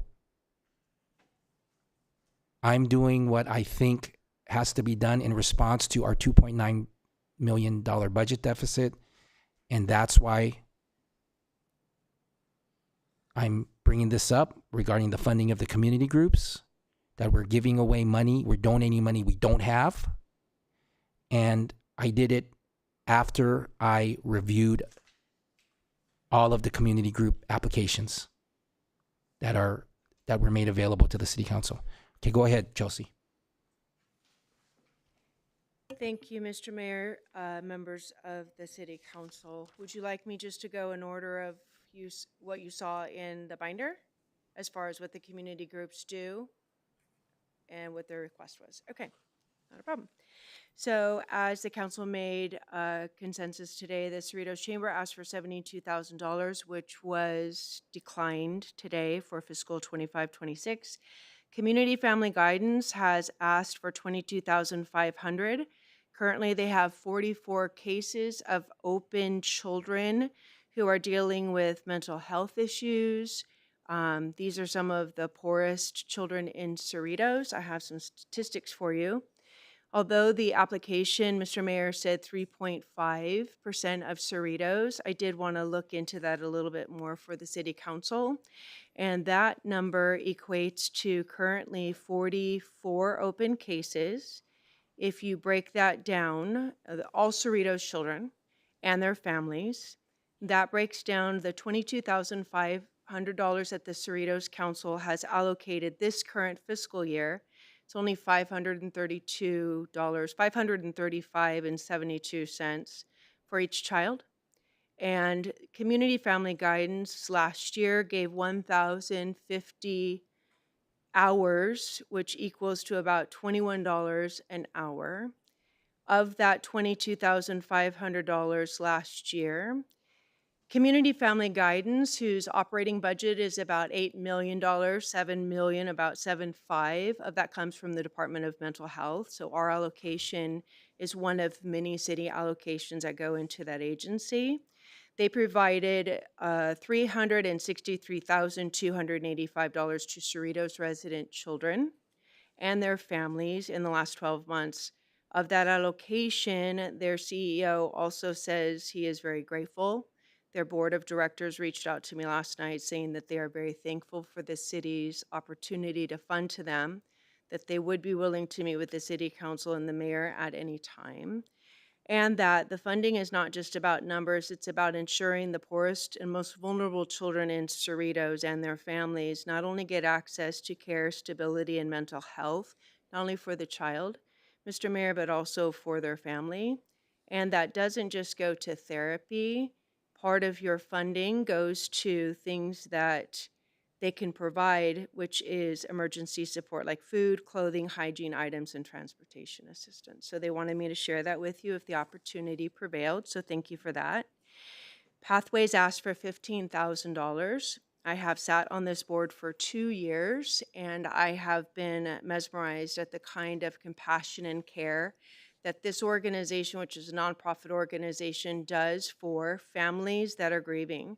Many of our Cerritos residents that come here regularly have participated with Pathways. Their Light Up for Life has many of our former council members, their husbands, their wives that have lost people in their family, council members and residents that have lost their own children. So that it provides for companionship and compassionate care for the terminally ill, grief counseling, bereavement counseling on site in the senior center. And it's one of our longest standing caregiving series and bereavement series that we've had in the senior center for more than 25 years. And what they do is 553 cases just in 24-25, and their request is $15,000 again for this year. Healthline Youth Counseling asked for $10,000. They provided 65 children and families with child abuse prevention, gang prevention, intervention, and this is all for Cerritos residents. This is not for anyone outside of Cerritos. I also would be remiss in saying that, because it's coming to mind, this allocation that the city council provides, these nonprofit agencies, is for that Cerritos residents. If someone calls into my office and needs an information referral, or the ABC school district sees a Cerritos child that needs care, the ABC school district will refer to these agencies, or they'll call my office and I'll refer them to these agencies. And what's nice is those Cerritos residents are never put on a waiting list, ever. Part of that allocation is that agreement that if a Cerritos resident needs care, child or adult or senior, they get that care. So Helpline does drug and alcohol prevention, homelessness service, anger management, and youth leadership. The Los Cerritos Y, I know that recreation hasn't been able to do daycare for a lot of the kids, but day camp and child care for Cerritos youth, 42 kids are going to the Youth Development Academic Enrichment Program right now, and they provide transportation services for 42 Cerritos resident youth. Sukasa, I know this is a hot topic because a lot of us don't want to talk about Cerritos and having domestic abuse issues, but we actually have quite a few of them. So we have a diverse population with different ethnicities. A lot of our ethnicities do not want to reach out, but they do. And they have domestic violence, survivors escape from abuse, avoiding homelessness, obtaining support, healing from experiences, and building strong families. $10,000 supported 41 people, Cerritos residents. American Red Cross, that $6,500 not only supports my division with emergency services, it provides services to community safety, first aid and CPR training to Cerritos residents, as well as all the staff. They let the staff have those classes for free. Caregiving, disaster response, aquatics, and water safety through recreation. The American Red Cross asked for $5,000. They provide programs for adults with intellectual disabilities. A lot of those adults also come into the senior center and wrap utensils and provide services every morning, so it's a nice partnership there. The Distinguished Young Women, I'm sure you're familiar with this one, asked for $3,000. They do a year-long program for scholarships and personal growth for young women. They have a January activity at a local facility here in Cerritos, and 20 youth were able to learn how to not only be professional young women, but have the ability to speak in front of individuals of all ages that will further their careers, whatever they want to do in life. The Quilts of Valor is a new request this year. Quilts of Valor are a group of women predominantly. They provide quilts to our veterans and meritorious Marines through the first CEB. The reason why they approached the city of Cerritos this year was the ladies that are making the quilts do it all on their own security, Social Security, and their own personal income. Takes them about 10 hours to do one quilt. They estimate it takes about $10,000 in their time if they were to get paid the federal minimum wage, and they asked for $2,500. They want to continue to give quilts to the meritorious Marines on Veterans Day and Memorial Day. That's why they only asked for $2,500. Southern California Rehab declined to participate this year, and community legal aid, we have had after COVID, the pandemic, we cannot find volunteer attorneys that want to come out to the senior center. It used to be very popular. Tuesday, Thursday evenings, we used to have a volunteer attorney that would be able to give services to residents, 15-minute time for all issues, usually elder abuse, but for all issues that plagued seniors. Predominantly, it was for any resident. So this small allocation helps provide free legal cost assessments to Cerritos residents only. And then, of course, the first CEB asked for their $1,500. Thank you, Chelsea. I really appreciated that report and sharing with us what each of these individual organizations provide to our residents. These These are services that none of us can provide. Nobody here in the city can provide. And the small dollar amount that we're paying of the 100,000, it's not a small dollar amount, I'm sorry, but it is compared to hiring staff with benefits to do this job. We depend on these nonprofit organizations. Many of them are volunteers.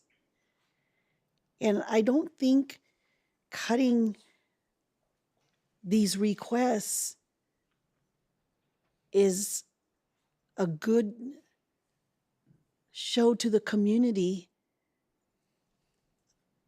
or showing the community that we don't support the needs that they may have.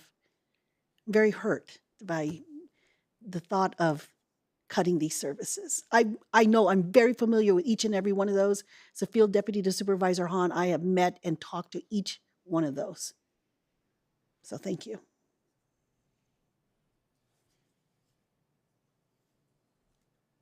So you want to approve every single application? That would be just a blanket mine. approval without taking into account their applications, whether or not it was filled out completely, whether or not it was filled out accurately. These organizations do provide a financial report at the end. They provide a report with their application of their financials, yes. And if there's anything in that application that the council would like to see us do differently, of course, we're open. If you'd like me to ask for a particular agency to provide the council with something else for your discretion, of course, I'd love to do that. Be glad to. I'm just not sure I can just cut them cold turkey like this. They probably taken these figures and have embedded it into their own budget. Maybe next year or maybe next year we tell them, you need to provide more information or whatever it is that you're requesting. Fill out the form completely. Maybe they need to lobby and come to a council meeting and talk to us. Mayor Pro Tem, I didn't say let's cut all of them. I specifically asked my council colleagues, which one of these do you want to keep? None. I mean, yes, I want to keep all of them. I don't want to cut anybody. Okay, so you want to include the new organizations that are asking for money for the first time. You want to approve the request for more money based on last year's requests. We just want to approve everybody's requests, even if they're a new organization or even if they're asking for more money than we gave them last year. The new organization is the Quilt of Valor, correct? That's the only new one? That is correct. Yeah, and then there's some organizations that have asked less than that. That is correct, but Yes. some have asked for more. And some, no, I'm good with the request for this year, except for the chamber, which we already eliminated, until we can thoroughly look into a practice for next year. I really don't feel that this will close the budget shortfall. This small amount is a big investment into our community. Okay, why do we have two American Red Crosses on this list?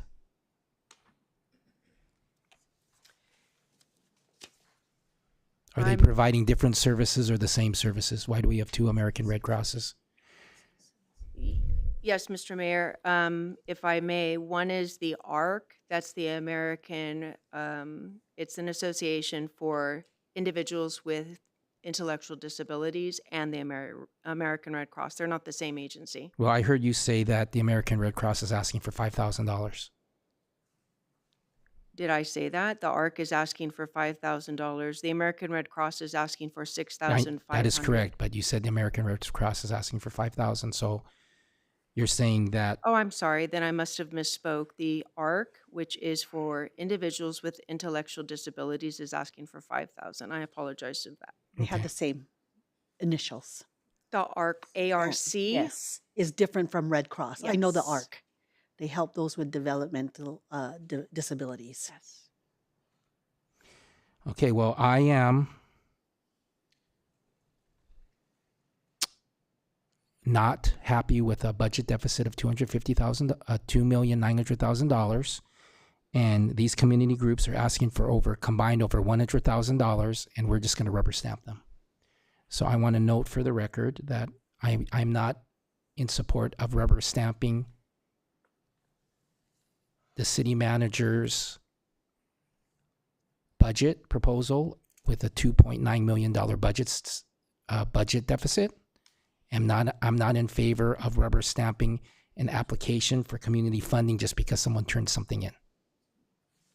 And some of those applications, which the binders available on our desk, they were not filled out correctly. And they were filled out incorrectly. And it's clear from the way the questions were answered, they filled out, their answer is not responsive to the question. There's blank entries on the questions. And we're in a budget deficit, and we're approving, our budget is a budget deficit, and we're approving funding requests for more money from some groups. We're approving funding requests from new groups. And we have a budget deficit of $2.9 million. So I'm just on the record that I do not want to rubber stamp these funding applications. Doesn't matter how much it is, it's our taxpayer dollars. And they asked us to be fiscally responsible and fiscally frugal because, for one reason, is because Measure C, they told us we don't want to approve Measure C. So City Council, you need to be fiscally responsible and frugal with our taxpayer dollars because we don't want to pass Measure C. So I don't know what else to do unless any of my other council colleagues have any other comments or questions about the community group funding element of our City of Cerritos 25-26 budget, which has a budget deficit of $2.9 million. If I could just say, I don't think it's that the residents didn't want Measure C. I think it was the rollout of Measure C. There was not enough information. We didn't even have a consultant. I just don't think the rollout was as good as it could have been, like in other cities. So I don't think it really is to blame the residents that they didn't want Measure C. I just think there was just not information. I just wanted to go on record for that. And I agree with that in the point that we didn't have a consultant. It wasn't transparent to the residents. They were not fully informed, adequately informed, sufficiently informed. It was rushed. We did not have a unified council behind it. There was a council member who was against it and campaigned against it. But I'm definitely not blaming the residents. What I'm saying is the residents sent a message. They sent a message by rejecting Measure C and told the city council and told City Hall, take care of our finances in a way other than Measure C. And today we have a budget deficit of $2.9 million. And I just don't like the fact of rubber stamping these applications and giving all these groups over $100,000. And over $100,000 for me, that's a lot of money. Any other comments? Yeah, I just want to also go on record that I'm not rubber stamping. I know each of these organizations. I have been to their programs, their offices, met with the clients, met with the directors. I know the hard work that they do. If they filled out the application wrong, some of these are volunteers. They don't know how to fill out an application. They're asking for $2,500 so they can give back to the community.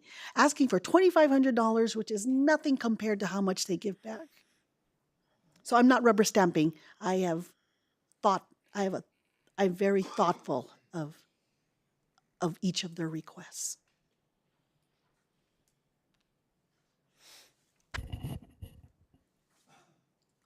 Any comments? Yes. Okay, Councilmember Polito. Thanks, Mr. Mayor. I really appreciate and can respect your fiscal vigilance, Mr. Mayor.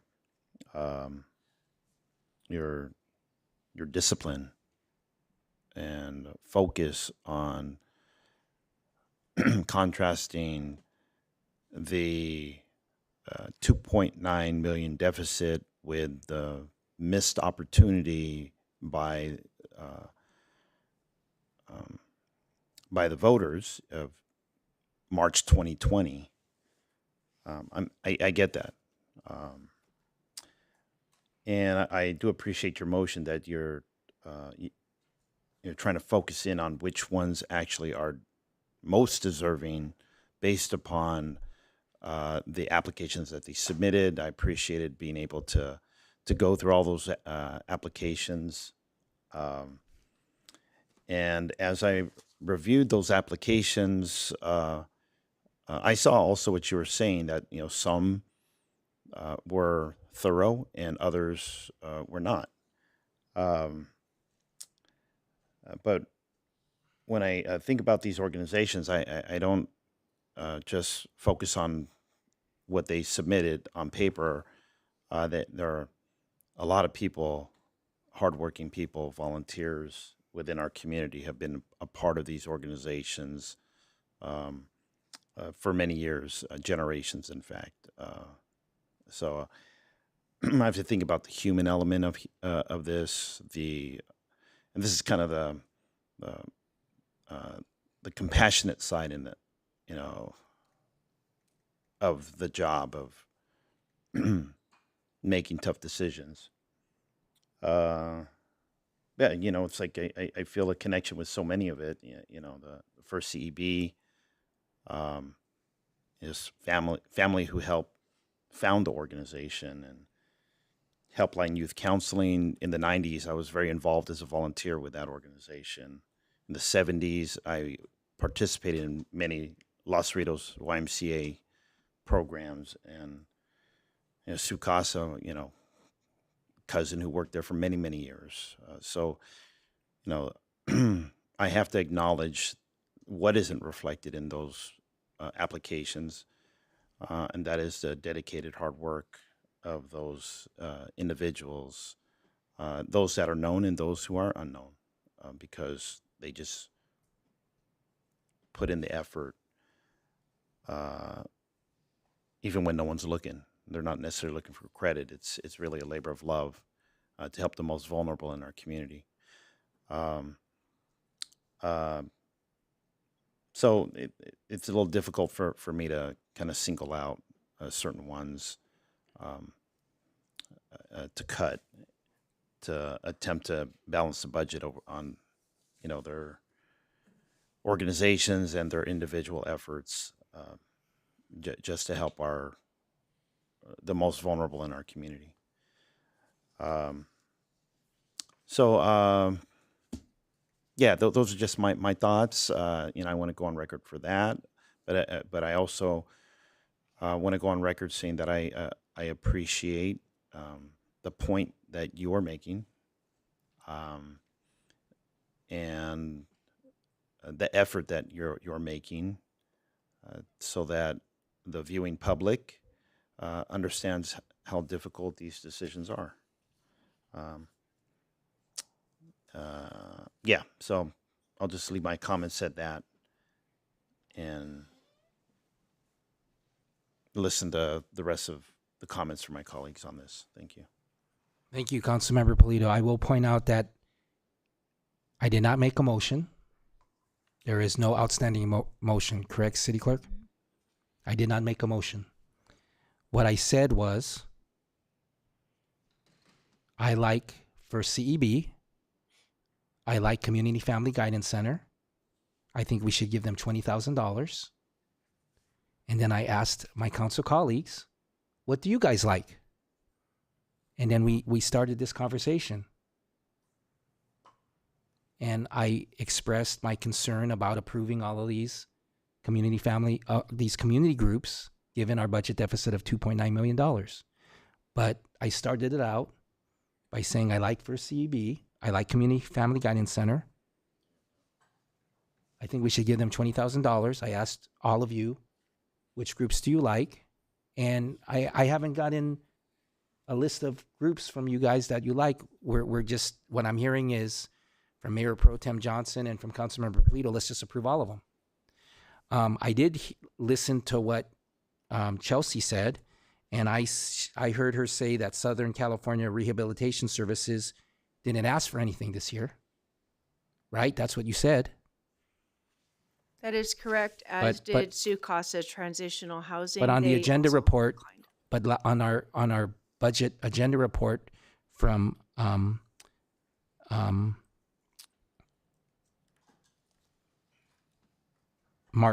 May 7, it says they asked for $2,050.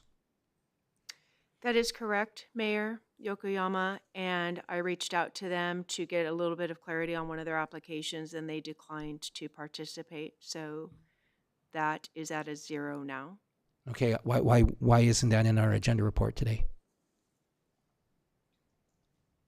I don't have an answer. I can pass that to someone who might have an answer, but I do not know that yet, sir.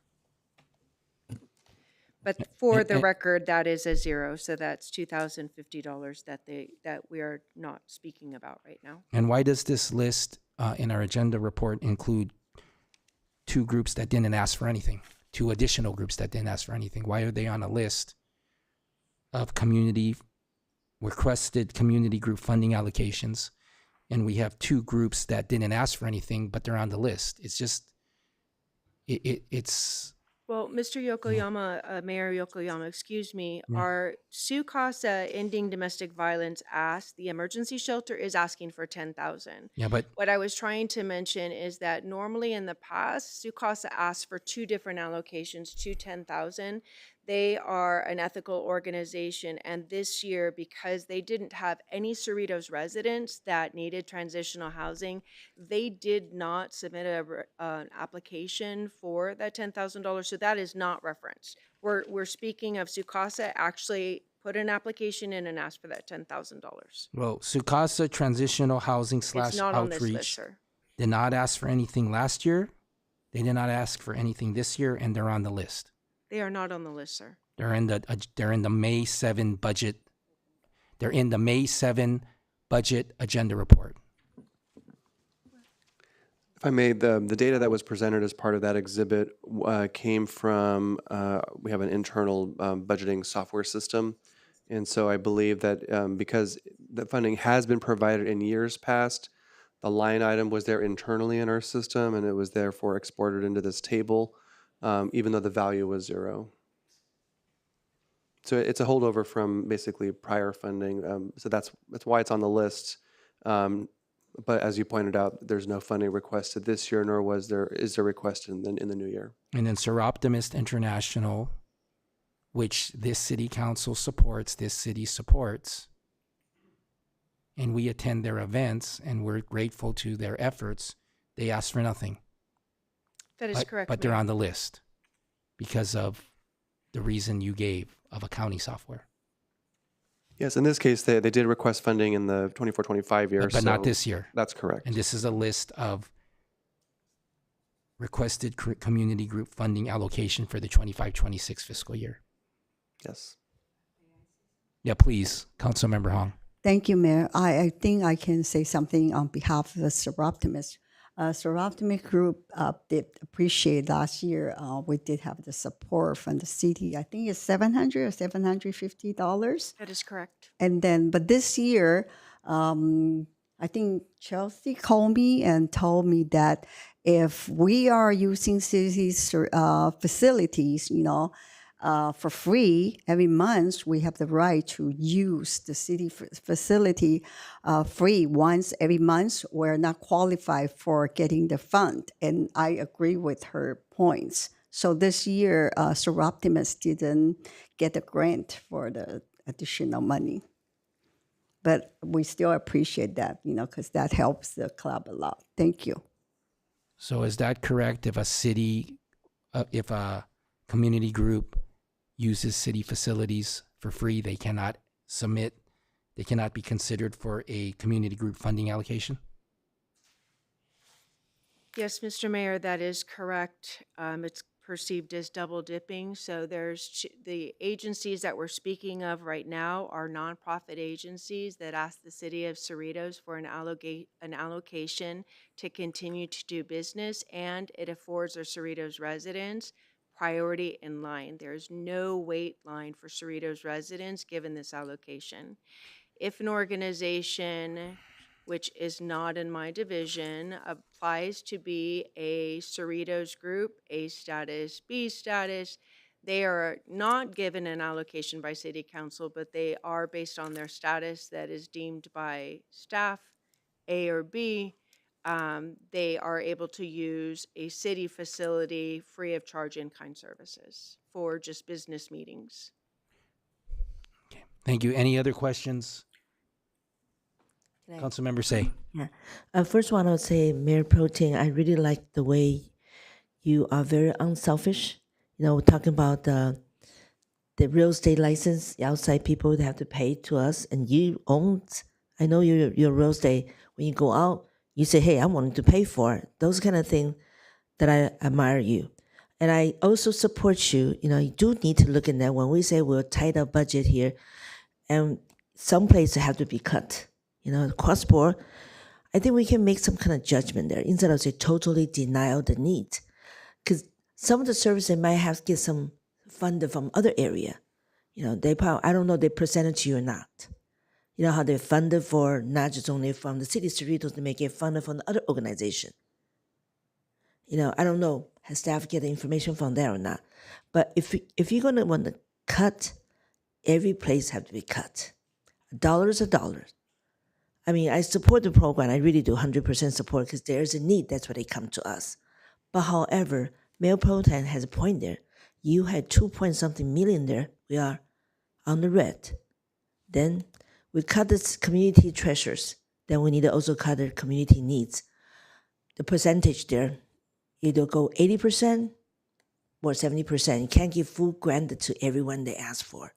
Then from there, you save probably $160,000 there, Mayor.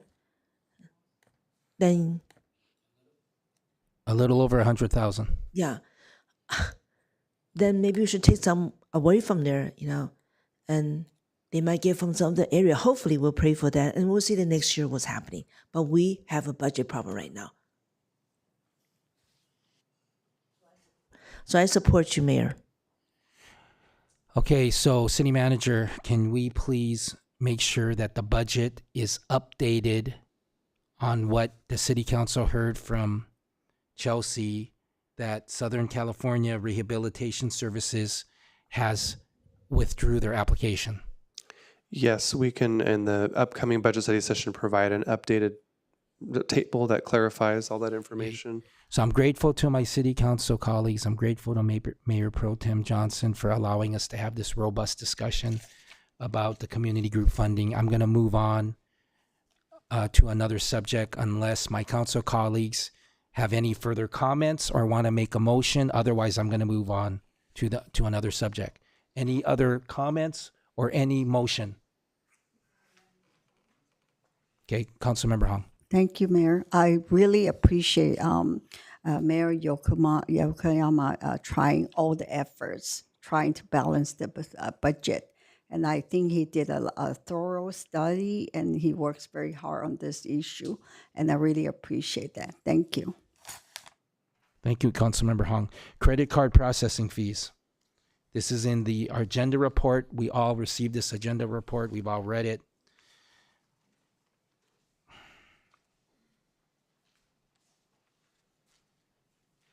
I make a motion to incorporate credit card processing fees into the base prices charged for goods and services in the city by the city of Cerritos, and for staff to incorporate credit card fee cost recovery into a comprehensive rate study analysis. Second. With the final result being that credit card processing fees are incorporated into the costs, are incorporated into the base prices charged for goods and services in the city of Cerritos as detailed in the last paragraph of page 5 of the agenda report. Second. It was moved by me and seconded by Councilmember Mark Polito.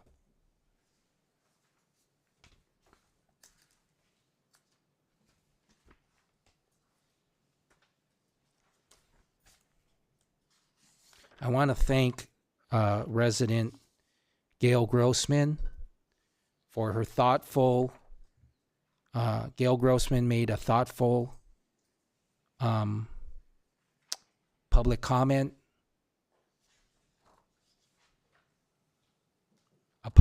a written public comment that she submitted to the city council, where she expressed her opinion about credit card processing fees, and she made good points in it that inform me about what residents think about this. Thank you, Gail Grossman, for your written comment. She made a great point. She said, if we're going to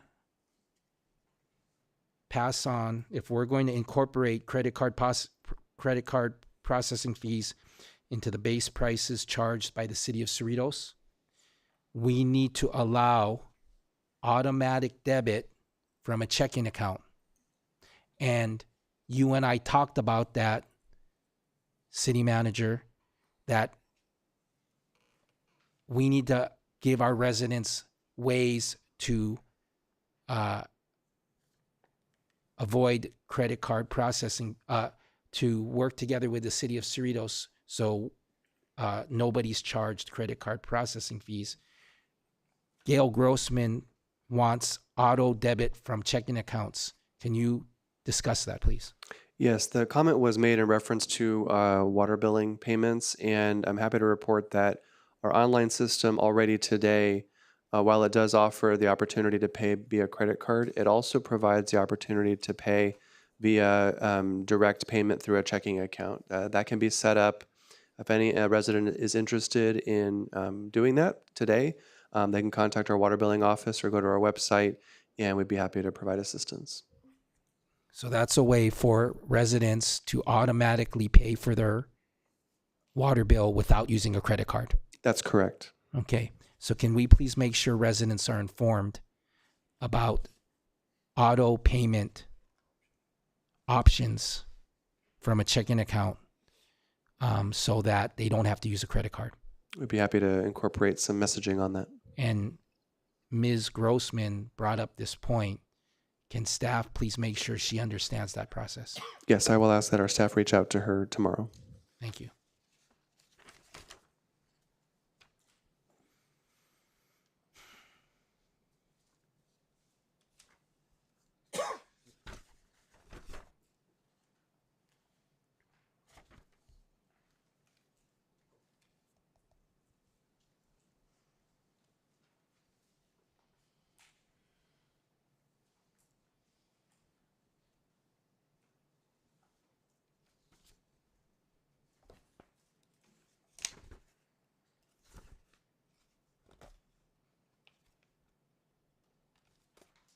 Regarding capital improvement projects.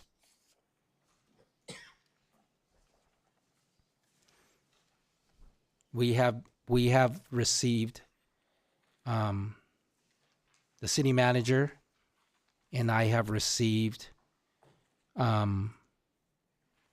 requests regarding accessibility enhancements so that residents can attend city council meetings. And because it's challenging for some residents to use the stairs.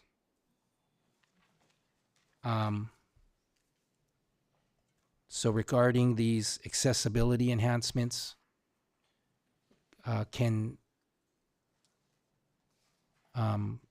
I'm asking for consensus from my colleagues if the city manager can continue to study with his staff, including our public works director, regarding looking at accessibility enhancements to help our accessibility challenged residents ways to attend our meetings where they have difficulty using the stairs, other residents are able to easily use. I can concur. Concur. Okay, thank you.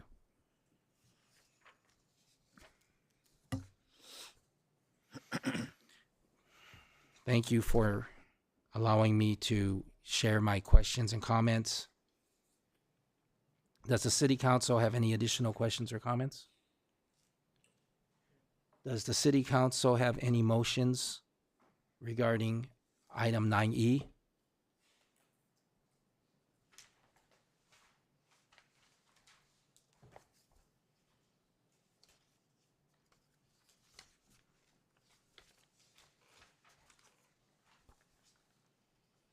Okay, so we'll move on to item 8A.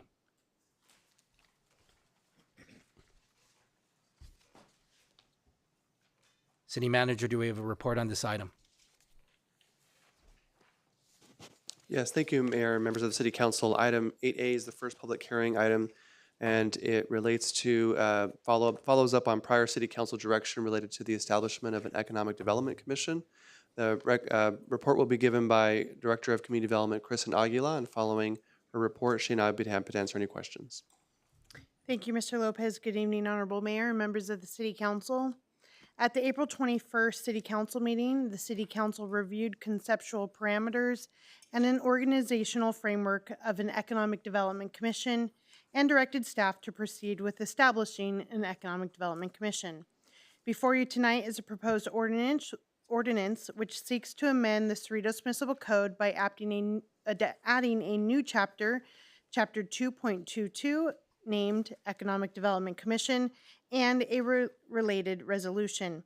As proposed, the commission will be comprised of 5 commissioners who meet monthly on the second Tuesday of each month and will receive a stipend of $100 per month with a reimbursed auto mileage benefit for any mileage associated with commission duties.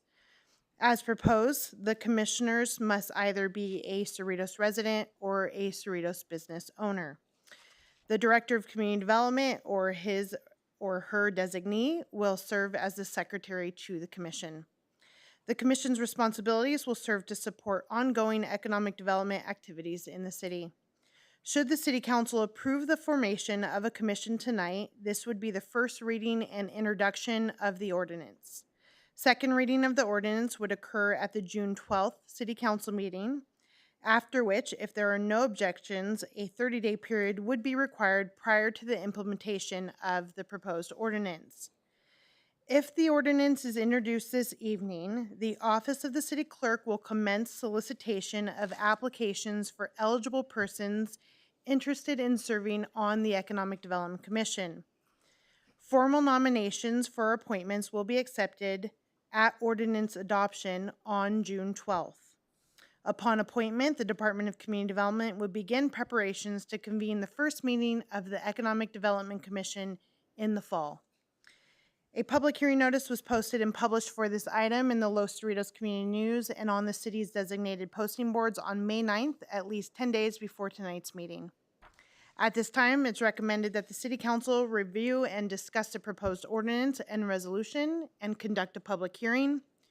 Introduce an ordinance amending the Cerritos Municipal Code by adding Chapter 2.22 to establish the Economic Development Commission, and adopt a resolution providing for the organization, membership, and duties of that commission. And then lastly, as mentioned earlier, establish a budget amendment, or really incorporating in the fiscal year 25-26 budget an allocation of $20,000 to support the commission. This concludes my presentation. At this time, Mr. Lopez and I are available to answer any questions the council may have. Thank you. Thank you for the report, Kristen Aguila and Sabrina Chan. Do you have any questions, Councilmember Say? You have any questions, Councilmember Hong? Yes, thank you, Mayor. I remember we used to have this committee, right, commission, and then they meet like every quarter instead of every month. So you think they should go back to like have a meeting every quarterly, or we need them for every month's meeting? Do we have that many agenda for them? And I also remember, and then we get rid of this commission as well, so that's my question. I'll begin answering the question. I can defer to Ms. Aguilar for additional detail. But with regard to the schedule, in this case, the direction from the City Council this year was for monthly meetings, and that's what's incorporated in the agenda report. It is the case that when the Economic Development Commission existed previously, the original schedule was monthly. At the time, the commission at the time was reviewing a newly adopted economic development strategic plan, which was eventually was adopted in 2007. And subsequent to that, given the completion of that task, there was less of a need to meet as frequently, and so the schedule was changed initially to every other month, and then ultimately was changed to a quarterly schedule, because at the time the city was in implementation mode of that plan. But we do have, based on direction provided in our strategic plan and with council direction, there is an economic development strategic plan, a new one that is currently in the works. And so the city council this year has expressed economic development as a priority, given several topics that have been discussed tonight with respect to the budget. There, at least for the time being, there would be sufficient agenda items to support a monthly schedule. If the needs change as time goes on, that can be revisited as was done previously, and the city council can then weigh in at that point. Great, thank you. Any questions, Councilmember Polito? Any questions, Mayor Pro Tem? I do. Thank you, Mr. Mayor. Thank you, Kristen, for the report. I'm really pleased to see that we've made economic development a priority for this city.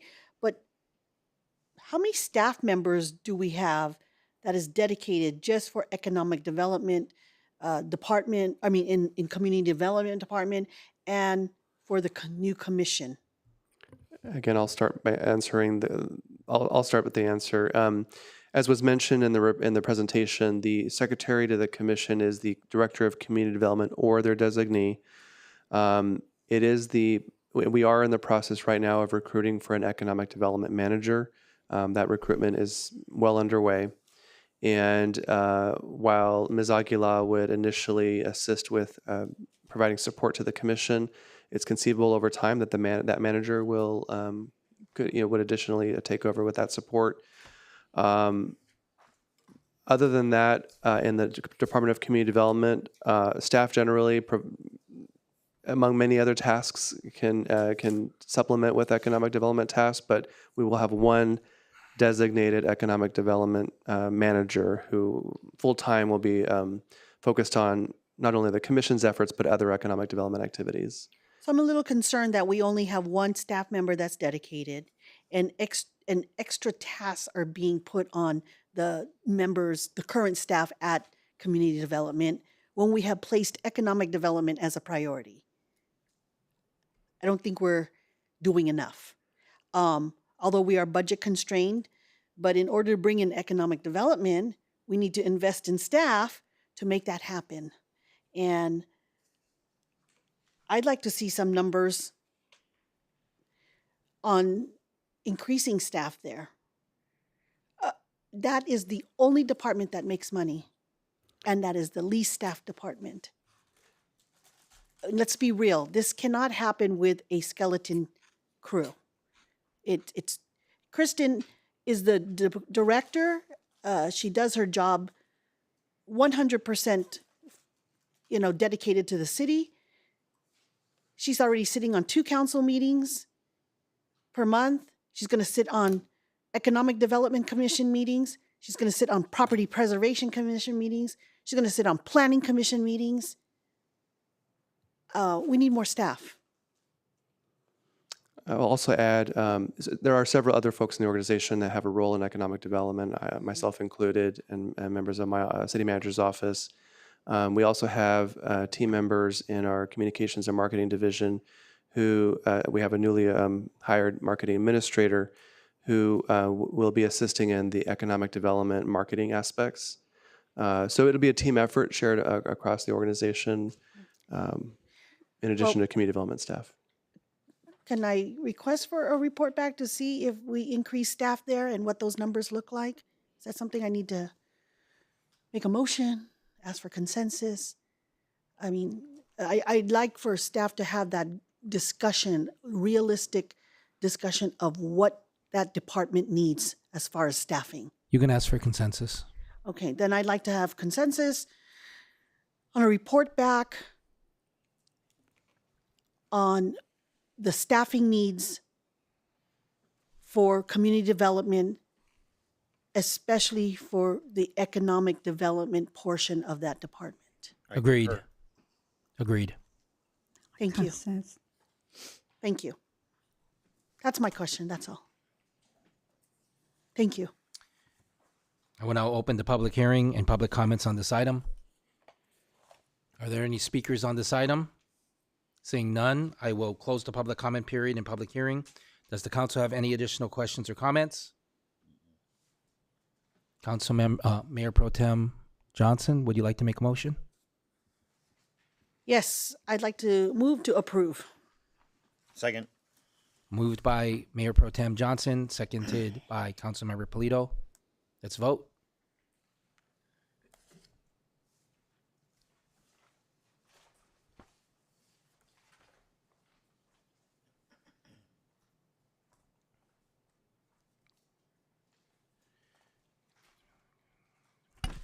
Announce the results, please. The motion passes on a vote of 4-0 with 1 abstention.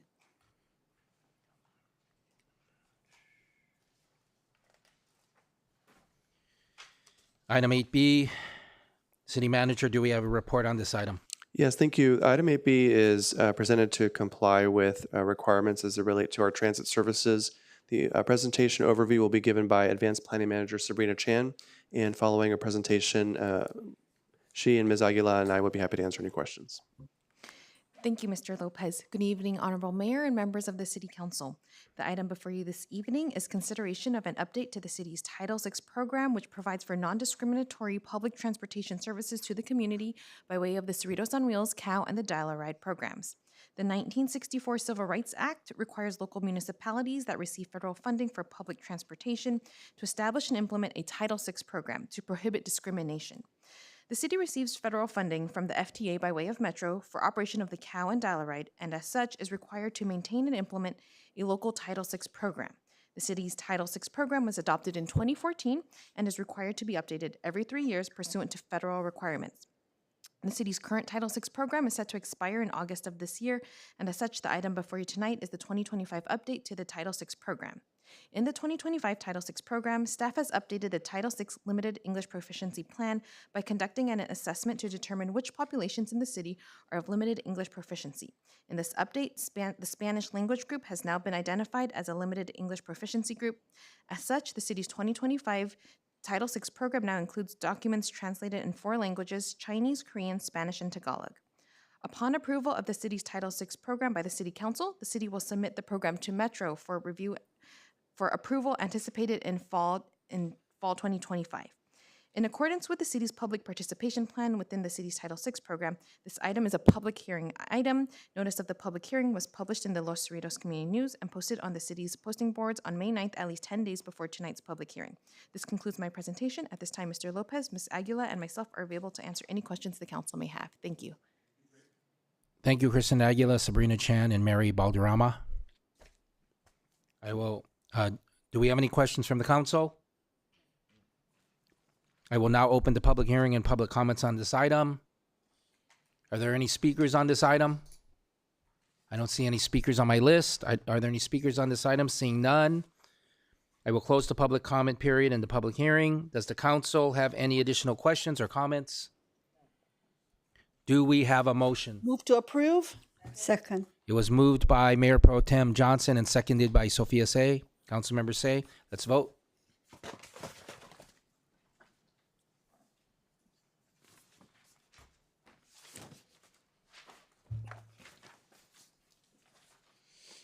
The motion passes on a vote of 5-0.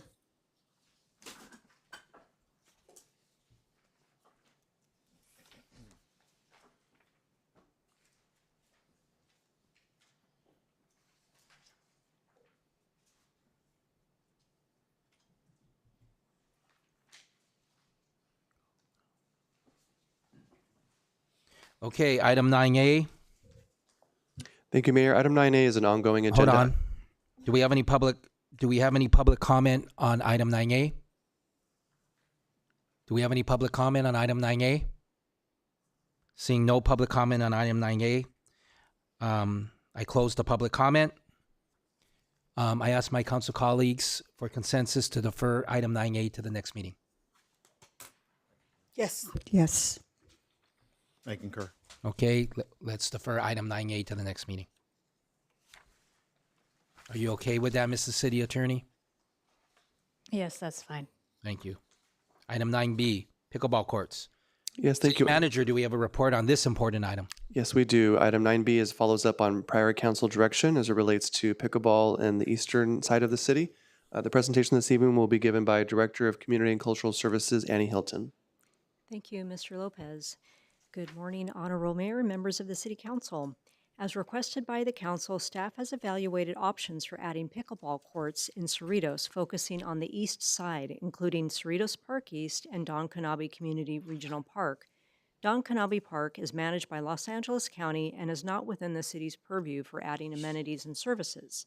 Cerritos Park East has 4 tennis courts with total attendance of 17,526 during the past year for an average use of 4,382 per court.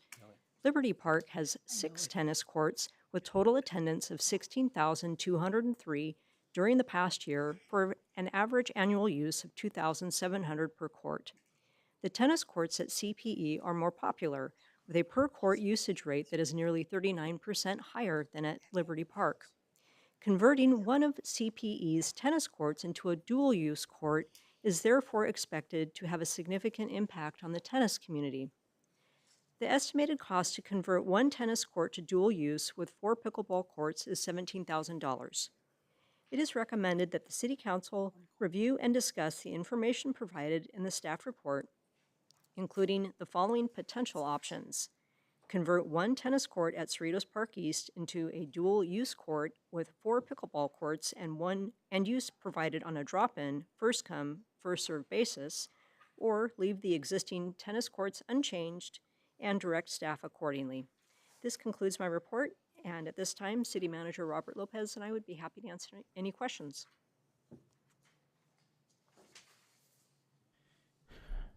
Thank you for that report, Annie Hilton. Do we have any questions from the council? Councilmember Hong? Thank you, Mayor. I can't 100% sure, but I think the number is a little bit different than when we convert the tennis court into the dual use. The cost is different. Can you explain why? The courts at Cerritos Park East are in good condition, so the only cost that would be incurred by the city would be for the application of the striping, and we now have a better figure on what that actually costs since our Public Works team just took care of that out at Liberty Park. And so we do have really solid figures on that. So the cost would be for the striping and also for 4 new pickleball court nets, which we now also have good pricing on because, again, at Liberty Park, we purchased very nice portable nets, and we would recommend a similar quality for if the council were to choose to make a change at Cerritos Park East. Thank you.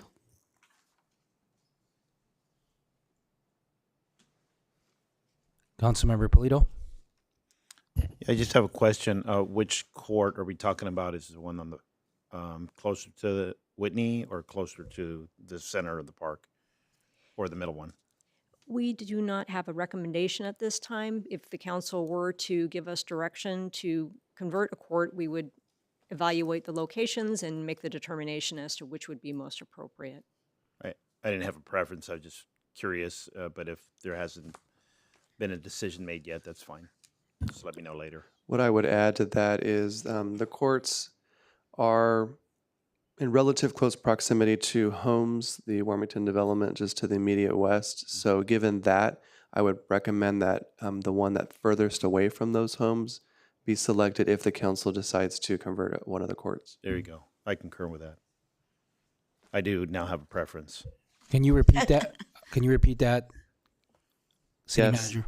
Yes, that given the proximity of the Warmington track to the west of the parking lot adjacent to those tennis courts, it would be my recommendation that if there's a decision to convert one of those courts, that it be the court that's furthest away from the homes. In other words, the furthest east among the four.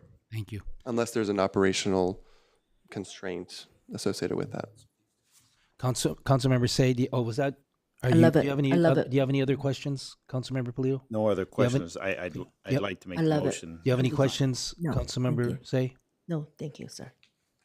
Mayor Pro Tem Johnson, do you have any questions? None at this time. Public comment.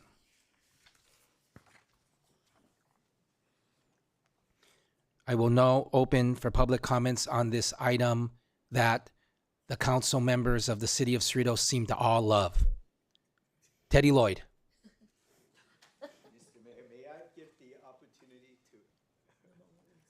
She's already on the list, Teddy, so you either speak or you withdraw your name. Teddy, you either speak or you withdraw your name on this item that the council members of Cerritos love. Mr. Mayor, first of all, thank you so much. I know it's getting late for everybody, and then the fact that we are staying late. I actually... No, actually, you're right. I'm very appreciative of you and Norma Williamson. Yeah.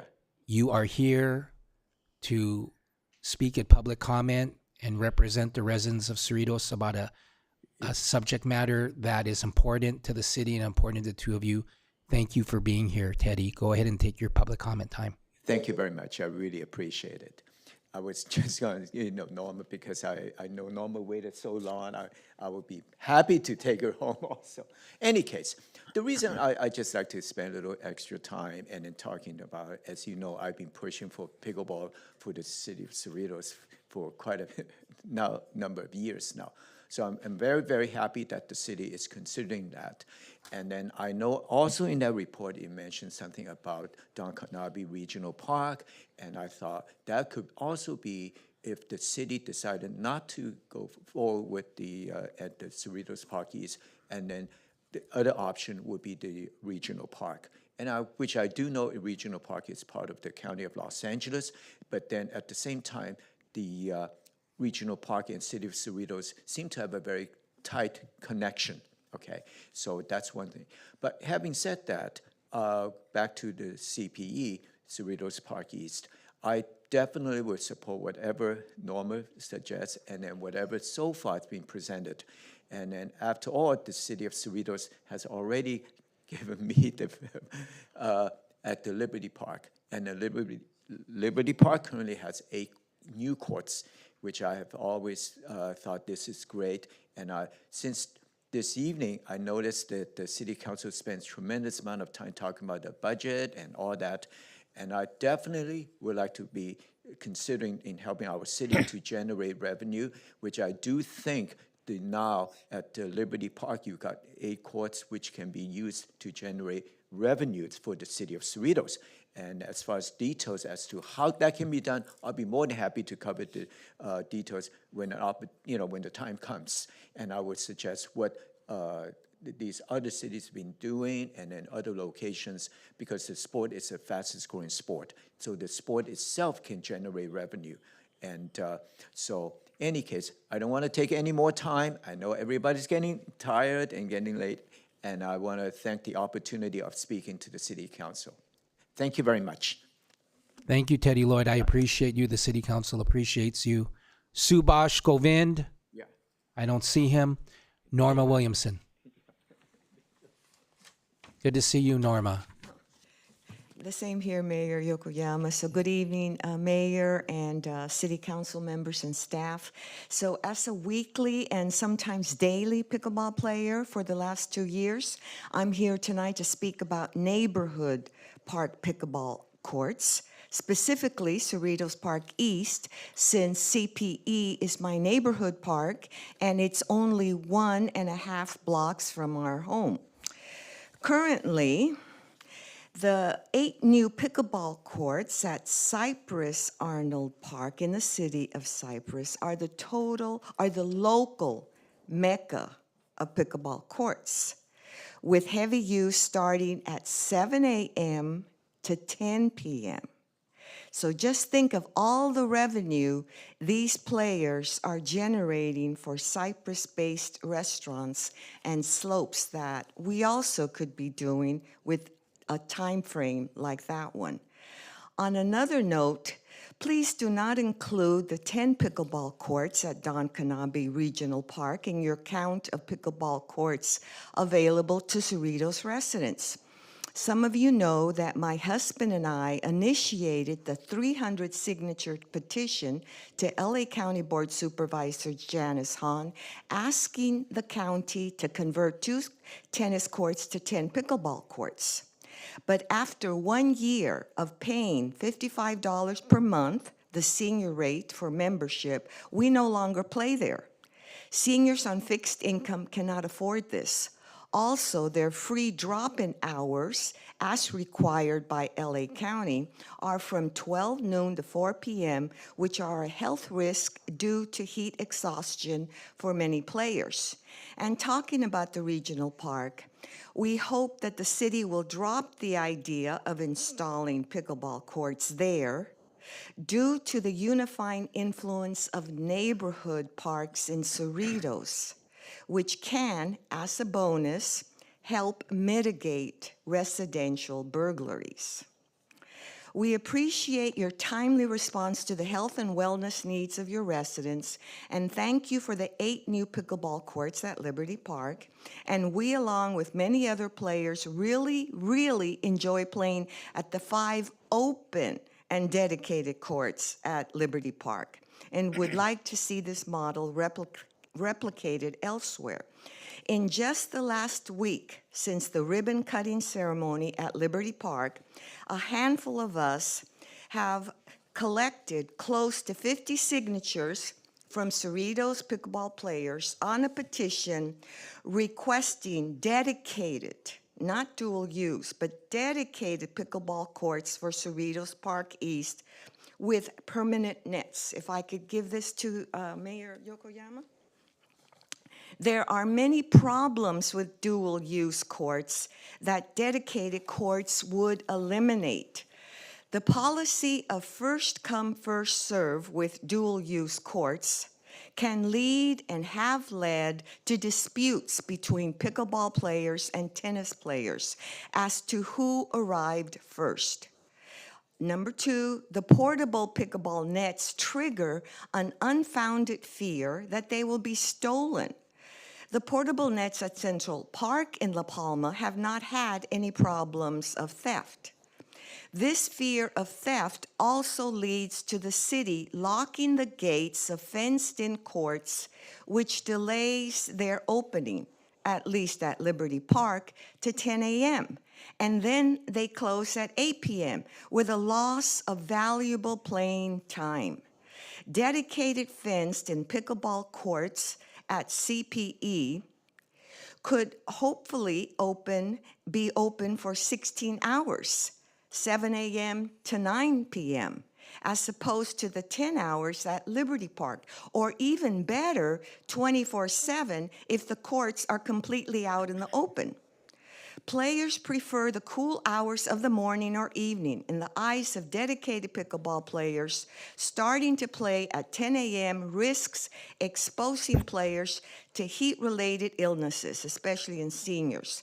Some city parks direct their gardeners to open and lock the gates as opposed to park staff from the community centers doing this.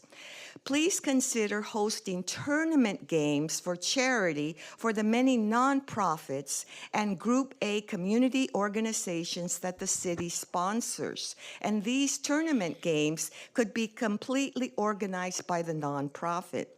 In addition, just think of the revenue that could be generated for city coffers if a reservation option for the pickleball courts required a reservation fee like other city park facilities do, so that players can host personal events like birthday parties. I know my husband would love to have a birthday party at a pickleball court, and we would pay. So finally, please create an advisory board to help plan pickleball courts courts and invite community members to join. And I know Teddy, myself, and my husband, and the others that were here would be happy to volunteer. Thank you so much, and I hope you're not always having these midnight meetings. Do you have those very often? Thank you so much. Thank you, Norma. We appreciate you. And it was good to see Alan earlier in the evening. Morris Barahona, Stephen Lai, Jay Mehta, are you here? Do you still want to do public comment? Are there any other speakers on this item? Seeing none, City Clerk, please announce for the record the written comments received for this item. Thank you, Mayor. The Office of the City Clerk is distributed to the City Council prior to the meeting. The one written comment submitted for this item. Written comments submitted to the Office of the City Clerk are available in our office upon request.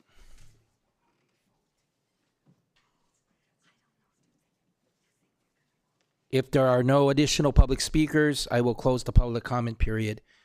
Thank you to the speakers, Teddy Lloyd and Norma Williamson. You make very good points that I will definitely think about and consider for the future of pickleball in our city of Cerritos. Does the council have any additional questions or comments for agenda item 9B, pickleball courts? Any additional questions? Any additional comments? So I noticed that the fiscal impact is less for changing one tennis court into the dual use of 4 pickleball courts. The fiscal impact is less than it was in the agenda report for the pickleball courts that we considered and approved at Liberty Park, because as you stated, you now know the numbers because we did it at Liberty Park and it's cheaper, correct? Yes, Mayor, that is correct. Great. Thank you for saving us money. Annie, Robert. Councilmember Polito, do you have a motion? I move to approve the conversion of one tennis court at Cerritos Park East into a dual-use court with 4 pickleball courts, with the use provided on a drop-in, first-come, first-served basis. Second. It was moved by Councilmember Polito and seconded by Mayor Pro Tem Linda Johnson. Let's vote.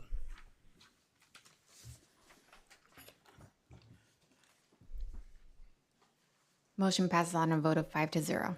And I will state one more comment that I noticed. Thank you for clarifying and reminding us in the agenda report that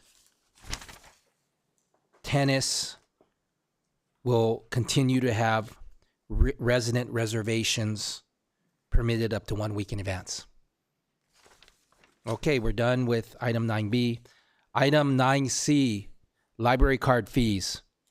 City Manager, do we have a report on this item? Yes, thank you. Staff is prepared to provide an information report related to current library card fees and solicit any comments and or direction from the City Council. The presentation this evening will be given by our Library Services Manager, Eric Cardoso. And following his presentation, he and Ms. Hilton and I would be happy to answer any questions. Thank you, Mr. Lopez. Good evening, Honorable Mayor and members of the City Council. The Cerritos Library currently charges $150 for library card registration for those who are not eligible for a free card. The fee amount was directed by the City Council on October 23rd, 2022, and took effect on November 14th, 2022. Since that time, a total of 740 Cerritos Library cards have been purchased, generating $110,000 in revenue. As of April 17th, 2025, there are 16,614 active Cerritos Library cards, of which 297 are paid library cards. Individuals who do not have a Cerritos Library card can purchase access to the library's Wi-Fi network for $5 for a one-day use, $25 for a one-month use, or $50 for a one-year use. The purchase of Wi-Fi passes generated $21,000 in revenue during the 2023-2024 fiscal year. Staff recommends that the Cerritos City Council receive and file this report and direct staff as appropriate. This concludes my report, and at this time, City Manager Robert Lopez, Director of Community Cultural Services Annie Hilton, and I would be happy to answer any questions. Thank you.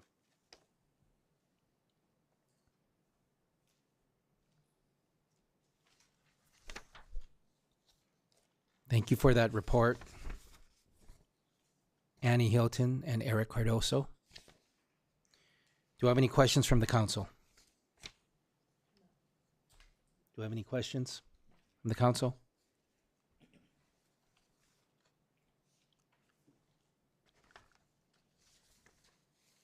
I will now open for public comments on this item. I don't have any speakers on my list. Are there any speakers on this item? Seeing none, I will close the public comment period. Does the council have any additional questions or comments? Thank you for the report, Eric. It seems to me that there's some numbers in this agenda report. There are some numbers in the agenda report from the May 7 meeting that were not in this report. And I actually might be talking about the memo that was provided to the Cerritos City Council. But what I recall is when library cards were $100 per year for library patrons who are not eligible for a free card. But when it was $100 per year, we had more paid library card subscriptions than we currently have at the $150 rate. So increasing the library card fee to $150 per year from the $100 cost has resulted in less paid total number of card holders, correct? That's my question. Yes, Mayor, that is correct. So we raised the price from $100 a year to $150 a year, trying to squeeze out more money. But confirm what I'm about to say, but we now have less library card paid card holders. Yes, the number is a little less than when the... It is less, correct? It is less than when it was $100 per year.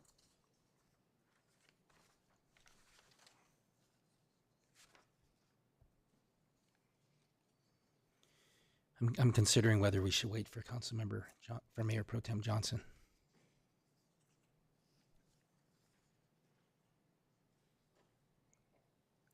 So I make a motion to direct staff to reduce the cost of a Cerritos library card to $100 per year. Second. It was moved by myself and seconded by Councilmember Polito. On my motion to reduce the cost of a Cerritos library card to $100 per year.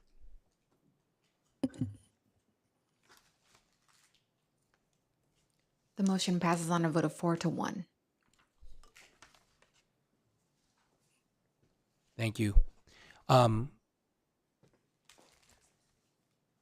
Cardoso, before it was increased to $150, it was $100, correct? That is correct. The fee was $100. Thank you. And we just moved it back to $100. And if I could just make just a request, if we can take maybe about 3 weeks to take some time to communicate the update to our trust patrons. You know the library. I trust your judgment to incorporate this direction from the council to change the library card fee of $100 per year to take care of it. Okay? So I trust you on how you're going to change it back to $100. But let's make that, let's get that done in a reasonable amount of time. Thank you. Thank you, Mayor. And thank you for giving your report tonight. I know you were ready to do it on May 7th. So thank you. Thank you. One of the things about the library cards is we give free library cards to our students. We give free library cards to ABC students. We give free library cards to BUSD students. We give free library cards to Cerritos College students. Okay? So some of these students, you know, we can understand that they are students of the ABC school district or BUSD or Cerritos College. They can document it. Some of them are not going to be in class. For example, the ABC school district is ending classes at the end of this month. So in June and July and August, these students who are on summer break, they could still get a free library card because they just have to show that they are they have been students of the ABC district and they're going to be students again when the school year starts, correct? Mr. City Manager? Yes, that's correct. Okay, so a resident reached out that he's enrolled at the ABC Adult School, which is ABC Adult School students are eligible for free library cards, correct? Okay, so he's enrolled, but the classes don't start till June. But he's enrolled. Shouldn't we be giving him a free library card if he wants one? If he shows that he's enrolled? Yes, with if he's enrolled currently for the ABC Unified Adult School, then he would just need to show that he's enrolled. You would come to the library at the card desk, and we can issue a. Okay, so can we just make sure everybody are ABC students and BUSD students and Cerritos College students and students of schools in Cerritos who are all eligible for free library cards, if they can show proof of enrollment, can your hardworking Cerritos library staff know that if a library patron is enrolled at one of these eligible schools, even if classes don't start until June, that they can get a free library card? That is correct. Okay, Yes, thank and we you. have. Thank you, and we have So- a document too that explains all the requirements needed, and so we'll be happy, to communicate that. Okay, over so to our we'll work together to let that ABC adult school enrolled person know that they can go to the hardworking staff at the counter in the Cerritos Library and get a free library card, and they don't have to wait till their classes start. Correct. Thank you. Yeah, thank you. Okay.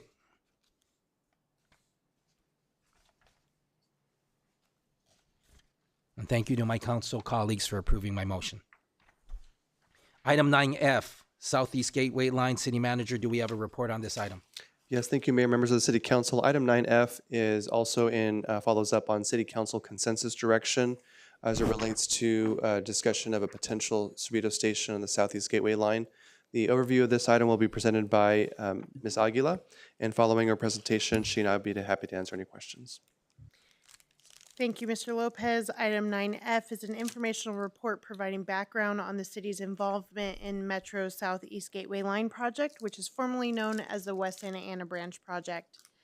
The Southeast Gateway Line is a new rail line planned for a Metro-owned right-of-way, which will connect Southeast Los Angeles County to downtown Los Angeles. The rail segment will include 9 stations, up to 5 parking facilities, 30 at-grade crossings, and 15 elevated crossings, with the line terminating in the city of Artesia.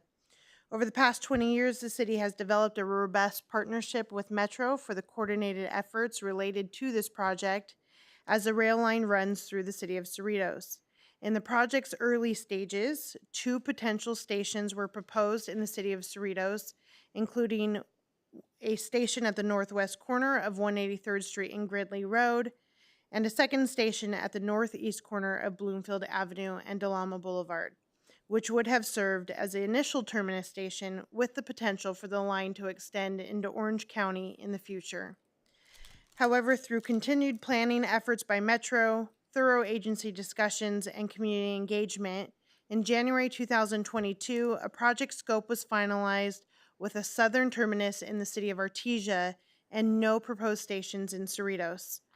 In an effort to ensure that Cerritos would not be precluded from having a station along the line in the future, In August 2023, the city executed a memorandum of understanding with Metro to outline the process for a potential future station in Cerritos, should that be the desire of the city. In accordance with the MOU, if desired, the city, in coordination with Metro, may conduct a study of potential future station locations in Cerritos. As such, and due to the potential economic opportunities that the line will bring to the region, on April 10th, the City Council requested that the city initiate discussions with Metro and explore feasible options for potential stations in Cerritos. Accordingly, a meeting was held with Metro in late April to discuss the city's interest in conducting a study of future station locations. City staff is currently working with Metro to identify prospective consultants to assist with preparing that study. Upon receipt and review of consultant proposals, city staff will return to the City Council with an award of contract. This concludes my presentation. At this time, I'm happy to answer any questions the council may have. Thank you. Thank you, Kristen Aguila. I will now, first, do we have any questions from the council? Councilmember Say, Councilmember Hong, Councilmember Polito. Mayor Pro Tem Johnson.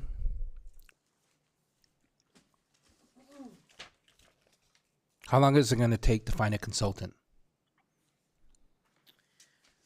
I don't anticipate very long. At the request of the City Council, staff has worked with Metro to obtain contact information for a consultant frequently used by Metro on the Southeast Gateway Line project with a specialized knowledge of the project. And so staff has a meeting with that consultant tomorrow to discuss the preparation of a proposal.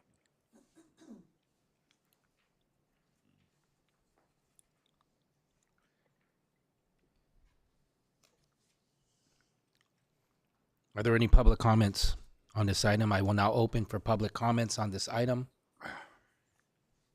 I don't see any public comments on my list. I don't see anybody wanting to make public comment.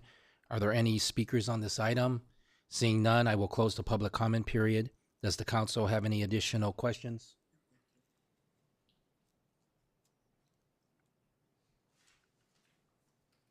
Mr. City Manager, you and I have been talking about this Southeast Gateway Line and the City Council's interest in considering a Cerritos station. What do we have scheduled regarding communications with a consultant? We have a call scheduled tomorrow with a prospective consultant to discuss the needed scope. And then following that, we will request a formal proposal, and then we will come back to the City Council with award of contract. Okay, thank you. As expeditiously as possible. I like those. I like what you said. I like that word, expeditiously. Thank you. So since you're having a meeting with, since you are going to be talking to a consultant tomorrow, could you please provide the City Council with a memo about that conversation next week? We'd be happy to provide an update via memo, yes. And I'm interested in having a agenda item updating us about this matter of the Southeast Gateway Line, including information regarding a potential station in the city of Cerritos on the June 26th City Council meeting. That's my motion. Second. So you will give us an updated agenda report. My motion is for you to give us an updated agenda report on this subject matter of the Southeast Gateway Line, including information regarding a potential station in the city of Cerritos on the June 26th City Council meeting. I'm looking forward and hoping that it includes information about consultants. It was moved by me. Oh. Sorry about that. No, it's good. It was moved by me and seconded by Councilmember Polito. Mr. Mayor. The motion passes on a vote of 5-0. Mr. Mayor. Councilmember Polito, please, share, would you like to make any questions or comments? Yeah, first a quick comment. Thank you. I'm glad that we took this action. Related to that, I would like to ask for council consensus to direct the city manager to bring back to the council to discuss extending the terminus of the Southeast Gateway line to the county line. Can you repeat that, please? I ask for council consensus to direct the city manager to bring back to the council to discuss extending the terminus of the Southeast Gateway line to the county line. Do you have any questions about that request for consensus, Mr. City Manager? No, I what I understand is with the discussion on extending the line potentially to, extending the train line to the county line, I would first begin with preliminary discussions with the appropriate agencies and then include that information in a report back. Absolutely. Well, the appropriate agency is Metro, correct? Metro, and because we're talking about the county line, I would also engage with OCTA. Awesome.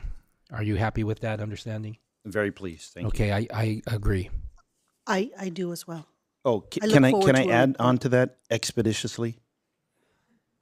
I agree. I have a question, Mayor. Yes, please, Councilmember Hong. I know Seriously. maybe I already asked, but I still want to ask. I think a lot of residents still wants to know, again, like me, is there any way we can push for underground?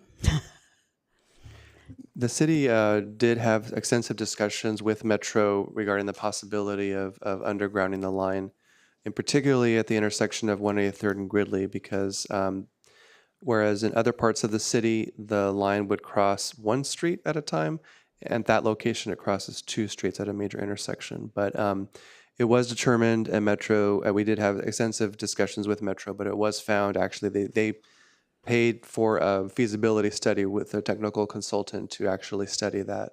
And they concluded that it would just be extremely cost prohibitive, nearly impossible, because of utility lines that exist under the intersection, major storm drains that are very difficult to remove. And it would be extremely costly to then go below that storm drain system at that intersection. So that leaves their current plan, which is an elevated crossing and or an at-grade crossing if that's ultimately concluded. I see, but I know it is costing everything, but if we can really build it underground, I think we can resolve, or maybe is there any way we can try to, when you're talking to them, or have you tried already, or you think right now that we're gonna find a consulting We tried multiple times, wrote several letters. We made it a formal comment in our EIR correspondence. And as a result of that, Metro agreed to pay for a study at their cost, which ultimately concluded it wasn't feasible. So we've tried multiple times. In our recent meeting, we brought up that question again, and they just reiterated that they won't do that. I see. Unfortunately. Thank you. Yeah, so, thank you to Kristen for putting together the binder. There is a binder that collects the history of the City of Cerritos memos, the City of Cerritos, the City Council and City Manager memos, and the correspondence between the City of Cerritos and Metro. All of those communications over the years, including the conversations about below ground and above ground and at grade, which was robustly discussed, all of those communications and memos and letters and emails are collected in the binder that was made available to the Cerritos City Council in our City Council conference room, and it was also provided to us electronically. If the City Council has any questions about anything in that comprehensive, complete binder that collects all the correspondence and communications, please feel free to reach out to the City Manager and the Director of Community Development, Kristen Aguila, for further elaboration on the documentation of the history of the city of Cerritos' involvement and communications regarding the Southeast Gateway Line with Metro. Any other questions or comments regarding item 9F Southeast Gateway Line? Okay, item 10, legislative items. City manager, do we have any legislative items? No, sir, we don't have any items under either 10A or 10B. Does the city manager have a report from the city manager? I have one item, one brief item, if I may. We have a new member of our team. I'm happy to introduce this evening, who's with us in our staff area. Mr. Chris Kubert is our new Assistant Director of Public Works. He just joined us at the beginning of last week. He comes to us with over 20 years of experience in local government with a strong background in public works, solid waste management, and budgeting. Prior to joining us here in Cerritos, he was the sanitation services manager at the city of Torrance, where he led their solid waste collection, recycling, wastewater services, and street sweeping programs. He's also had experience in the public sector as a general superintendent of administration and budget services officer for the city of Long Beach. So he's quite an extensive background, and as Assistant Director of Public Works, he will be overseeing our business operation division within Public Works and also overseeing general operations, including water, parks and trees, and maintenance. So with that, I'd like to turn the floor over to Mr. Kubert for any brief comments. Thank you, City Manager, Honorable Mayor, Member of Council. Thank you very much. Look forward to the opportunity to work with everyone. I went to Long Beach State, graduated in 2003, and decided to stay in the community. I live in Long Beach. My wife and my daughter decided to spend our hard-earned money at the mall. So look forward to more time in the city of Cerritos, and you're welcome. That was great. That was it. Thank you, Chris. Thank you, Chris. City Council Communications, Councilmember Say. Thank you, Mayor. May 12, attended Team Art and Writing Contest reception at the Cerritos Library Skyline Room. May 14 to 18, I participated in the 2025 California Contract City Association 66th Annual Municipal Seminar held in Indian Wells. May 18 to 20, I attended ICSC Las Vegas 2025. May 20, I attended the ABC Unified School District Board meeting regarding Consolidated School. May 21st, I attended in special meeting hosted by ABCSD focused on upcoming changes that may impact local schools and the surrounding city. That's my end report, Mayor. Thank you, Councilmember Hong. Thank you, Mayor. I also attended, on May 9th, I attended the ABC Adult School International Day. It was a great turnout that day, and it's lots of fun for lunch, everything. And on May 12th, I was honored to join the ribbon cutting on the Liberty Park, the pickleball court opening. And May 14th, in the morning before we take off for the Contract Cities events, I was happy to join the coffee with Sheriff, and Captain Drew, and then all his teams, and also the people from the Cerritos Mall. They are all there participating, and it's a great event. But unfortunately, I guess the timing in the morning, so the attendee is not as many as I expected. I mean, although we hosted a wonderful event. Okay, that's just my small comments. Maybe timing, we have to change it, that's all. And May 14 to 17, I also attend the California Contract Cities Association's annual seminar.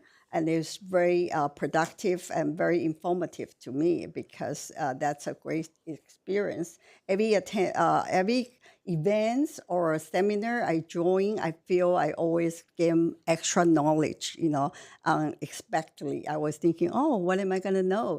But every time I always come back with I'm very satisfied with that I joined the event. And also, after that, we go to May 19 to 20 ICSC Vegas event. And that was a great turnout because we have a great meeting and we accomplished a lot with city manager and also with community director, Christine.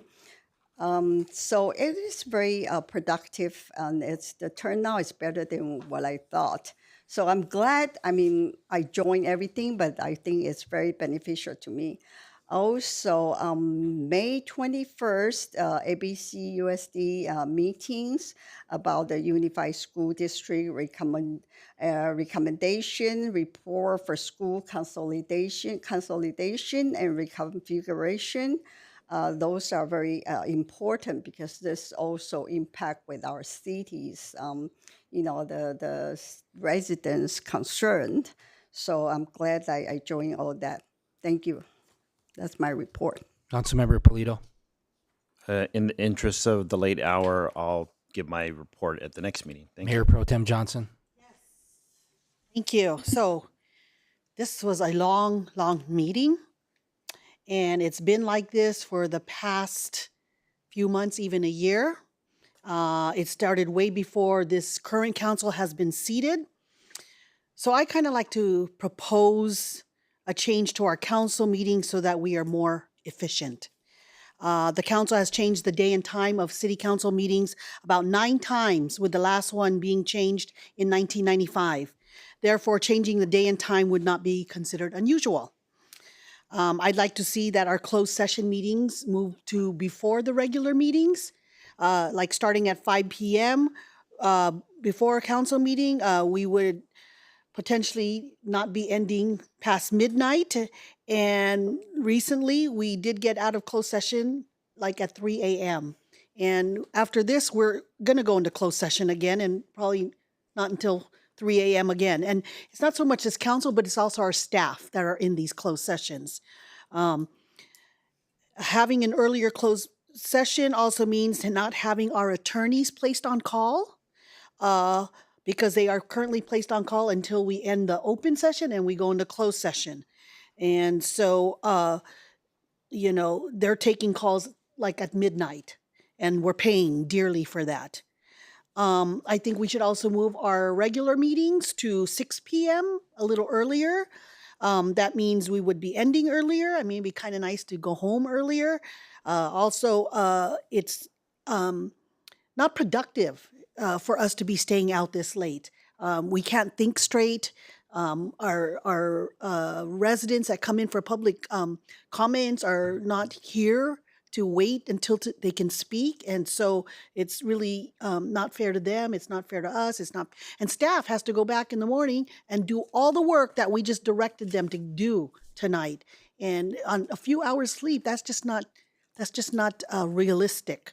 I also think we should move our Thursday meetings to Monday meetings. There's less conflict when we move it to a Monday meeting. Most of our conferences are on Thursdays, like a Wednesday, Thursday, Friday.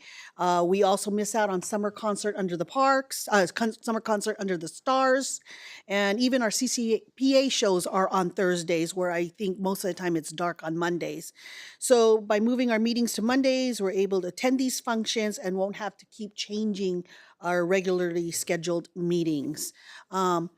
I want to note that there are policies out there, especially on school board, and Councilmember Say can attest to that, and even Councilmember Polito, that state that meetings are to be conducted efficiently and to prevent late night sessions that could hinder decision-making and public participation. So, what we want is best practice. I'm really mindful of staff. You guys are putting over a 12-hour day already, and for most of us as well. So with that, I'd like to request council consensus to direct the city manager to come back with a draft ordinance on moving our council meetings from Thursdays to Mondays with a start time of 6 p.m. and also to move our closed session meetings to before the regular meetings by starting at 5 p.m. As it is now, that's my request for consensus. And to add, as it is now, staff ends their day at 5 and they are waiting till 7 to start the work of this council. And that's 2 hours that they're waiting around. They could be home 2 hours earlier. I So concur that. that's my council request. Council request for council consensus. I concur that. I don't concur. I need one more person. Do you have a Okay. question? There was no consensus. No, I'm going to ask if they have a question. Maybe I can answer it.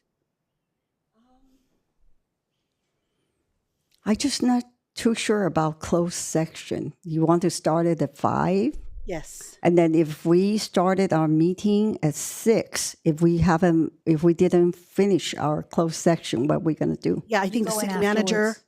Oh, thank you. I think the city attorney or city manager can You go answer in that. after the regular meeting ends. Right. Okay, you don't have consensus.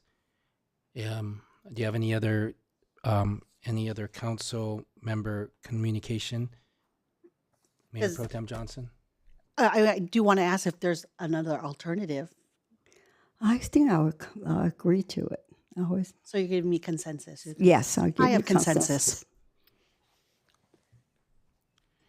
This was a very big shock to make such a significant change as the mayor of the city of Cerritos. I do not concur with this. Okay, any other council member communications? Yes, I do. Memorial Day ceremony.